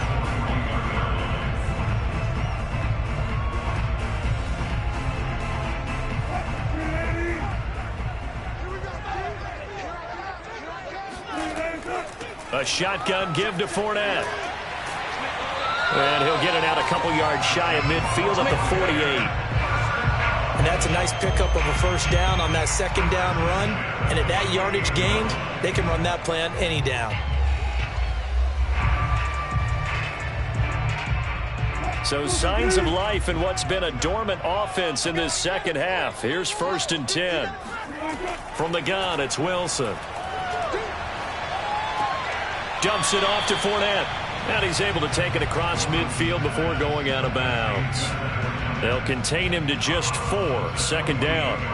I do have to admit, I like it when it all comes together. When the top part, catching the football, right, whether you're catching it with your hands or cradling it, comes together with the legs, in this case the feet, doing a little toe tap to stay in bounds and complete the catch. And a great job by our crew on the camera shot. Love when you see the grass or on the field turf, those rubber pellets flying up. Great catch. Well, if you're going to give out a little applause on that play, it has to go to the defense. More good work by them. They've taken away the passing lanes all game long, and you can see the frustration that it's causing because he just about threw that one into the first row. On third down, Wilson. That's to his running back, Leonard Fournette. And he is going to have the Bucs first down as they're able to get the third down conversion. And here we are in the fourth quarter, partner, and watch them drive for what would be a go-ahead touchdown. And you and I both know this is where you need a quarterback who can keep his cool back there, not just for himself, but to keep the rest of the team relaxed too. To throw again is Wilson. Goes right side, complete to Gronk. And he's out of bounds, almost gets to the 10. I love the drive they're working on here because they know they can take the lead with a touchdown. And so far on this drive, so good. They moved the ball down the field with very little resistance defensively. But they better be prepared for some adjustments to come their way now. From down at the 12, it's 1st and 10. Out of the gun, here's Wilson. To the right side and complete to Metcalf. They'll contain him to just 4. 2nd down.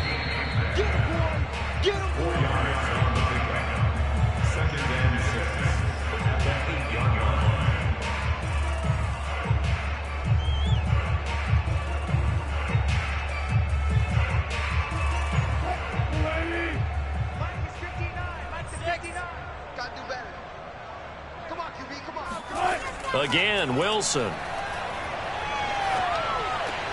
Completing along the sideline, it's Godwin. And he's able to get this down to the 5-yard line before he's out of bounds. Only 3 yards on the catch.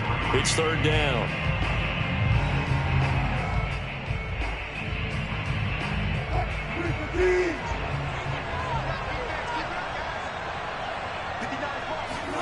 Here's Wilson.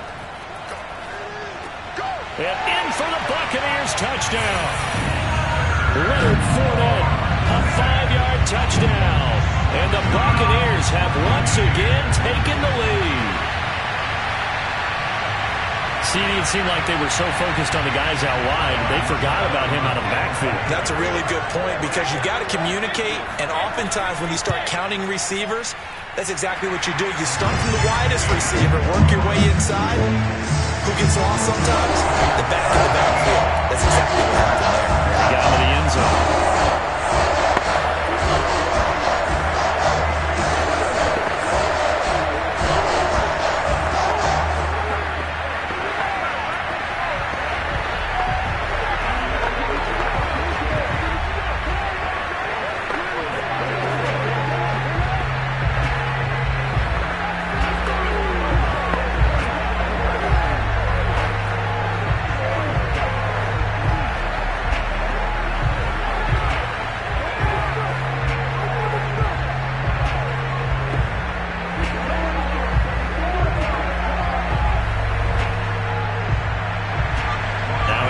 Suck up on after the touchdown to kick it away. The return man is Hill. And a penalty marker's down on the field. And they might be backing up a bit here to start the drive. Well, that holding call set him up with not great field position. Not at all when you tack on the penalty. With that field position after the return wasn't terrific, it's not a great starting field position as well. The holding penalty sets them back inside the 20 as they get going on this drive. To throw is Rodgers. Throwing the out route incomplete. It's Lewis. He'll be dropped at the 25 after a gain of 6. It drives some people crazy to see those short throws underneath. They've got to find a way to gash the defense downfield. The clock rolls as the Packers look to hurry things up. Back to throw, Rodgers. And complete to Lewis over the middle. I like what they did there, still keeping their tight ends involved. They understand it's not quite Hail Mary time just yet.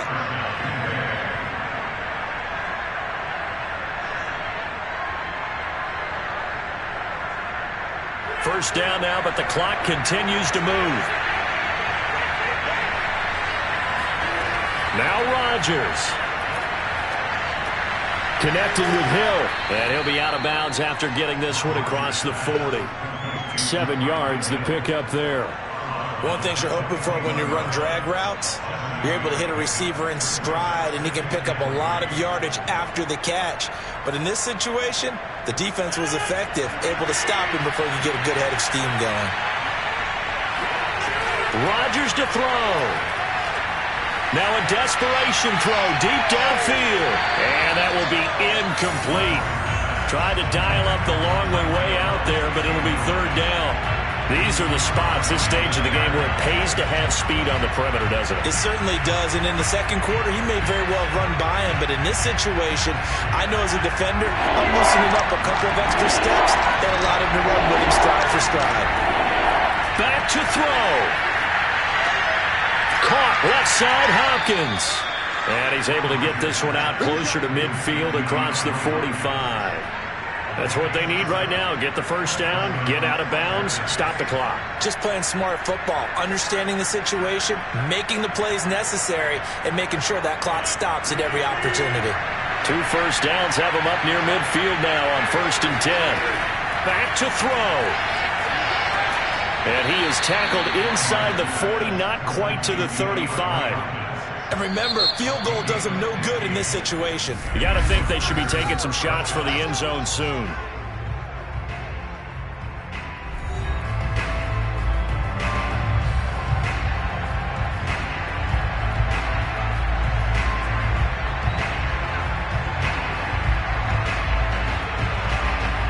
Line of scrimmage, the 37 on 1st and 10.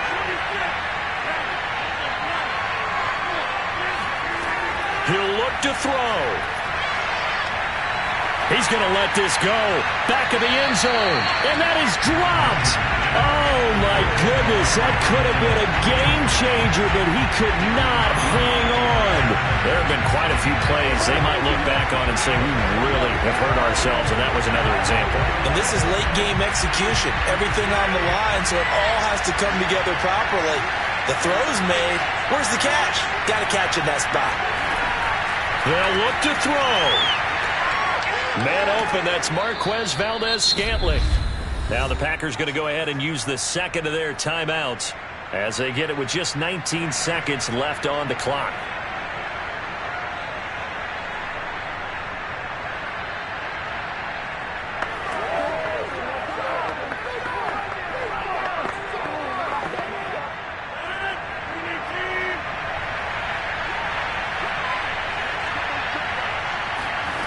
He's back to throw. Letting one go deep for the end zone. And this is going to be intercepted. Picked off by Jair Alexander. And the Buccaneers have just about sewn up this football game. Victory formation now for the Buccaneers. Down to a knee they go. Now the Packers going to burn their third and final timeout as they'll stop it with 13 seconds left to play. And they'll indeed take a knee.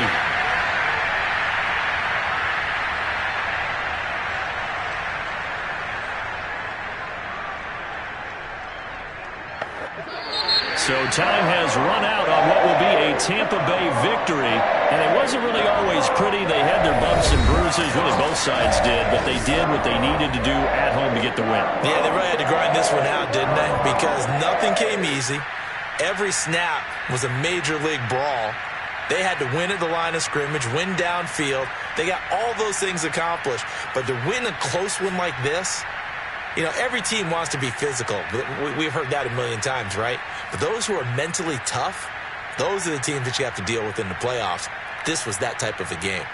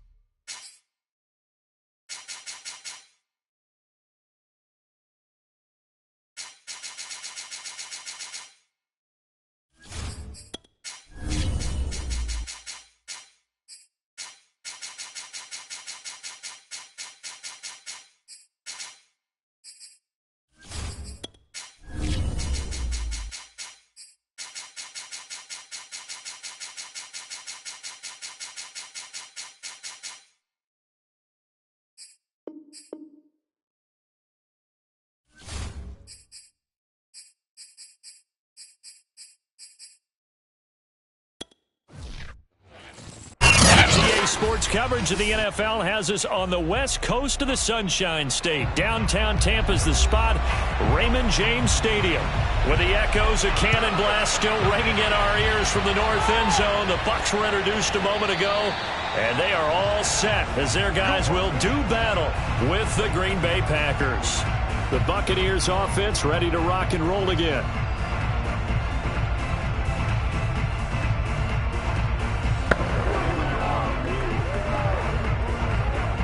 First and 10, and kind of tipping their hand at running the ball. 3 tight ends are out there.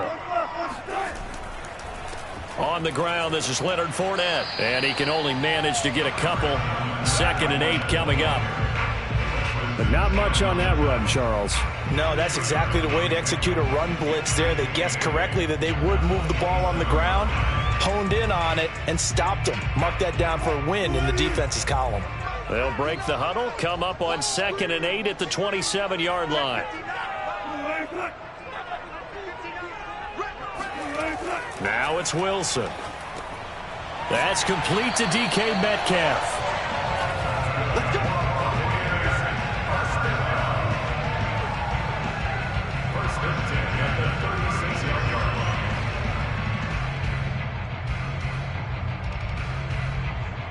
So from the 36 now, 1st and 10. To throw is Wilson. And that is going to be incomplete as he led him a bit too much. They'll put a check mark in the box where the defense coordinator was saying, how well can we stay with these receivers if we're in man coverage? Because he just did it on that one, forced the incompletion. That allowed him to get bolder with his pass rush, won't it? Absolutely, frees up your guys elsewhere. So now 2nd and 10 after the incompletion on 1st down. Wilson. Oh, and this ball's tipped and intercepted. Picked off by Jalen Ramsey. And this one will be returned to right around the 38-yard line.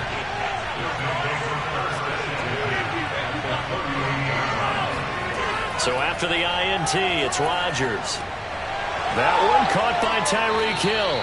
And they'll get this one down to about the 20-yard line. And we see the emphasis early here. Get your star receiver involved, able to do it successfully. Not a bad start to begin with, that's for sure. And to me, this play says our guy is better than your guys. Because, you know, a player of his stature, he won't just be single covered all game long. It's going to involve multiple people. And right away, they told the other team, guess what? He's just better. And able to break one tackle, but then quickly brought down. But a nice little gain. 7 yards, the pickup there. I know exactly what's going to be said about that play from the defensive perspective. What's that? That's why I tell all you guys we need more than one tackler to the ball. He broke the first tackle. Luckily enough, there were more people there to get him down. Here's a pass swung out left to his running back. And this play gets blown up. They'll lose yardage back at the 17.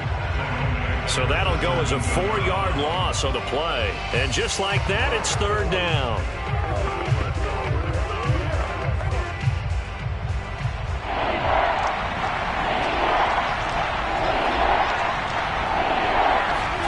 Now Rodgers. And that is incomplete.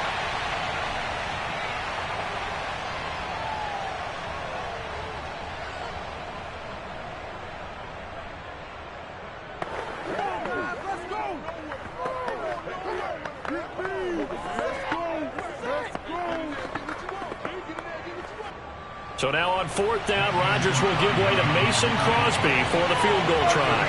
From the left hash, this from 34. And Crosby puts it through, and the Packers are off to a 3-0 lead. So the turnover leads to points as they add 3 there. Yeah, what a sequence there, and a nice one for them. They forced the interception, put together a little drive, and then come away with 3 points. Nothing to it, partner. Just do it. Right now, right now. That's money in the bank, baby.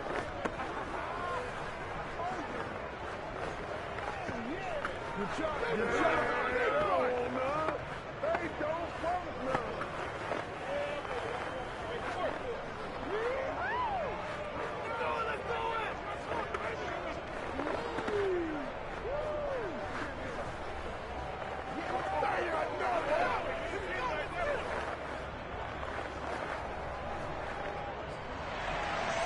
Set now to kick this one away, and off it goes.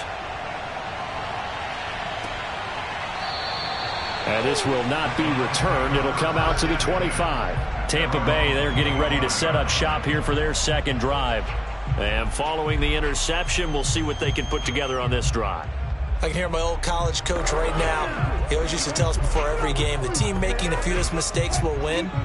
What they're hoping is that last mistake is their only one of the game. Coaches, that's all they talk about, turnovers, right? Minimizing those and maximizing opportunities. And down he goes, but he takes it up to the 40. Well, maybe that'll help him settle back into a groove after the interception on the first drive here, picking up the first to start drive number 2. And it is just starting over, isn't it? Sometimes it's just how you have to do it. You have to erase things from your mind. Don't worry about what happened before, because over the course of a game, the good players, things turn out pretty well for them, and that's what he's trying to do here. And they'll get to him after a gain of 7 to the 47. But you often say that sort of opens the playbook now, second and short. What do you think, early shot here? I like where you're going. Obviously, we've been together for a while because you know me. I want to take that shot early and loosen things up. A good run, got 7 on first. Here's second and 3. Now Wilson. And it's incomplete. They've given him some different looks here defensively in the early going. He's only hit 2 of his first 5 passes. With a big third down coming up, he's hoping he's got a play dialed up that can take advantage of whatever the defense throws at him. So the incomplete pass on the last play, and that leads us to a 3rd and 3. Now it's Wilson. And a first hookup with his all-pro tight end, Rob Gronkowski. And he is going to have the Buccaneers first down. They needed 3. He doubled that. He got 6. And that one was a lot of fun right there because that was the game within the game. 3rd and short, blitz was on. What's the key for the quarterback? Get out of your hands in a hurry. And that was a quick little completion. Got the job done for a first down. They'll throw on first down with Wilson. And he's got Gronkowski yet again. And he's tackled a yard short of the marker. Good gain of 9 on first down. And he's the epitome of what we call the move tight end. A guy that you can line up anywhere. In the slot, out wide, in tight. Doesn't really matter because he has such great skills. You want to utilize him in all aspects of your passing offense. And there he was in the slot for the catch. Meanwhile, Wilson's throw taken in by Adams. And he'll go out of bounds inside the 15-yard line. 2nd and short, that's a rundown, so it's definitely a good time to go play action if you're feeling it. And they do so and pick up a first down. From the 13 now, they work on 1st and 10. Inside the red zone here, they'll look to throw. His throw incomplete. Had an open man that time, but ended up putting a little too much heat on it, don't you think, partner? Absolutely. Just needed a touch more air under it. Instead, he fired an absolute bullet.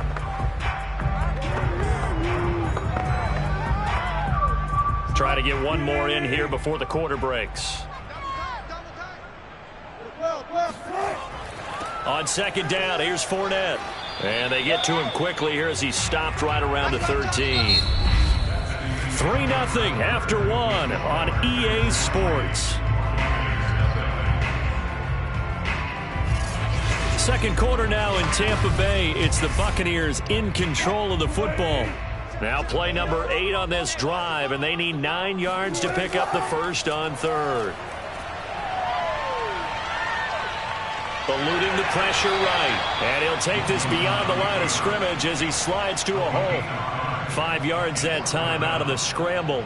But now they're looking at a 4th down situation. Well, there were a couple of extra defensive backs in the game, so he really had nowhere to go with the football despite his search for an open receiver. So he has to take off and run for it, but he comes up well short of the line to gain.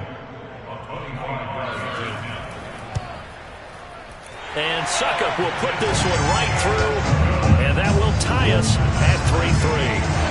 That drive took him inside the 10. Good job defensively to hold him to 3.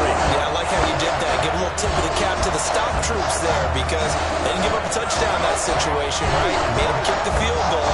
And, yeah, points went against them, but that feels a whole lot better running off the field.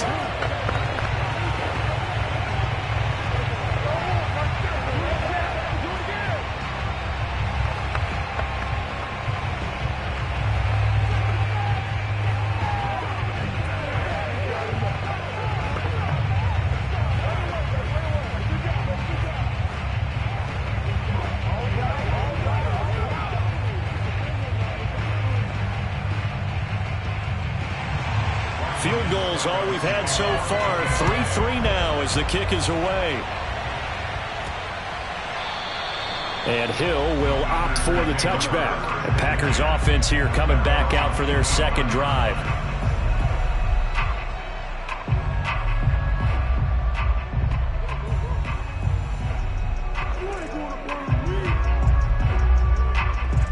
Rodgers will break the huddle and bring the Pack up 1st and 10 at their 25-yard line.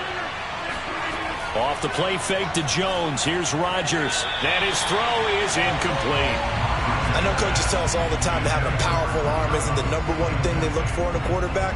But when you're trying to throw inside routes and you need to put some heat on it, it helps have the big gun. In this case, just a little bit too much. Here's 2nd and 10.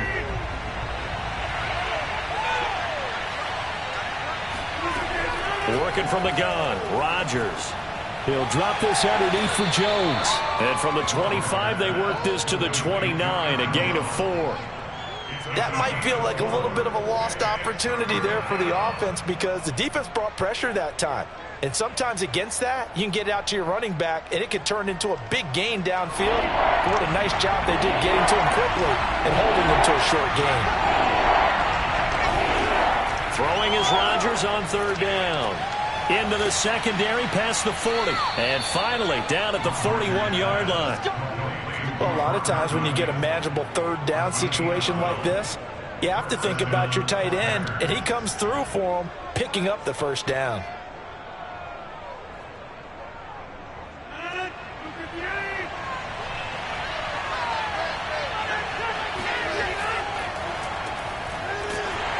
They run with Jones on 1st down, but he'll struggle here just to get back to the line of scrimmage. No gain.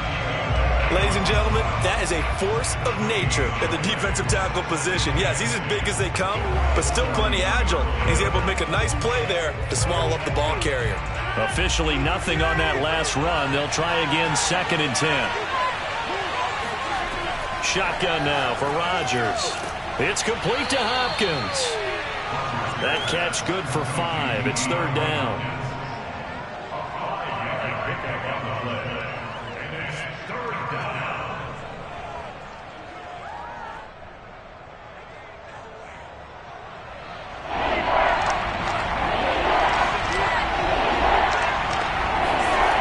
To throw is Rodgers. Toward the sideline. Did he keep the feet in? Yes, he got them both down, says the side judge, and that's good enough for a 1st down. And that's how you pick up a 1st down. Not only does he make the catch, but has enough body control to get his feet down inbounds, toe tapping and dragging to make sure he gets it done. On 1st and 10, here's Rodgers. And this is caught. Mercedes Lewis with a grab.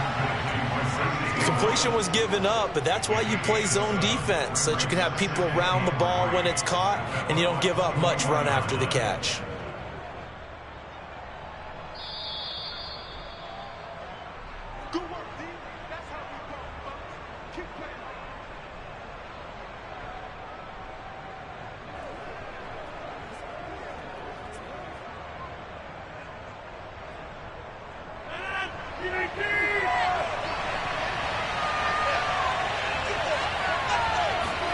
Rodgers again now. Throw right side. This is into the hands of the tight end, Tunyon. And able to get this down inside the 15 to either the 13 or 14 before he's out of bounds. When this offense can get their tight ends involved, they can move the football. Here, a nice route, able to look it in, and picks up the 1st down. They had to settle for 3 last drive, hoping this second go-around ends in 6. In good position, 1st and 10. Throwing there, but this pass is going to wind up incomplete. You've always been very good about checking my math. Am I correct? That's the first time that it's been incomplete when they've thrown it to him? Yes, he had caught every other ball coming his way. So they feel like they've got something really good going there, and they're going to continue to go there until the defense makes an adjustment, takes it away. Well, they finally made an adjustment there. We'll see if they can build on that stop. Into heavy traffic, and it's intercepted. Picked off by Stephon Gilmore. Well, they were in a great position to take the lead, Charles. Obviously, all they needed was a field goal to do that. They won it wanted the touchdown. Unfortunately, they're going to get neither. And you know every offense talks about the same thing each week, don't they, Brandon? They want to end every drive with a kick, whether it's a field goal attempt, a point after the touchdown, or at worst a punt. This time they had that opportunity but didn't get it because you know the field shrinks that close to the end zone, and that allows the defense to tighten up their coverage, and they pick that one off. And he'll slide to a halt here, still a little shy of the first down marker. He'll get 5 out of the scramble. It's second down.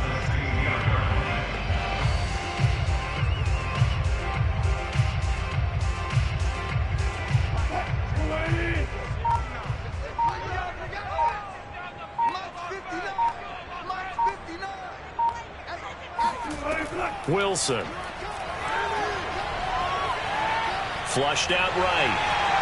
He's got a first down past the 30 and past the 40 before he's out of bounds. On that play, as you saw the route start to develop downfield, I got the sense that maybe the run would set up for him, and he took full advantage of it and got a big gain on a busted play. This offense finding its legs now. Here's another 1st and 10. Here's Wilson.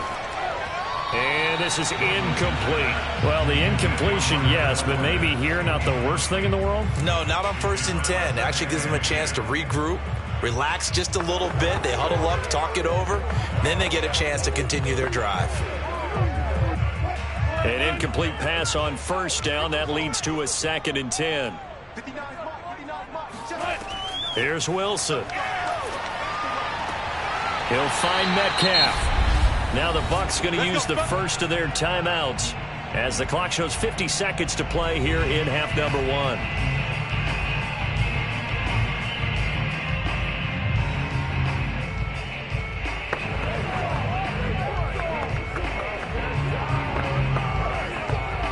Could we get a touchdown in this first half after all? It's 1st and 10. Now Wilson. That completes it again to Metcalf. He'll get this one down near the 20-yard line, just shy of the 20. The Bucs going to go ahead and use the second of their timeouts as they'll stop it with just over 40 seconds to go in the first half.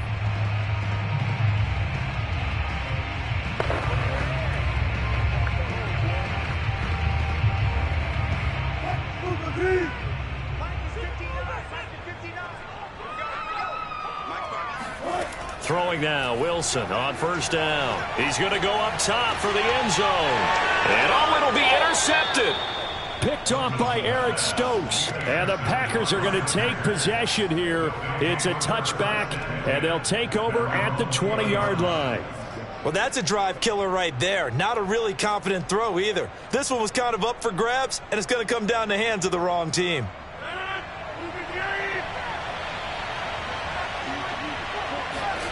Trying to shake off the interception. He'll look to throw. And the catch made by Hopkins. And he'll be out of bounds at the 25-yard line. 5 yards on the catch there. Brings up 2nd down.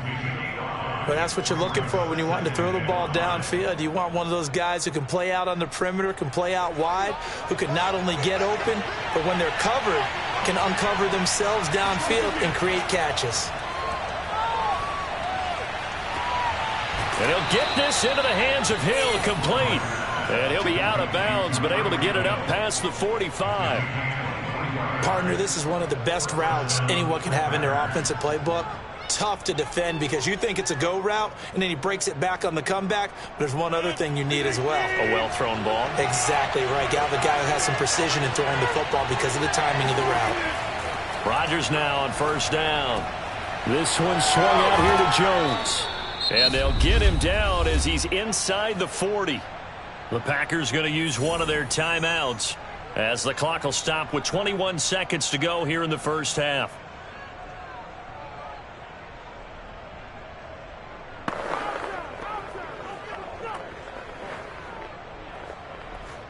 So from the 39 now, they'll come up on a 1st and 10. Now it's Rodgers. He'll get this complete to Cooper Kupp. And they'll get this one to about the 20-yard line. Now the Packers going to go ahead and use the second of their timeouts as it'll come with 15 seconds to play in the first half.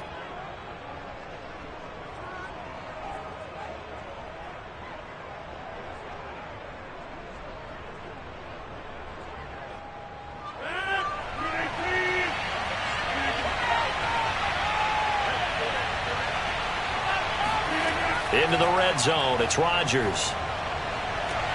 And it's caught. And stopped a few yards shy of the goal line at the 3. Now a signal and a timeout call, as it comes with 9 seconds to go in this first half of play.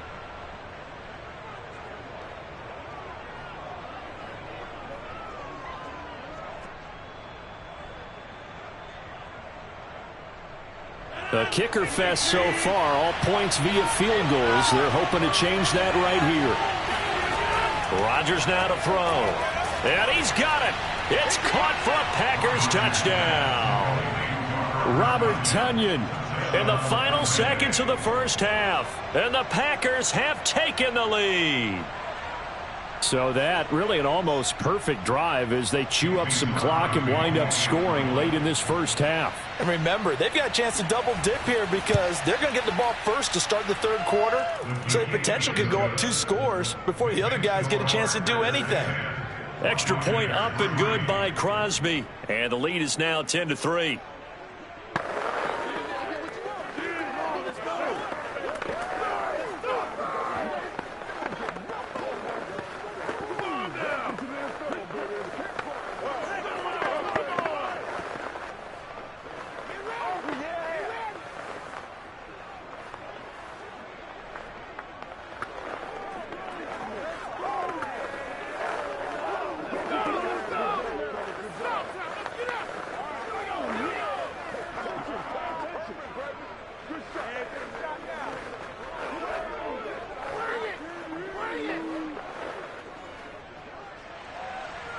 Maybe time for one play on offense. 7 seconds to go in the half as the kick is away. Pulls it in at the 13. Now a hit and a loose football. And the Packers pick it up. And he will bring this one back. A fumble return for a Green Bay touchdown. So they get the 1-score kickoff, get a fumble, take it right back to the house. 2 quick touchdowns within a matter of about 10 seconds on the game clock. It's like a big 1-2 punch that may lead to a knockout. Now Crosby for the point after. It's up and good, and that makes it 17-3. Makes the score Packers 17, Buccaneers 3.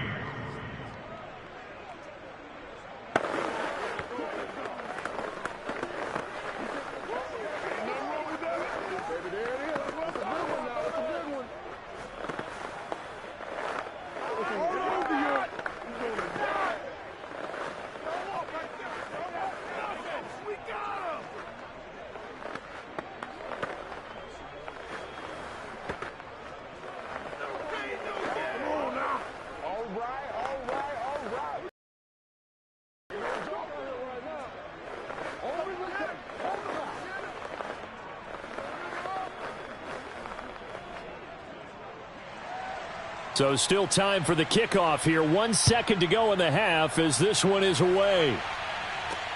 Take it in at the 3.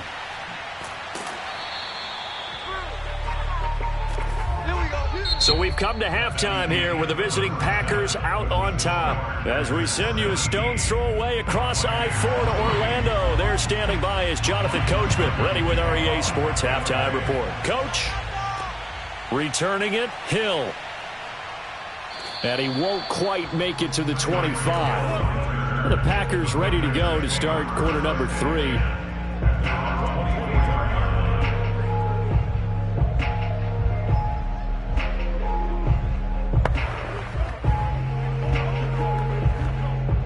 Rodgers will bring the Pack up with a 1st and 10 at their own 24. And he'll begin the drive with a give to Jones. And he's going to get a good gain of 9 here up to the 34. You know what really fires up offensive linemen?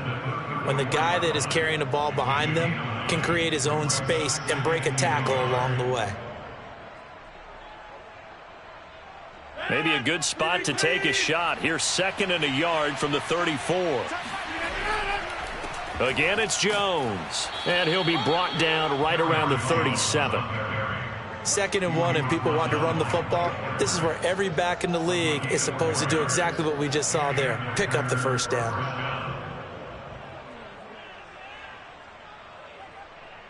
Line of scrimmage, the 37 on 1st and 10.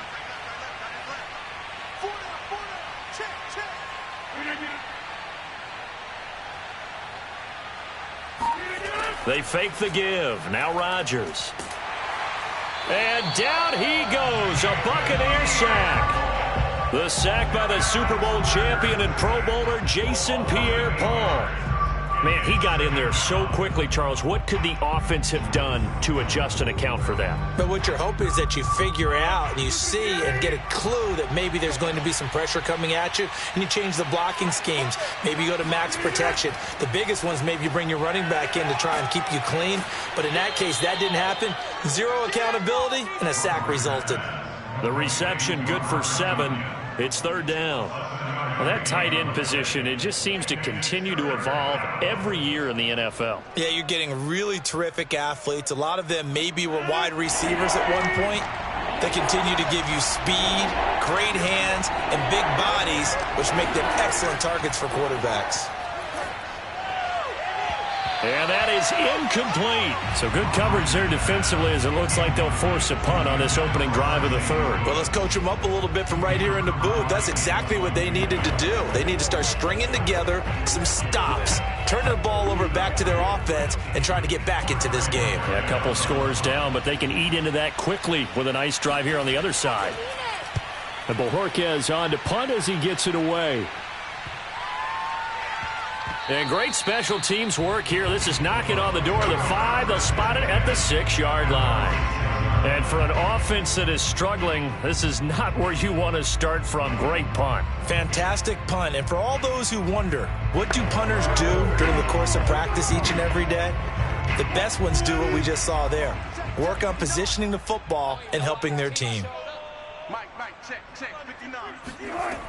They begin with a run by Fournette. And he will take this up to about the 8-yard line. Tackle made by Devondre Campbell. Well, they still have time to get him established, but in my estimation, they've got to pick up the urgency here. They've got to get quickly in and out of the huddle and run off a bunch more plays. 2nd down and 8.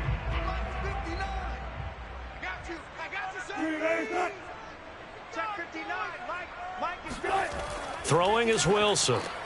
Throw right side, caught by O.J. Howard.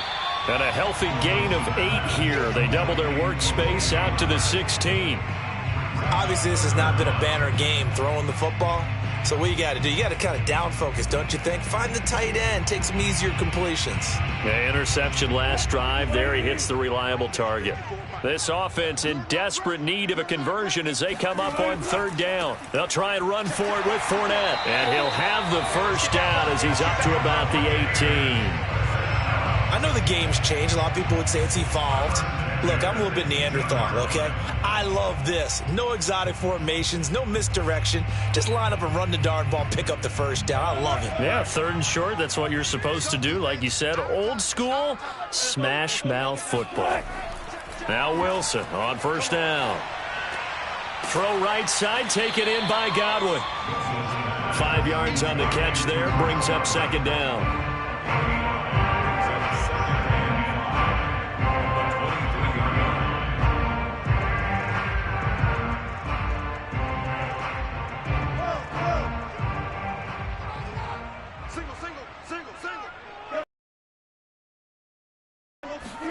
They go play action with Wilson. And he can't escape, and down he goes. Rashawn Gary in there to get him. It's a loss of 5. Well, they sent him on the blitz from that linebacker spot, and boy, he got there quickly. He certainly did, and obviously he could have used a block from his running back, but I think you nailed it right there. The defender got into the backfield so fast, it's hard for anyone to react. Dumps it off to Fournette. And he'll be brought down on what's going to turn out to be the final play of this 3rd quarter. 3 quarters in the books. This is the National Football League on EA Sports. Back now in Tampa. It's Buccaneer football, but they've got work to do. They find themselves behind here to start the fourth quarter. On 1st and 10, it's Wilson. To the right side, incomplete to Metcalf.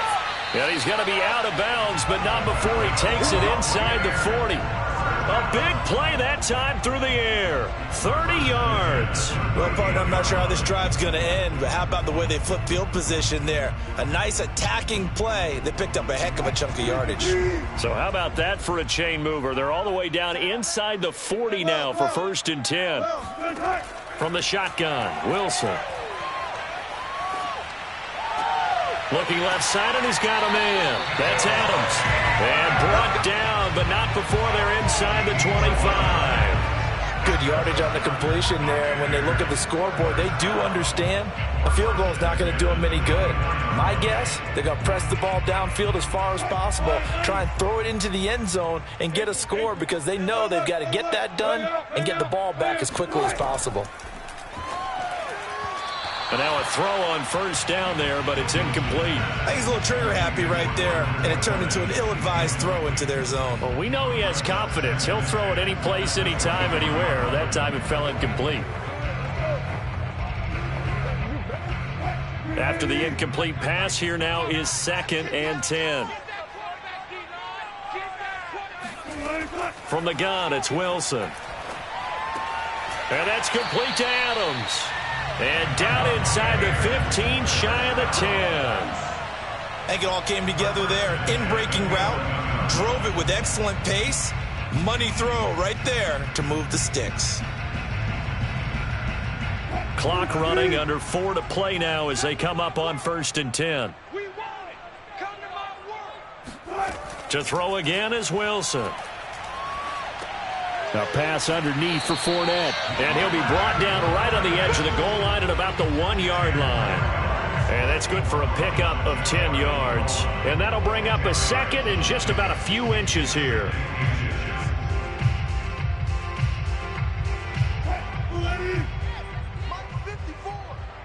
He can't hang. He's not going to get me. Mike's 5'4", A handoff to Fournette, and he is met in his tracks behind the line of scrimmage. Officially, it will go as a 1-yard loss, and that's going to lead to a 3rd down. There's no question that coming into this game, this defense was pretty vocal about its desire to take this running back out of his game, and all that pregame wolfing has turned into results. They'll look to make it 3 for 3 on 3rd down conversions. They need a yard here. They'll run it again with Fournette. And Fournette trying to power his way forward, but I don't think he got there.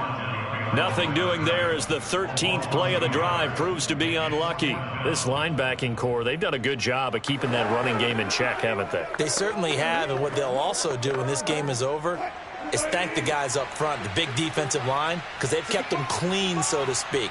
Not letting blockers get to them, allowing them to run to the football and keep that running game bottled up.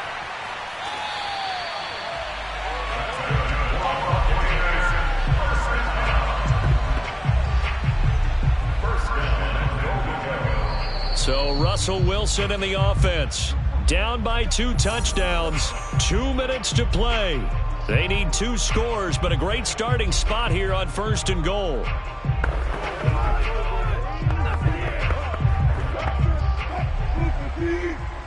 Check. Watch 54. Watch 54. Watch run. Mike 54. Mike. Wilson.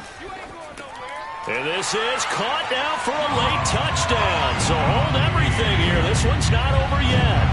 I'm not sure win-win is the proper term here, but it certainly felt like it. They got the touchdown they needed, but if I'm on the defensive side of the ball, okay, you got the touchdown, but it sure took you a long time. Yeah, because offensively there, you're probably hoping for a 1 to 5 play drive. That one ate up a little more time than they were hoping. You're exactly right, and if you have that 1 to 5 play drive, you actually build up momentum and even more hope. When they had to slog their way downfield, they got the touchdown, but it's almost like, yeah, you know, you kind of feel right. Exactly.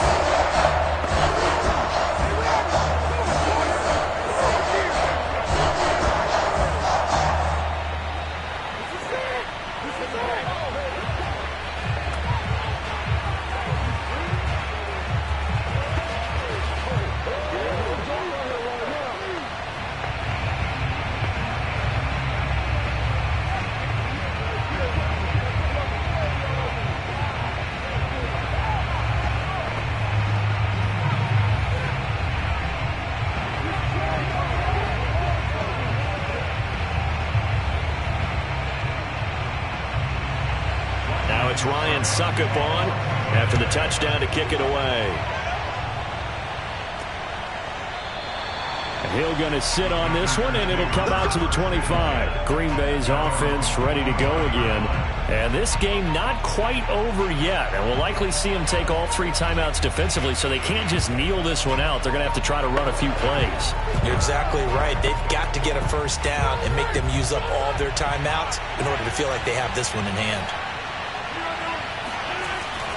They'll try and run some clock now with Jones. And he sneaks his way forward only for a couple here. Second down. And quickly we're going to get another stop here with 1:54 left as they call the timeout defensively. The Green Bay offense now about ready to take possession here. And this one now not quite over yet. Still 2 timeouts remaining defensively. And, boy, having that 3rd timeout would have really helped here. Yeah, another example of why coaches really stress saving your timeouts for when you absolutely have to have them. They go over this all the time. Here's one of those situations. And now we're going to get a timeout defensively. So another stop, 1:50 left in the football game.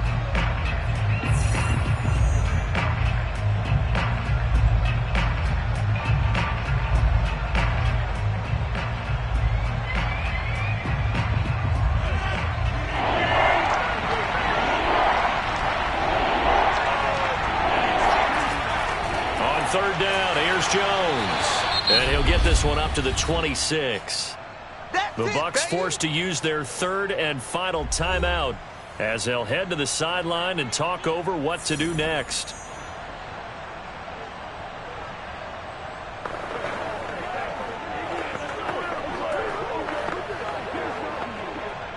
On now is the Packers punter as he's on to kick it away.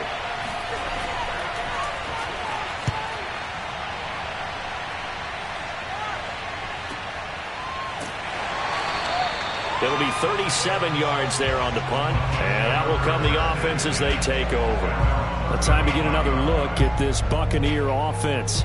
They had to go a long way on their last drive to score the touchdown. This time they get at least a little bit more of a cushion with field position. I have to think that with this field position, after what they did on the last drive, they might want to take a shot right now and try and cut down the length of the drive.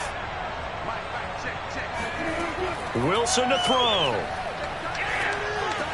Pass complete, it's Adams.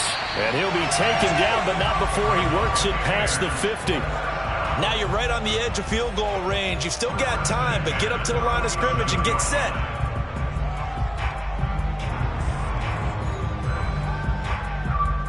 First down now, but that clock rolling. Now Wilson. This one into the hands of Metcalf. And he gets this inside the 35-yard line. I like the design that we're seeing right there. This is what they need. Down by a touchdown here in the 4th. They just need to keep working their way downfield. And when they see openings, take their shots. Wilson trying to urge his guys to go faster and get set at the line. Here's Wilson.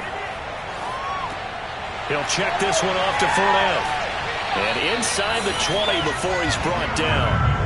I tell you, it has not been his best day throwing the football. He really needs to piece something together here. All will be forgiven if he leads them into the end zone.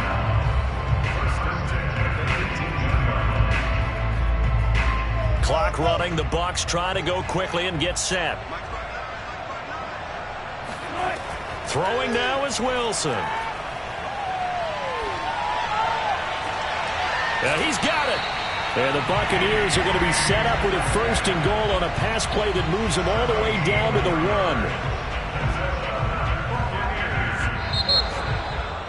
1. Well, Charles, exciting to the very end. That's what we just saw in this game.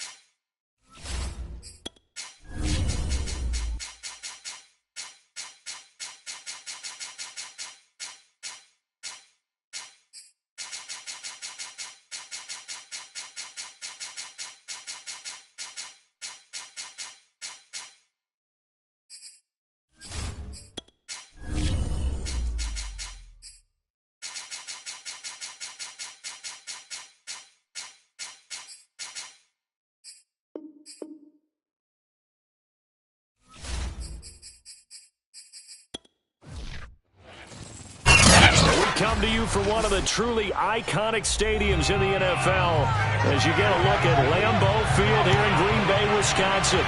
No team means more to a city than the Packers to Green Bay, and this was the scene a few moments ago as the green and gold made their way out of the historic tunnel. They're ready to go as they get set to match up with the Tampa Bay Buccaneers. They'll throw on first down with Wilson, and his first pass is incomplete. He shook his head right when he released that throw. He knew it was going to be a little off target. Yeah, the excitement got him on that one. Wasn't able to control the fact the receiver was open, and it would have been an easy throw. So following the incompletion, here's 2nd and 10 from the 25.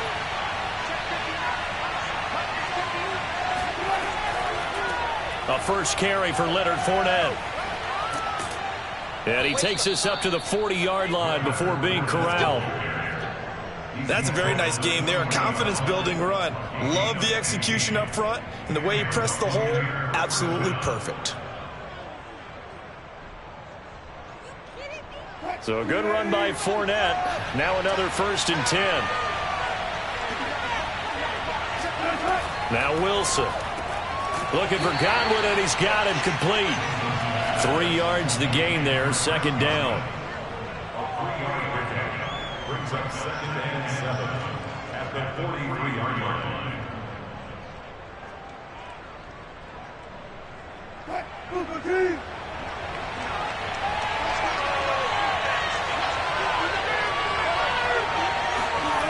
Wilson.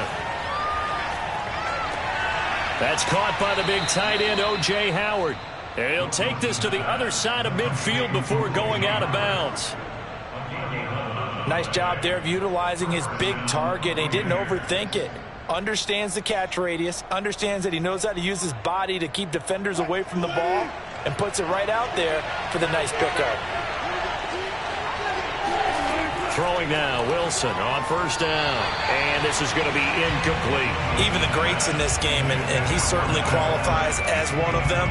They're going to have trouble if they continue to throw into double coverage. He better be careful. Throwing into too much double coverage might have a couple of them picked off. So after the incompletion on first, now 2nd and 10. Throwing again here, Wilson. Going for Metcalf on the deep ball. And that is incomplete.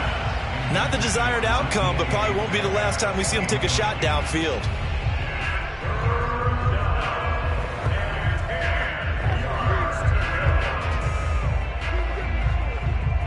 Now they face a 3rd and 10 after back-to-back incompletions. Now it's Wilson. And the throw there going to be incomplete. Great coverage there all around. Really didn't have many options to throw the football. Very little chance that that one was going to be completed. Every receiver was locked up.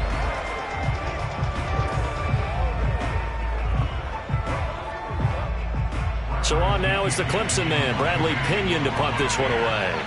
Back deep is Tyreek Hill.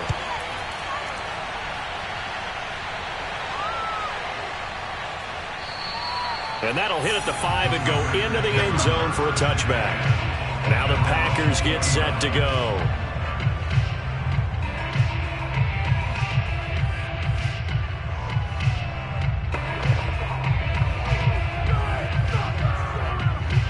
Rodgers will break the huddle and bring the Pack up 1st and 10 at their own 20-yard line. Throwing to start the drive. Rodgers. And they're not able to hook up there. Incomplete. Well, he left no doubt about that one because even though he hasn't left the pocket, he's got a receiver in the area. So it's not grounding, even though there was no way that ball was going to be caught. Again from the 20 after the incompletion. Here's 2nd and 10. To throw is Rodgers.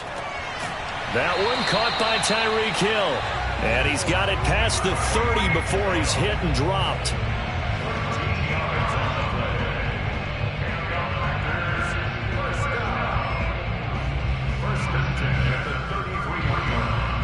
So they'll come up 1st and 10 now from the 33. To throw, it's Rodgers. He'll get it once more into the hands of Hill. And they'll get it up just short of the 45 at the 44. If you're going to blitz, likely going to leave you in man coverage with this guy, and that is less than ideal. It is, because just about any offense that has an elite receiver, if you blitz and have him in man coverage, you're going to him, even if he has an elite defender on him, because he usually knows where the ball is before the defender does. An opening there on that first down run as he gets us forward for about 8 or 9. That looks to be 8 officially, so 2nd and 2. If these kinds of lanes are available, you have to feel like he's going to have a pretty big game on the ground. Yeah, you can tell early on he's got a little burst in his step, and that's a big pickup right there on first down. 8 yards the gain on that last run. Here's 2nd and a couple. Rodgers with a give. It's Aaron Jones. And this time he's able to take it down to the 42. A couple of nice carries back-to-back here, establishing the ground game a bit. Yeah, these aren't bare-bones runs now. I mean, they're getting substantial yardage, the kind of yards you're looking for, right? Let's go ahead and use a cliche. Stay ahead of the change, right? 5 or more yards each time. That's what you're looking for in setting a tone and getting your offensive line going. Good sign on the opening drive. Now a first down carry by Jones. Give him 5 on the carry there, and it'll be 2nd down. That's a strong pickup right there on first down. And as this drive goes on, we're seeing an offensive line and running game imposing its will. After the pickup of 5, here's 2nd and 5.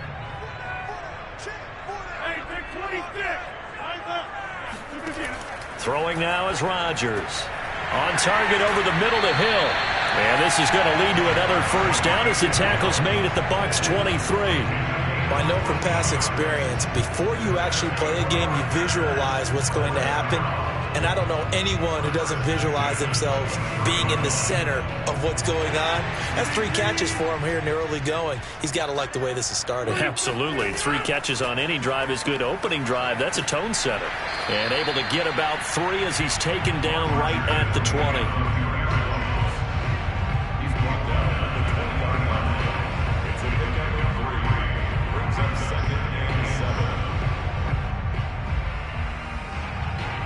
The last run got 3. Now here's 2nd and 7.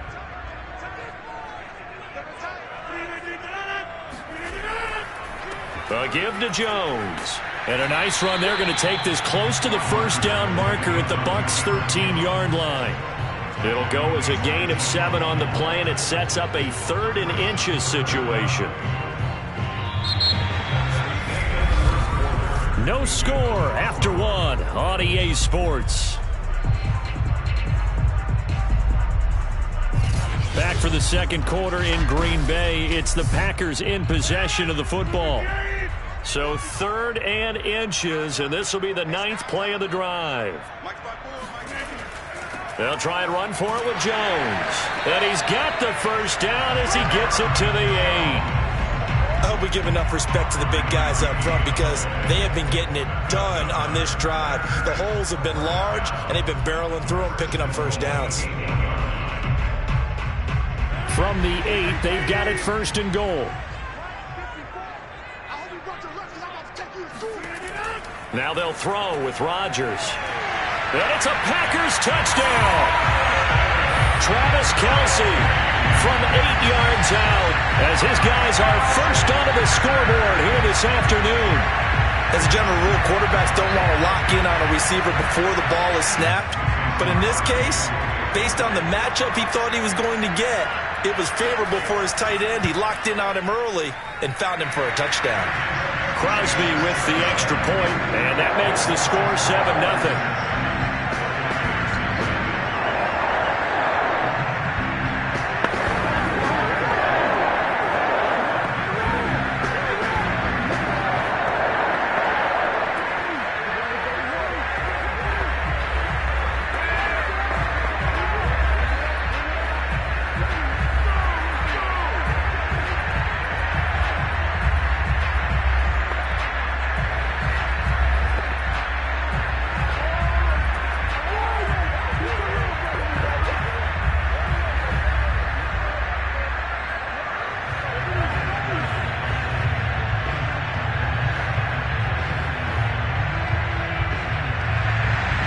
The kickoff unit is out on the field, and they will send this one away.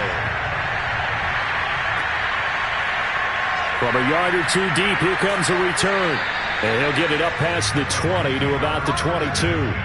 Tampa Bay, they're getting ready to set up shop here for their second drive. They'll be looking to match that touchdown from a moment ago. 7-0 is the score as they begin with a first down.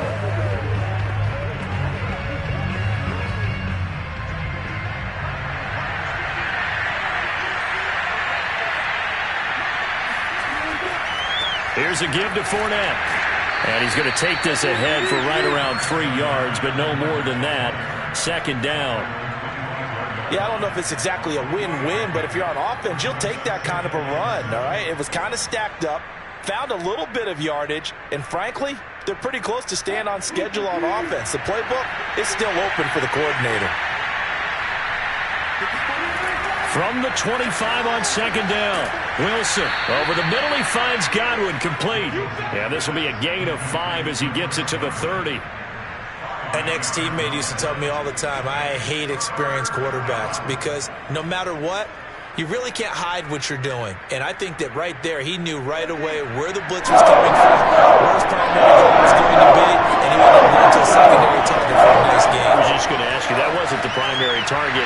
He's so good at that, isn't it? I think he knew right away that he wasn't going to get to his primary guy. I think he read that as soon as he got to the line of scrimmage, knew where the pressure was going to come from, and said, I know how to beat that, and that's what he did.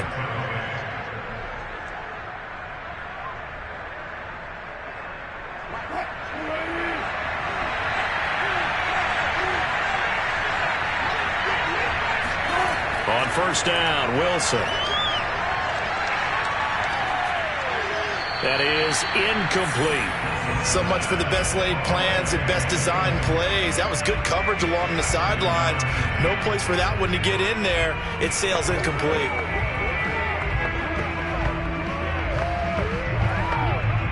Second and 10. Wilson will throw again. And that falls to the ground, incomplete. A nice job of bodying him up defensively, and now it brings up third down. Even without a ton of pressure in his face, it just shows how difficult it is to pick apart his own defense. Those guys are sitting back, and they're not playing receivers as much as they're playing the eyes of the quarterback and when he delivers the ball. On third down, Wilson.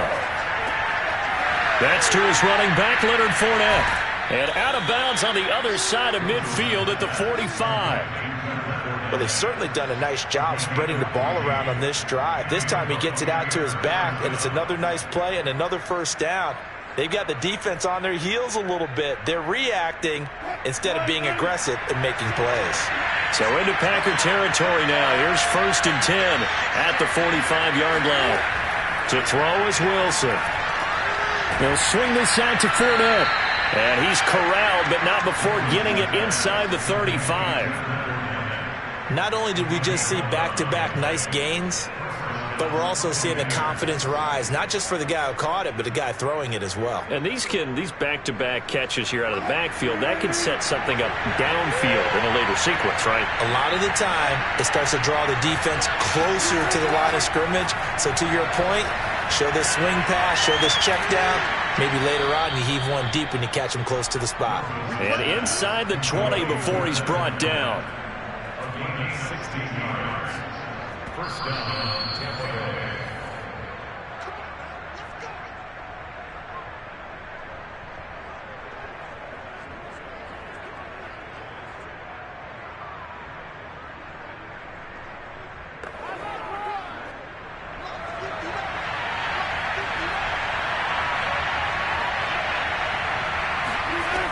First and 10, it's Wilson. On the throw, led him too much that time. It's incomplete. Maybe a little over-anxious in the pocket there. He just didn't look comfortable on that throw. No, he didn't, because it wasn't his normal fluid delivery. And I think you might have had it right. He wasn't really confident with what he saw downfield, and almost felt like he wanted to pull that one back. So now second and 10 after the incompletion on first down. Now Wilson. Steps away to his left. And he'll slide to a halt here, still a little shy of the first down marker. He'll end up getting 5 out of that, but now they're looking at 3rd down.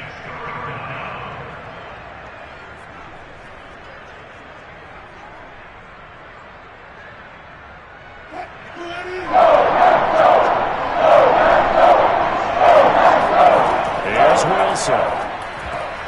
Oh, not sure he saw the linebacker there as that's batted down and incomplete. That one was tipped up in the air and fortunately fell away for the defense, because if the offense is able to grab that one, that's a short little jaunt into the end zone, because there's not enough reaction time off of a tip ball for the defense to rally and make a tackle.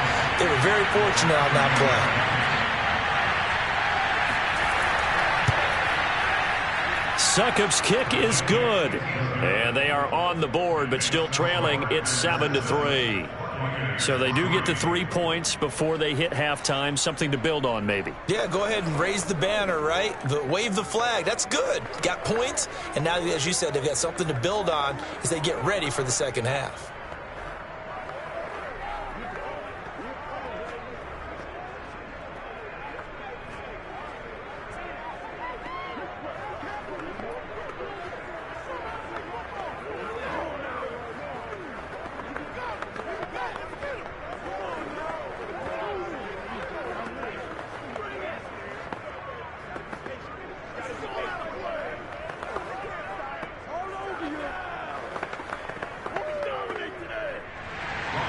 Succop now set to kick it off following the made field goal. Hill is going to take it out of the end zone. And they'll get him down right around the 25, actually the 26 officially, so a net gain of 1 there. The Packers offense here coming back out for their second drive. And still plenty of time remaining here in the half, more than a minute. And we'll see if they just want to protect that lead or try to add on to it. Well, with as much time as is left on the clock, I would imagine it would be the latter. I think they're going to try and add on to it. So what they're going to tell the team is very simply, if you can get out of bounds after making a play downfield, terrific. If you can't, everyone hustle to the line of scrimmage, either run another play or clock it and start over again. When you're running the slant, timing is everything. And against that man coverage, there was no space available. An incompletion as a result. An incomplete pass on first down. That leads to a 2nd and 10. Throwing is Rodgers. Looking for Hill again. This time it's complete. And he's brought down after a very nice gain. And a good quarterback facing zone coverage. If he has just a little bit of time to survey the scene, that's what's going to happen. No doubt about it. If there's no pressure, he's going to continue to pick them apart, because he'll have all that time to find someone open downfield. You can only cover for so long. So maybe they want to go to a zone blitz scheme, get a little bit more pressure. Remember when Carolina did that against Denver? They lost the game ultimately. They dropped the defensive end out, and he ended up with an interception in that game in Super Bowl 50. Maybe some sort of scheme like that to try and get more pressure at the passer. Rodgers' throw taken in by Valdez-Scantling. Now the Packers going to go ahead and use the second of their timeouts, as the stoppage will come with a little under a minute to go in this first half.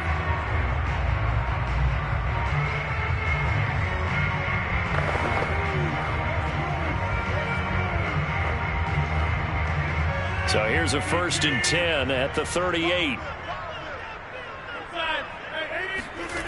Rodgers going to throw. And he's going to be sacked. They sack him back right at the midfield stripe. Shaquille Barrett put that sack by his name in the stat sheet. Well, he was really focused downfield, but there was really no viable options. The coverage was too good. And the defense really quickened the tempo of that play with their pass rush, because there was nowhere for him to go with the football. The only place he ended up, down on the ground. Meanwhile, Rodgers' throw here complete to Kelsey. And he is out of bounds inside the 35. And that was yardage that they needed there after the sack on first down. They didn't get all of it back, but now they look at 3rd down as a manageable situation, one that they have a much better chance of picking up.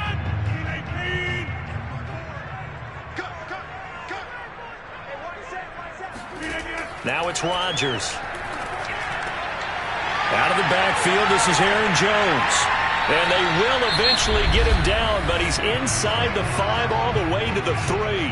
And they'll burn the timeout with 5 seconds left. A chance to try to add 3 points before heading to the locker room.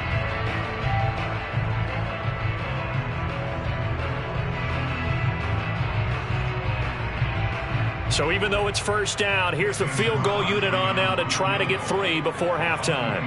From the left hash, a chip shot here.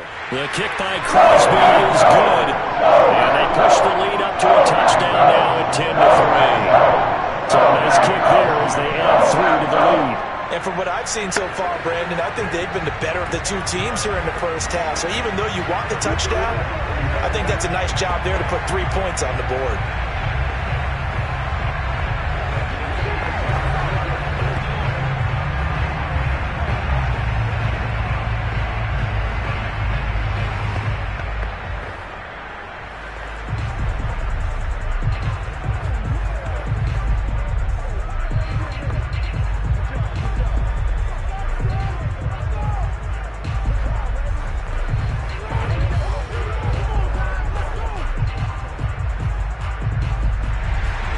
So barring a touchback, this likely the final act of the half as the kick is away.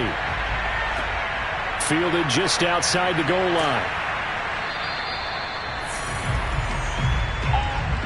So we're at halftime here at Lambeau with the Packers taking the lead to the break. As we'll send you down to Orlando, we check in with Jonathan Coachman for our EA Sports Halftime Report. Coach. This taken in at the goal line. And no alley to be found. The coverage was solid, and he's dropped at the 18. The Packers ready to go to start quarter number 3. And, Charles, they've got the lead. Put your coaching hat on here now. What's the game plan for the second half? I think getting the running game going a little bit more because I thought in the first half they didn't get it moving the way that they would like. They had success throwing it, but I think these first couple of drives, they'll want to get those running backs going and give them more opportunities, and I will guarantee you that those guys were lobbying for them in the locker room at halftime. Calling no gain on the play, and it'll be second down. Early down stuffs to put this offense in a precarious position. We know that securing the point of attack, especially against the big-bodied guys in the middle of this D, has got to be priority 1. So after the run for no gain, here's 2nd and 10.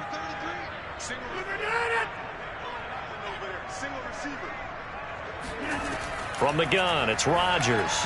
Throwing middle, but it's incomplete. Nowadays, quarterbacks don't mind throwing into coverage because of the confidence they have in their receivers to come down with the ball. But sometimes you have to be careful you don't get too confident and throw an interception. They had the incomplete pass on 2nd down. Now they need a big play here, 3rd and 10. Rodgers now to throw. And going deep for Hill. Oh, a contested ball here, and it's going to be caught. It's a big play there for Green Bay. I guess that answers the question of whether or not they're going to try to play conservative and protect this lead in the 3rd quarter. And I think this is something we're seeing more and more of in the NFL. Teams not playing to protect leads, teams playing to extend them. Rodgers now on 1st down. Caught on the right side by Jones. And they will only muster a yard here to the 38. All defenses worry that whenever anyone catches the ball and has a head of steam come out of the backfield, it could turn into a big play with missed tackles or he runs through people. But they were right there waiting, and they stopped him for a minimal gain. 38-yard line, 2nd and 9. Out of the shotgun, it's Jones. Fighting his way down to about the 35-yard line. I do know from experience that when you slow down someone's running game, you're now doing the dictating on defense. And guess what? Now you're getting ready to tee off on their quarterback because they have to throw it all the time. But you still have to be alert for the draws and other plays of that nature to make sure you don't get hurt.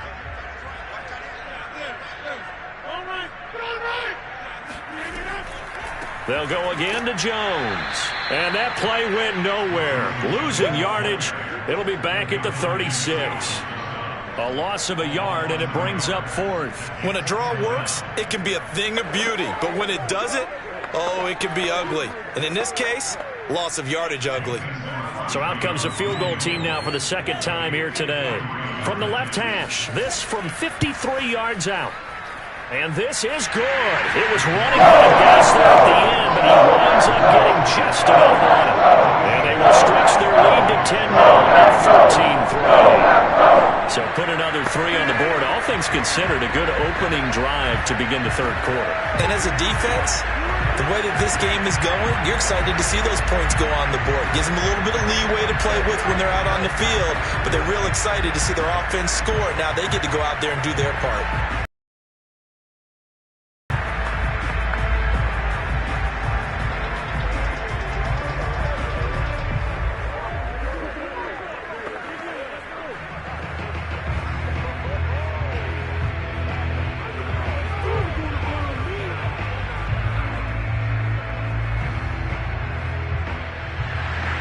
The kickoff team on the field now as they will send this one away. Taken at the goal line. And he had no room to run as he's tackled down inside the 20. Here comes the Buccaneers offense. They get their first reps of the second half. And their deficit a little wider now than it was at halftime following the field goal a moment ago. But the goal is still the same because you know they want to come out, establish a rhythm in the second half, and get going. Make no mistake about it, though. Kicking field goals, not in their game plan. They need to get the ball in the end zone. And a penalty flag down as he gets only about a yard. And let's listen in on the call. So that time they get the tight end on the hold. Normally he's a pretty good run blocker, but this time he just didn't get his arms extended and let go quickly enough. The flag came out as a result.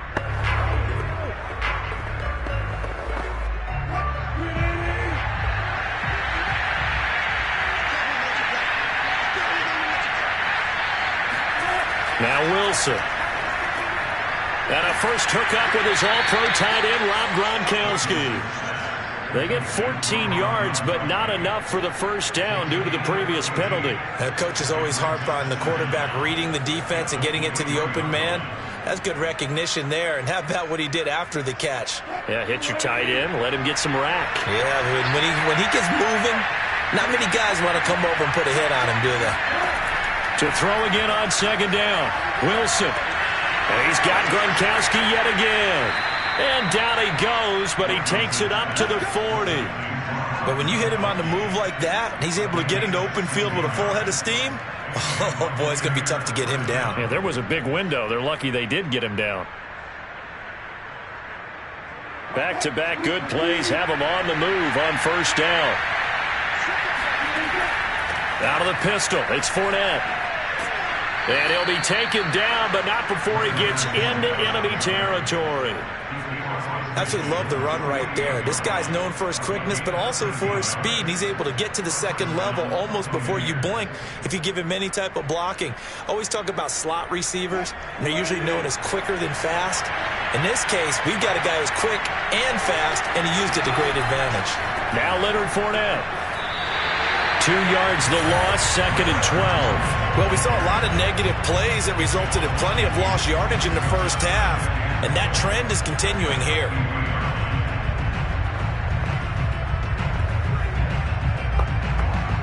Now they contend with a second and 12 after the loss.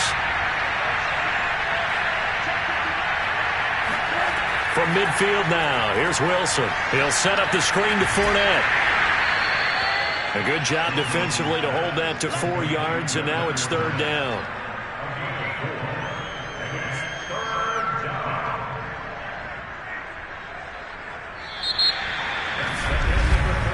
And they're not going to get to the line to run another play, so we will switch ends as the third quarter has come to a close. We'll return with more after this. This is the NFL, and it's on EA Sports. The Bucs on third down. They've hit 2 for 4 thus far. This is 3rd and 8. From the gun, it's Wilson. Toward the sideline. Did he keep the feet in? Yes, he got them both down, says the side judge. And that's good enough for a first down. Well, every drive from here out is definitely crucial and critical. They know that they need to get at least 3 here to get it back to a one-score game. But I can't imagine that in their huddle, they're thinking at all about getting a field goal. They want to get into the end zone and then try and get the ball back again. Wilson's throw pulled in by Gronkowski. And he'll be out of bounds as he gets this down to about the 21 or 22. And Brandon, as you know, sometimes it's a lot tougher to run with these tight ends nowadays in the NFL. They're just bigger wide receivers. He lined up on the left side of the formation, ran a drag route across the field, and tried to work his way open. He was able to make the catch, but the defenders were there, couldn't do a whole lot with it afterwards. And he's going to go down. He's sacked back at the 24. It'll go as a loss of 3 on the sack, and it brings up 3rd down. They've been moving the ball well offensively, really getting into a groove. Last play, pass completion. Now, finally, the defense gets it. And you have to find a way to disrupt that rhythm. Do you do it with coverage, or do you do it with pressure? They elected to go with pressure, and it was the right call. And that is knocked away in the middle of the field and incomplete. They really had a good drive going there, but a nice recovery by the defense these past few downs, able to knock that one away on 3rd down and bring up what I think for the offense, an unexpected 4th down here. So on 4th down, out trots the kicker in a big spot here. He connected on his first, this from 41.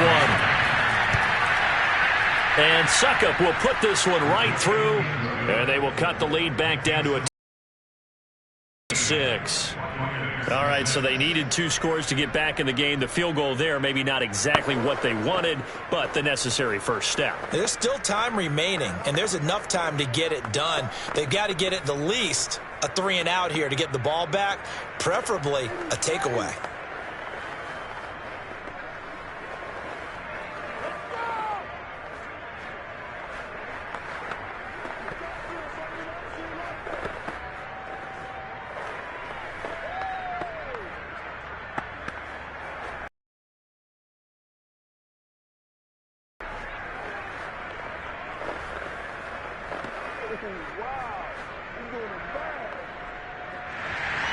Suckup now set to kick it off following the made field goal. The dangerous Hill now to return. And he's up past the 20 to the 22-yard line. And Green Bay getting ready to go as they take the field. Their lead back down to 1 score after the field goal a moment ago, so they'll be looking to string together a few first downs, likely on the ground as they begin 1st and 10.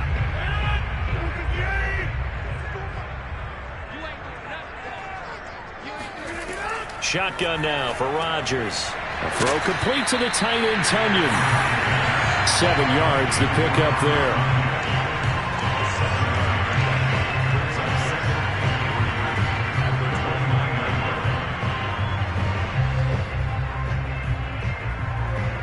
Three yards remain for 2nd down.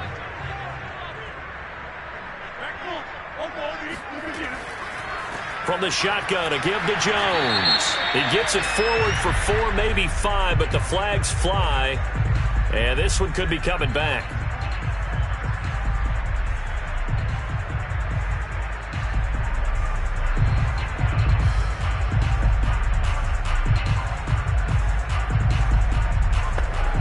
They'll come up now on a 2nd and long after the hold.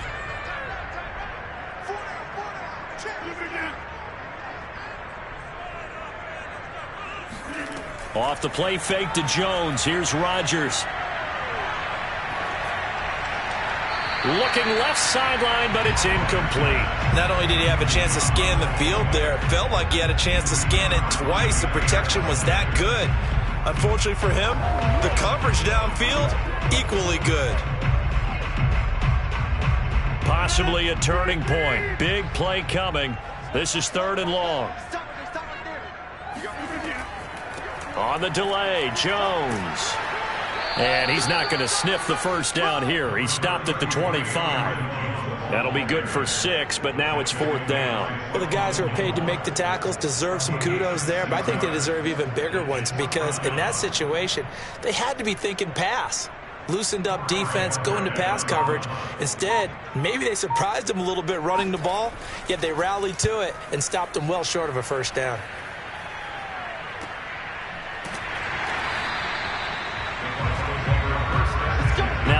Buccaneer offense set to take over again.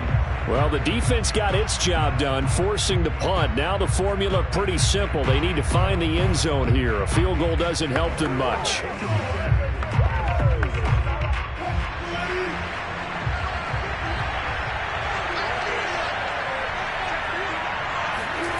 Throwing now, Wilson on first down. He gets this to Devontae Adams. 7 yards, the pickup there. One thing I think that's safe to say defensively, the tackling's been really good. And because of that, it's been very, very hard for them to move the ball because you're not getting the benefits of run after catch. They're tackling them almost on the spot. That means you have to run extra plays, harder to move it. On second down, here's Fournette. And he's going to be taken down here with a penalty flag on the field. That hold coming from the middle of the line, the center. And it's difficult for him because sometimes you've got people right over you, and as soon as you snap it, trying to get your hands up and block them, you can be a little bit late getting it done.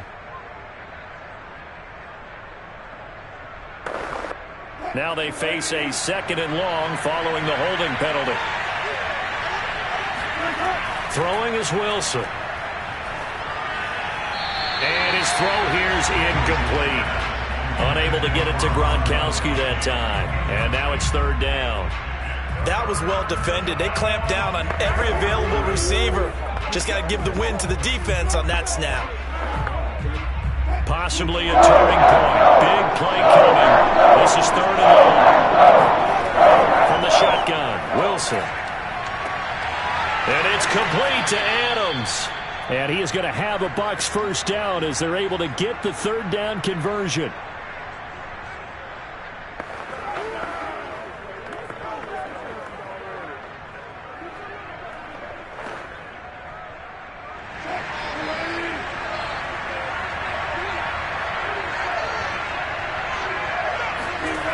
Again, Wilson.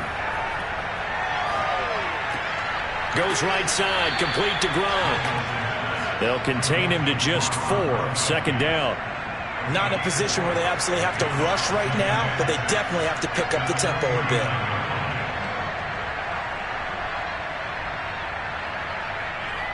Wilson trying to urge his guys to go faster and get set at the line. Now Wilson. Dancing to his left. And he'll protect himself at the end here as he winds up getting pretty decent yardage. Now the Bucs going to use the first of their timeouts as they'll get it with just under 90 seconds remaining.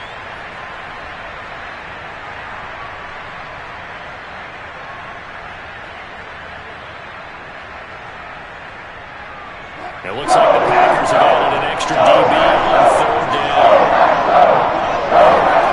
Wilson to throw. And this is caught. It's pulled in by Gronkowski. And he is going to have the Buccaneers first down as they're able to convert by plenty there on 3rd and 1.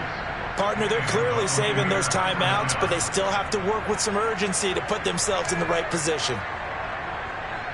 First down now, but that clock rolling.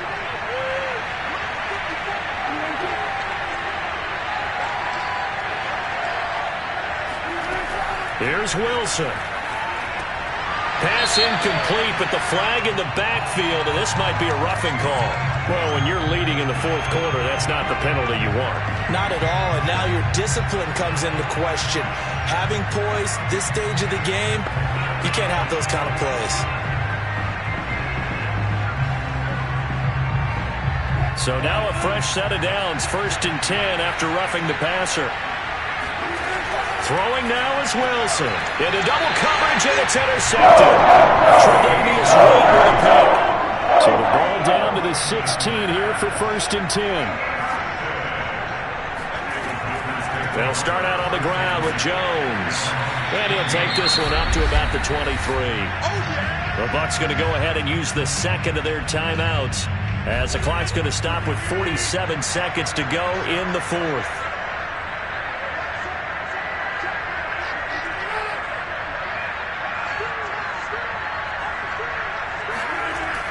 Here's Jones again on 2nd down. And a short gain there as he'll get it up only to about the 24. The Bucs forced to use their 3rd and final timeout as they'll stop it with just over 40 seconds to go in the game.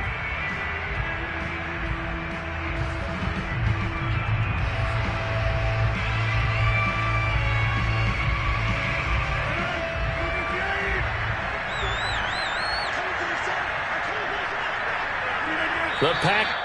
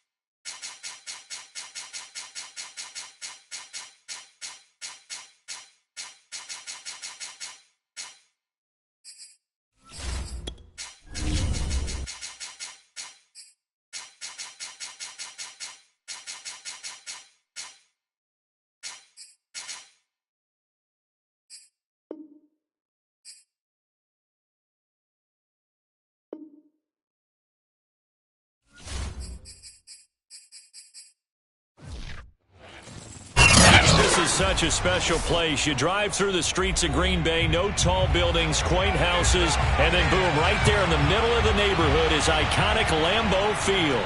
We all know this community lives for its Packers, and the green and gold came out of the tunnel a short time ago, and it was loud. We are ready for football, so are they, as the Packers get set to match up with the Tampa Bay Buccaneers. And his first look is incomplete. But when you're going up against a talented receiver like that, you just know that they're going to bring more people to him, right? They're going to double cover him every chance they get. I think that is what we're going to see all game long. An early taste of that double, maybe even sometimes triple coverage we might see. Yeah, I think what they're counting on, his talent to sometimes beat that double coverage.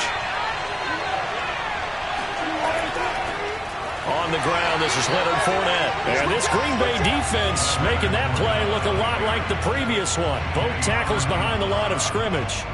2 yards the loss, and now 3rd and 12.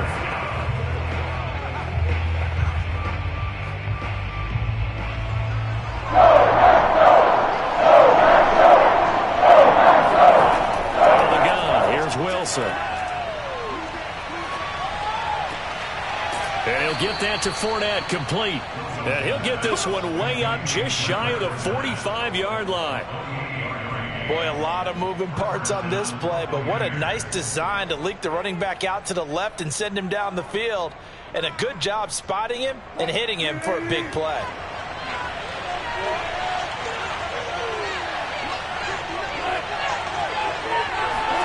It's a jet sweep. Wilson with a little pop pass. Shifts by him. And he'll be taken down just shy of midfield.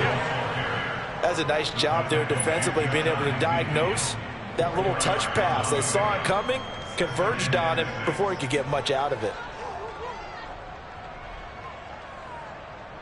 6 yards left on 2nd down.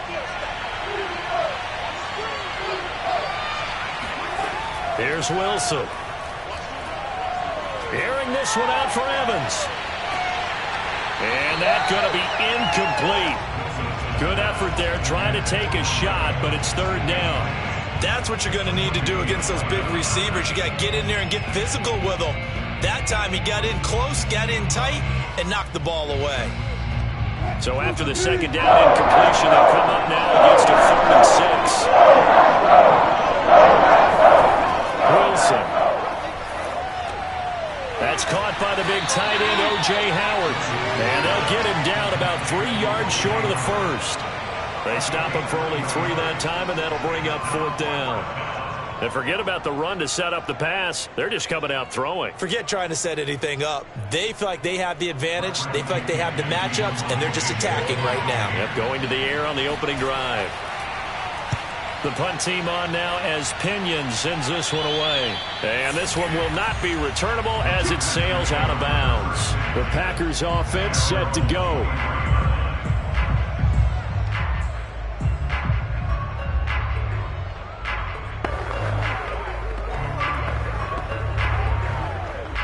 Rodgers will bring the pack up with a 1st and 10 at their own 23.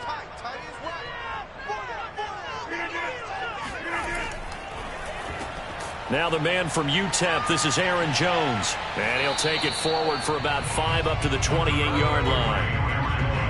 That's a really nice, tough run inside, and they gained 5 yards on it. And to be frank about it, most offenses don't expect to get 5 yards on a play call like that. So when they do, they go back to their huddle with a little pep in their steps. They're starting to think that they're starting to dominate the line of scrimmage. 2nd and 5 now. Rodgers. And this one caught by Travis Kelce. And they get him down, but not before he takes it across the 40-yard line. And when you're playing a quarterback with some experience and some moxie, you enter the danger zone when you decide to blitz him, because if he's able to diagnose as he did on that play, he can hurt you downfield. He reads defenses so well, doesn't he? He really does, and the best part about that play for him, I don't think that was his primary target. I don't think so either. I think he had to read, figured out where the blitz was coming from, and went to a secondary target for a really nice game. Quarterbacks work all the time on manipulating a defense with their eyes and their head movement. In this case, he just stared the receiver down. That allowed for excellent coverage, able to knock that one away. After the incomplete pass, here now is 2nd and 10. The give is to Jones. He'll get only 3 there, so it leaves him with a 3rd and 7 ahead. Pretty good little 2-play sequence there. You force the incompletion, then a very short pickup. Yeah, now maybe you bring in an extra defensive back or two, because you want to try and defend on 3rd down. They like to play those nickel or sub packages, don't they?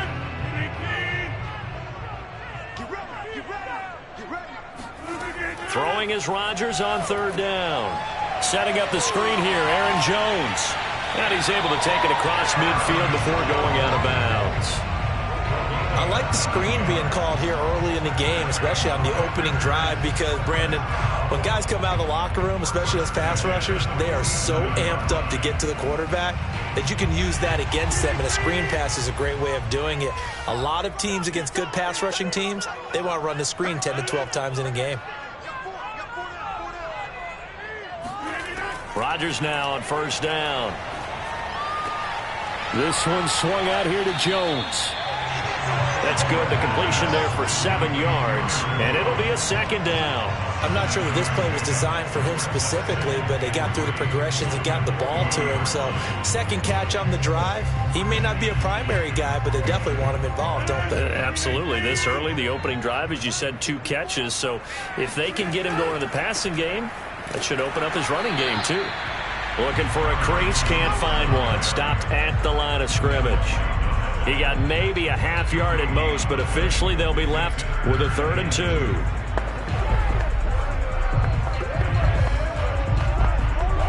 Trying to keep the drive going here. This is play number 7 on 3rd and 2. Now Rodgers. To the right side, it's Kelce. And he gets us down inside the 35 before going out of bounds. That throw's not going to get them a whole lot, but that really didn't matter, did it? They got what they needed on that throw. Picked up the 1st down, and I'm going cliche here. Game of inches, partner. Absolutely. And you talked to me a lot about opening drives, how key those are to set the tone. You kept the drive alive. 3rd down conversion here is big. Back for the 2nd quarter in Green Bay. It's the Packers in possession of the football. So they'll come up 1st and 10 now from the 33.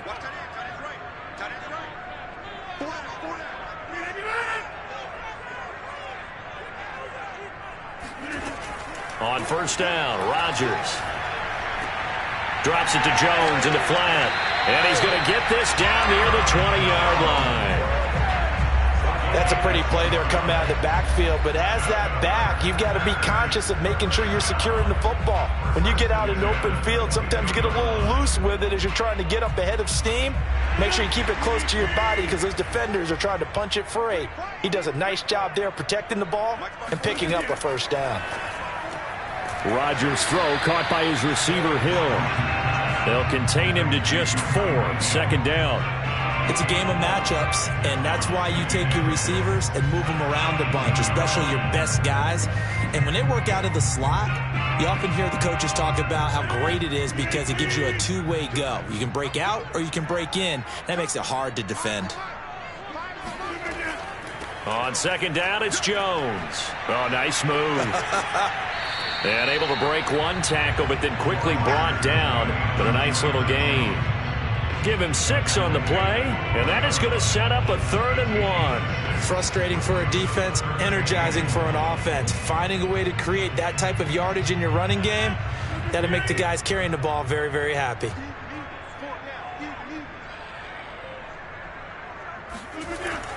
On 3rd down, Jones. And he picks up the first as he's able to take it down to the 7-yard line. Now, after the running play, we've got a man down on the field. Well, he gets attended to. We'll step aside.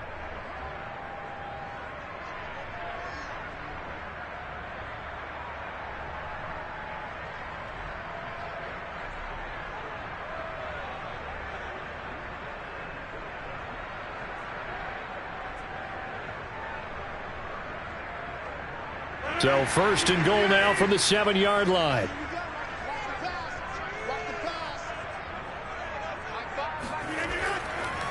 Now Jones.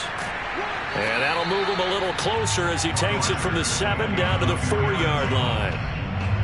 Defensively, they must have been expecting a pass. They were in the dime look out there.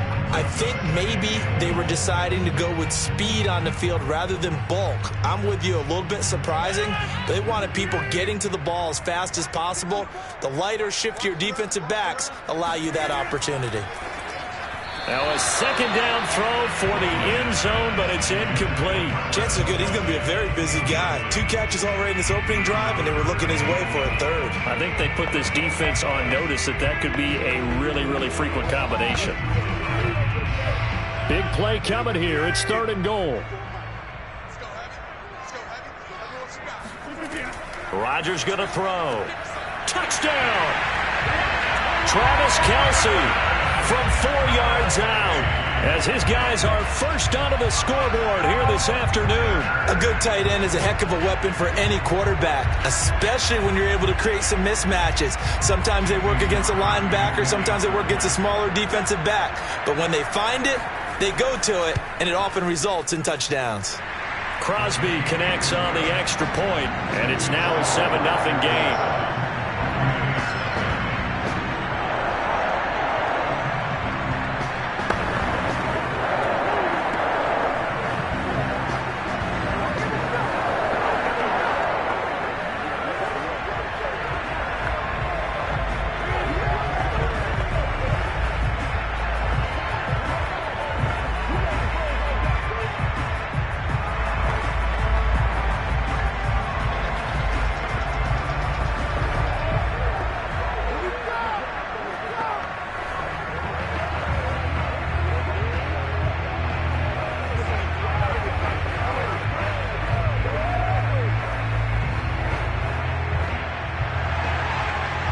The kickoff unit as they run up and send this one away.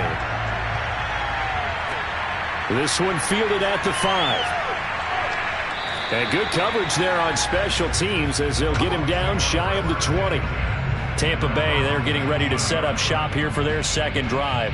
They punted last time they had it. What steps, Charles, you think they have to take to make sure they don't do that again? Well, let's just go to the football 101, the trade expression 101.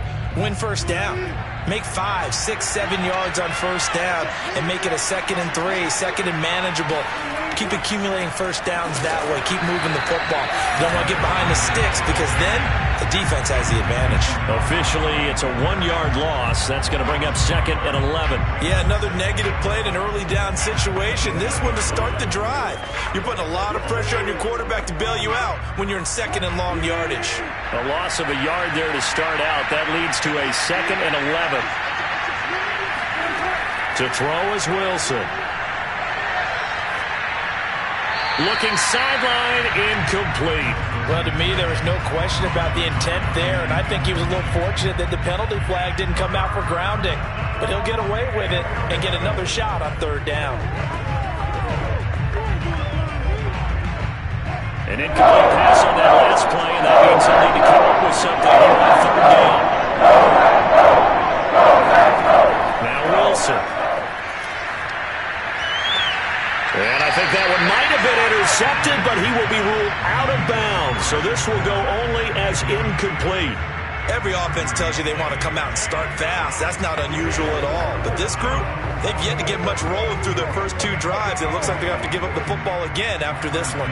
Here's Bradley Pinion now, standing right on his own 5-yard line.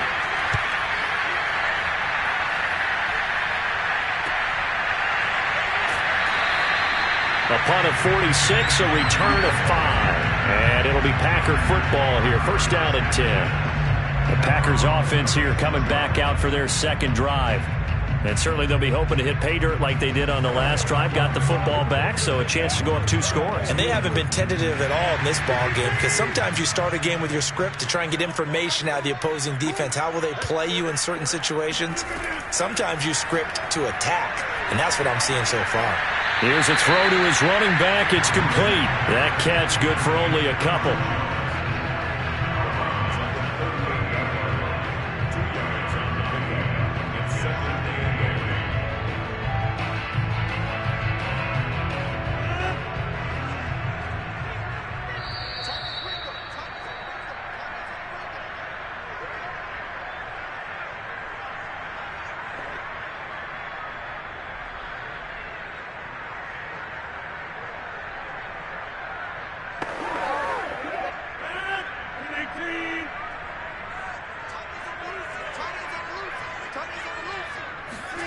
From the 38, Rodgers throwing over the middle, but it's incomplete.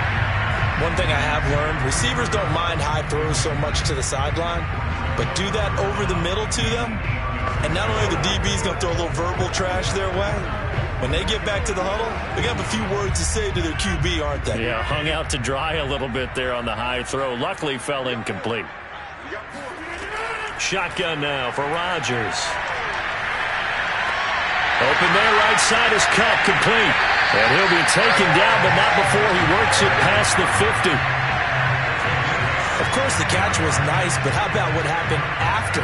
Able to stay on his feet and gain all that additional yardage. So many of these slot guys, I think, have running back in their background.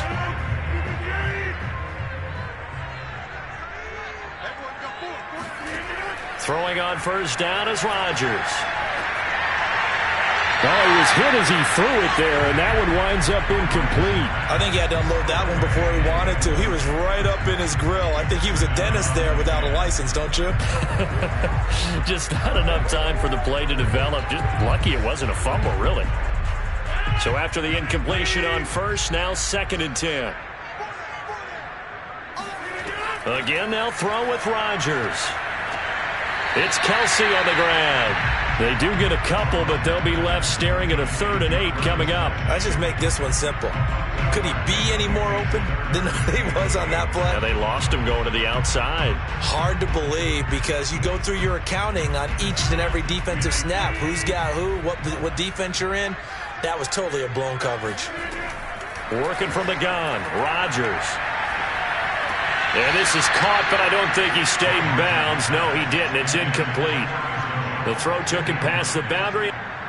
I believe they buzzed down. They're going to take another look at this play, with all reviews coming from the replay official here in the final 2 minutes of the half.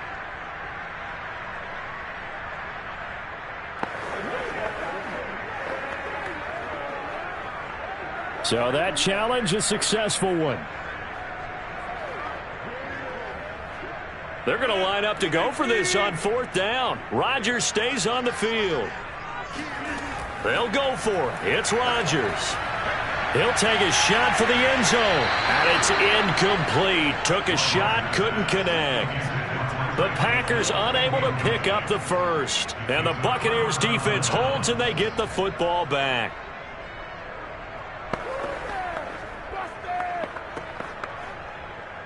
The Buccaneers in good field position here to start out. 1st and 10 at their own 42. From the gun, it's Wilson. Forced out to his left. And he'll even avoid the contact in the end as he will finally slide to a halt. Now the Bucs going to use the first of their timeouts as the clock will stop with 55 seconds to go until halftime. Well, the Bucs going to take over now late in this first half. And 3 and out on the last drive. No points on the scoreboard. Little soul-searching now? I would say so, and they need to help out their defense a little bit. They've had to be on the field a lot more than normal, put them in some tough spots. But what's the old adage? When you get another chance, it gives you a better chance to do it right. And that nearly a turnover, but it's incomplete. Oh, fortunate to retain possession there. It's second down.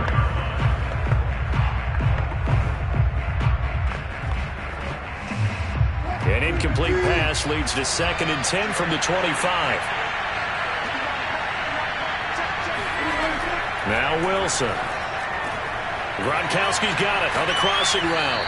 And they've got it inside the 10 at the 8. The Bucs going to go ahead and use the second of their timeouts as the clock will stop with 45 seconds to go in the first half.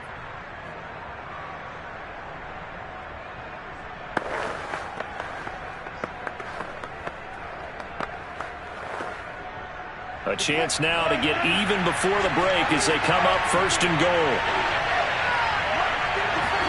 From the shotgun, Wilson. To the end zone, but it's incomplete. They've been playing sound fundamental defense thus far and able to keep this offense from creating a major dent on the scoreboard. Able to force the incompletion, but still waiting for that game-changing play. You feel like it's coming, the first sack, the first turnover. In a sense, they're playing old-school defense right now. The new-school defense is what you said, taking the ball away.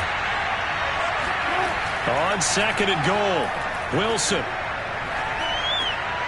And this throw incomplete. And the defender all over him that time, and it's going to lead to 3rd down. He did a fine job there of not hitting him before the ball arrived, and I've got to tell you, you can often mistime that play because of the angles of approach. When you're going to get him, sometimes you panic as well. Like, I've got to be there right now. Instead, in this case, timed it perfectly and knocked it free. And he's got Gronkowski. Touchdown, Tampa Bay. 8 yards on the touchdown pass. And the Bucs are an extra point away from tying the ball game here in the final minute of the first half. Ryan Suckup on for the point after.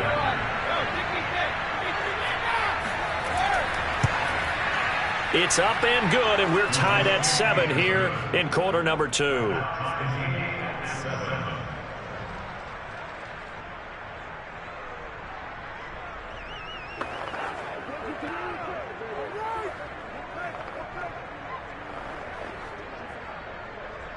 Good job, good job.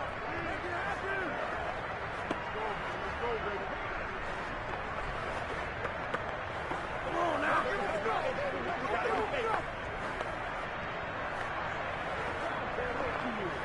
Yeah, good job, fellas, good job. That's all. That's all. Go down, let's do this. Let's go always. Do what you do. Wow. We're going to bounce. So all even at 7 now as they kick it away. Hill going to think better of bringing this one out, and the drive will start at the 25. The Packers with the football here late in this first half as they will take over here with a little more than 30 seconds remaining.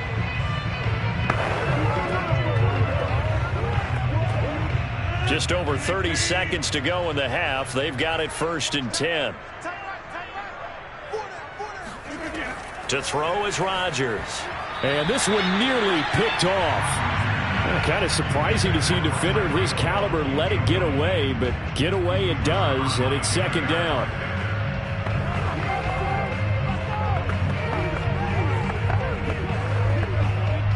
So the incompletion, and now it's 2nd and 10, again from the 25-yard line. Rodgers now to throw. Toward the right sideline, but it's incomplete. They have to like what they've done defensively here at the outset of this drive. They forced a couple of incomplete passes, bring up a 3rd and 10. Don't be surprised to bring a little pressure on this snap. So back-to-back incompletions, and that has him staring at a 3rd and 10. This time they stay on the ground. And he'll be brought down at the 28, and that is well short of the first. The Bucs forced to use their 3rd and final timeout as they stop it with 19 seconds to go in half number 1.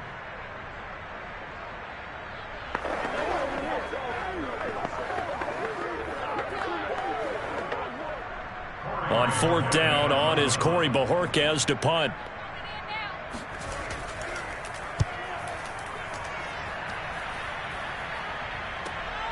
And taken right on the 30. A 39-yard punt, a return of 5, and control of the football switching hands with very little time remaining until the half. One more drive here for the Buccaneer offense in this first half. And we'll see how aggressive they want to be in these final stages before the half. Final 12 seconds of the half now as they've got it 1st and 10. Now it's Wilson. Looking downfield for Godwin. Oh, wide open, complete. And he is finally out of bounds, but not before taking it down inside the 30. A big connection on that one, and even 40 yards. So with 4 seconds to go in the half, here's the field goal unit onto the field. From the left hash mark, this a 43-yard attempt. Succop's kick is good, and that will do it for this first half. So we have reached halftime here with the visiting Buccaneers out on top. As we'll head down to Orlando, that's where we find our man Jonathan Coachman at our EA Sports Halftime Report. Coach, the return man is Hill. And beyond the 20, but not by much. In fact, just a yard pass there to the 21. The Packers ready to go to start quarter number 3. And they're still very much in this game, although they do trail. What's the game plan, Charles, for the second half? It might be a little counterintuitive because most people will think losing equals passing the ball more, but I'd establish the running game. They kind of went away from it in the first half. I think if they get back in balance, it'll help them when they put the ball back in the air. Complete, the tight end Kelsey. And he'll get this up past the 25 before he's out of bounds. They'll contain him to just 4, 2nd down. Well, they're unable to convert that into much, but it's never a bad idea to try to get the ball into a tight end of his caliber's hands and see what kind of disruption he can cause. On 2nd down now, it's Jones, and he powers his way up past the 30. It's a 5-yard gain, but they'll still be a yard short here with 3rd down now looming. I think we can safely say that those types of plays are the backbone of this offense. We know not every run's going to be a big hitter, but you know they'll take that type of result on each and every attempt.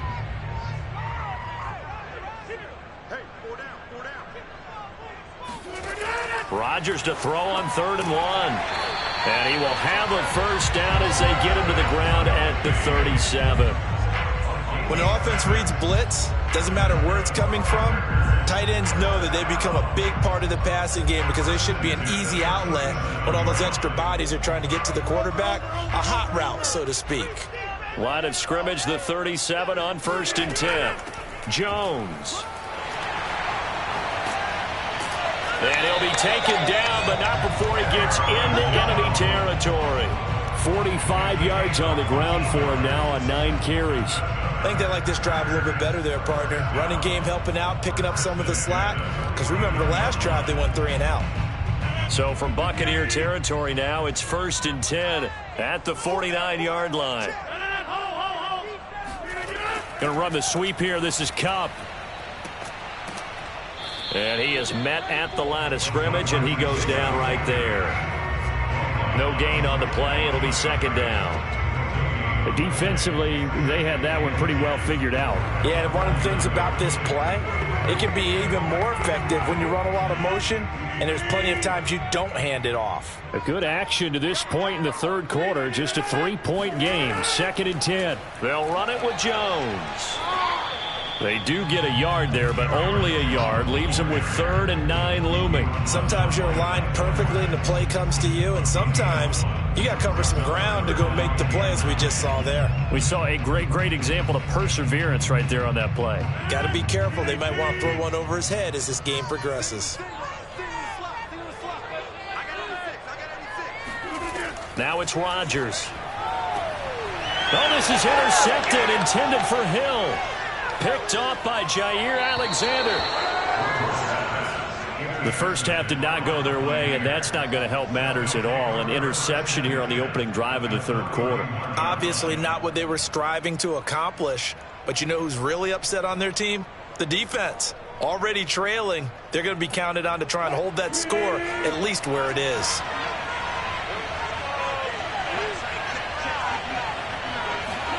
After the interception, here's Wilson. And Gronkowski's got it, complete over the middle. And inside the 20 before he's brought down. Well, normally you see 3 tight ends in a formation. You have to think to yourself, this has got to be a run. And I know as a safety, when I saw that, I took an extra step or 2 towards the line of scrimmage. Instead, they threw the ball, and he found one of those tight ends for a very nice pickup. Fournette, a first down carry. And they'll get him down right around the 16. Give him a couple on the carry there. 2nd and 8.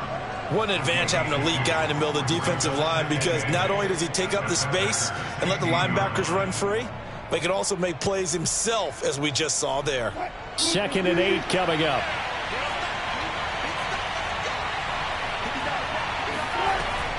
Again, it's Fournette. And he is going to be stopped cold behind the line of scrimmage.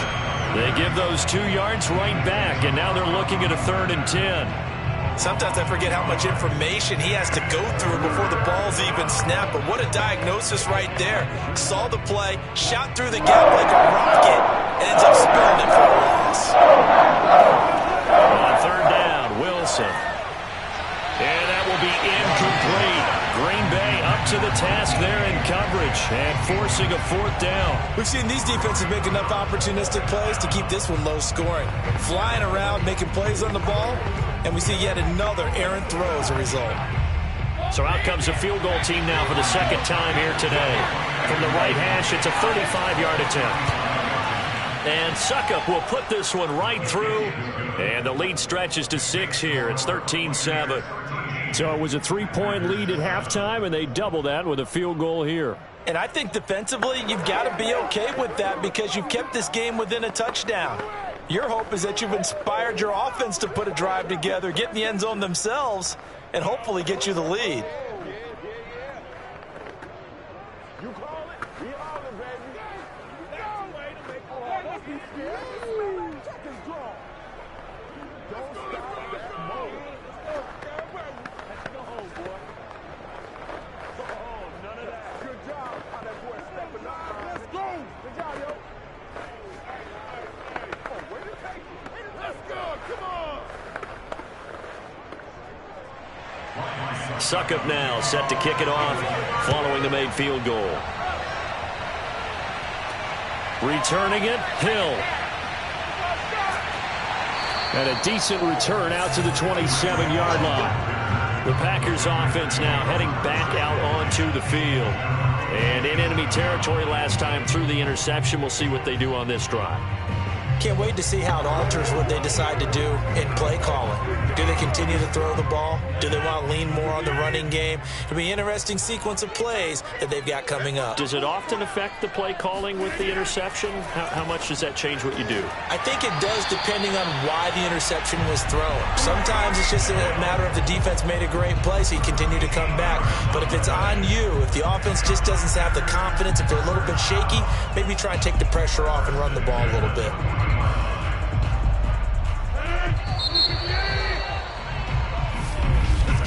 And as they come to the line, they will not be able to get off another play as time has run out on this third quarter. We'll return with more after this break. You're watching the NFL on EA Sports.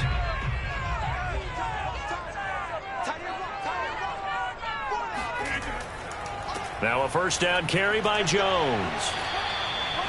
5 yards on the carry. Good pickup on first down. That was a really nice job by them picking up the run blitz and detecting it and blocking it and turning it into a nice run. And a lot of times you think if you blitz a running play, you're going to smother it. But a lot of the blitzers, they come in a little bit high. They don't have great leverage, and they're easily blocked and turned to the side. 2nd and 5 now. Rodgers. Throw left side, taken in by Hill. And this is going to lead to another first down as the tackle's made at the Bucs 39. That's good. First down. 1st and 10 at the 39-yard line.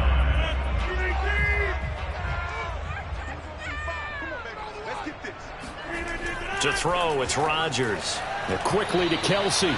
This will be stopped about 2 yards shy of the marker. 8-yard gain, 2nd and 2. There's a completion to the tight end, and I think that we're looking at something out of central casting, frankly. Absolutely. I mean, size, the hands. Speed. I mean, can flat out run. You put that whole package together, you light up the eyes of an offensive coordinator, don't you? On 2nd down, it's Jones. A short gain here, maybe a yard to the 29. Pretty good job defensively. Thought he was going to get it, but they knew where that marker was, and they stopped him just short of it. What it does is emphasize that strategic football and situational football is not just played on the offensive side, is it? Defense understanding, as you noted, where the first down marker was and making sure they didn't get there. Now Rodgers on the bootleg. Rush coming, and he's taken down. It's a loss of 10 on the sack, and it leads to 4th. So they tried to get him out of the pocket, but that just flat out did not work to their advantage. Yeah, it seemed to me that he thought maybe he could run around the pressure, but he just kept putting himself in a worse and worse situation. At some point, cut your losses and just go down. And the punt team on now as this one's sent away. And they won't risk defending a return here. That one's out of bounds, and it'll be spotted at the 14-yard line. Back now comes Tampa Bay. Their defense got the stop, forced the punt, and now you really start to monitor the clock as they nurse this slim lead. Here's a 1st and 10 at the 14-yard line.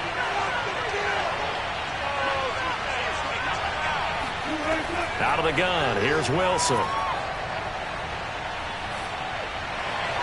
Toward the left sideline, but it's incomplete. But listen, when you've got the lead, there's absolutely no sense trying to fit a ball in where you shouldn't. You can see the coaching in his head taking place on that play because he saw he had a receiver in the area. He just put it well over his head, out of harm's way. So now 2nd and 10 after the incompletion on first down. Throwing is Wilson. Nowhere to go here. He lost the football, and the Packers pick it up, and he will bring this one back. A fumble return for a Green Bay touchdown. So you're down by 6, hoping your defense would make a big play.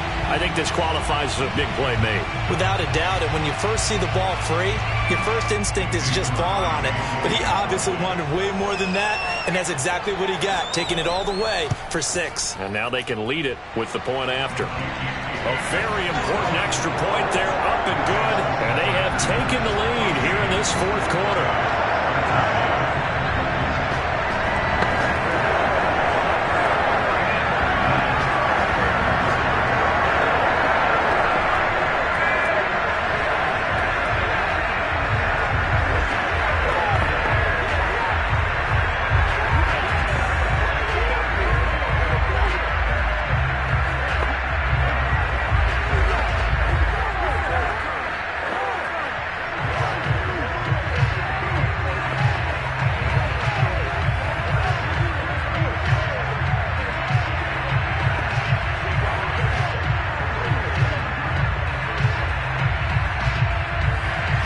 And you can bet they're preaching 2 hands on the ball here as the kick's away following that fumble return.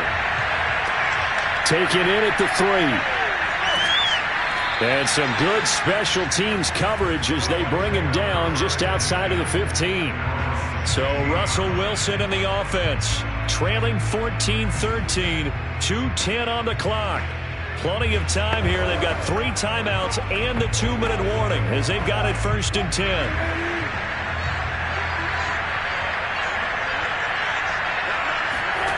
On 1st and 10, it's Wilson. Over the middle, that's caught by Metcalf. And they'll get him down after a pickup of 8, 2nd and 2. Brings up 2nd and 2 at the 24-yard line.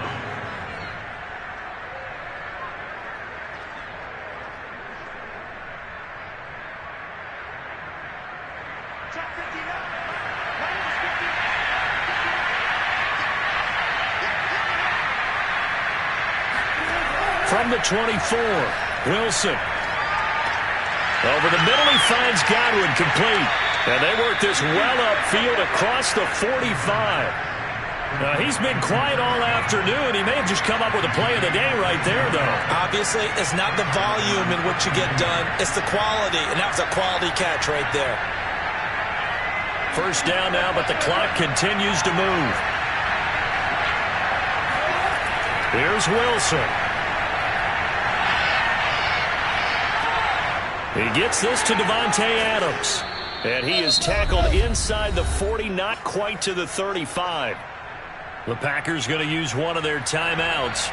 And they'll be disappointed to have to burn one there after giving up the first down.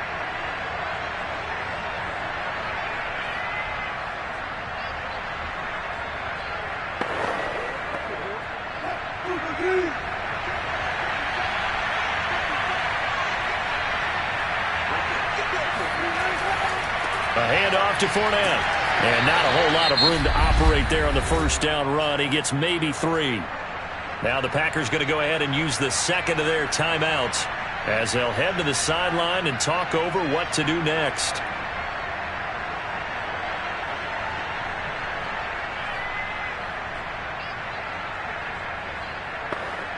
Three yards on that last carry. Here's 2nd and 7. They'll run it again with Fournette. Takes this to the 32, maybe the 31. Defensively, they rally quickly after the broken tackle.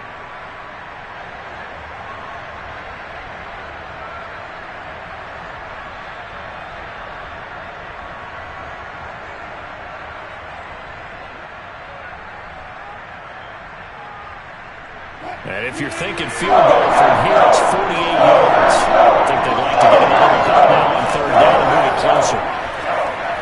White trying to get it to Adams, but it's intercepted. Tre'Davious White with a pick. And the Packers have just about sewn up this football game.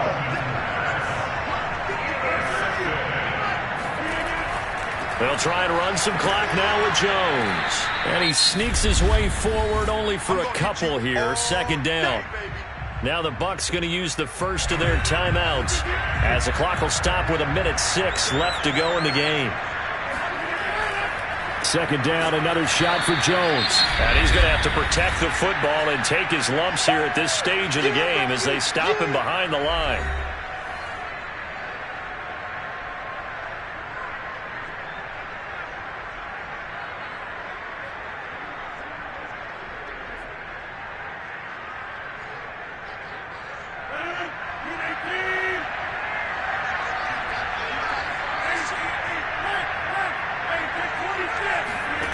Back to throw, Rodgers. And that's going to wind up incomplete. However, we do have a flag down. Let's check in with our referee. So they decline it as that will bring up 4th. And I know that yardage and field position are keys to any game played, but you got to consider downs when you're talking about penalties, and they wisely did not take that one and made it 4th down. On now is the Packers punter as he's on here to punt it away.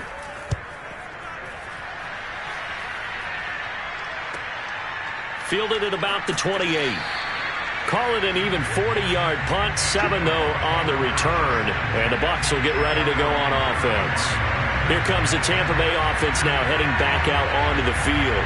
They're only in need of a field goal, a decent amount of time on the clock. So tell me if I'm wrong. You don't have to be too panicked here. No, not at all. I agree with you. And this is where your preparation and your confidence comes into play. They've worked on these situations. They practice this all the time. They practice it all the time. They know what they want to get done, And in a lot of cases, the great competitors, they love this situation. They think they can go ahead and get it done. They practiced it. We'll see if practice makes perfect.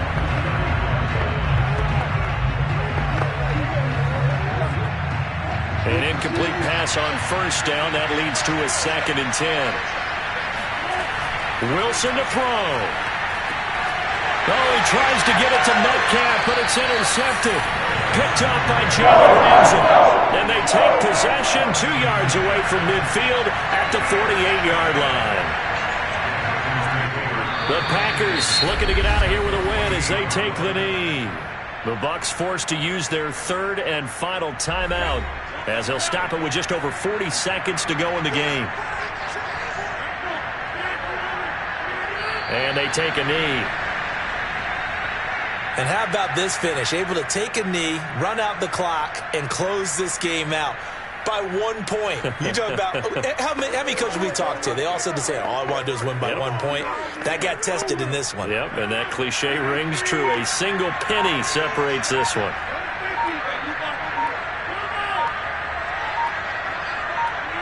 Rodgers will take a knee here, and that should be all she wrote. So it's all over. A Green Bay victory, and they were spurred on by a strong performance in that 4th quarter as they held their opponents off the scoreboard. Everyone wants to pitch a shutout for the entire game, but when you throw one in the 4th quarter, that tells everyone that you're getting stronger and dominance is starting to take over, right? The way that you close, the way that you finish, that gets preached to you from the time you're playing Little League football all the way up through. And they closed them out with a big-time performance down the stretch.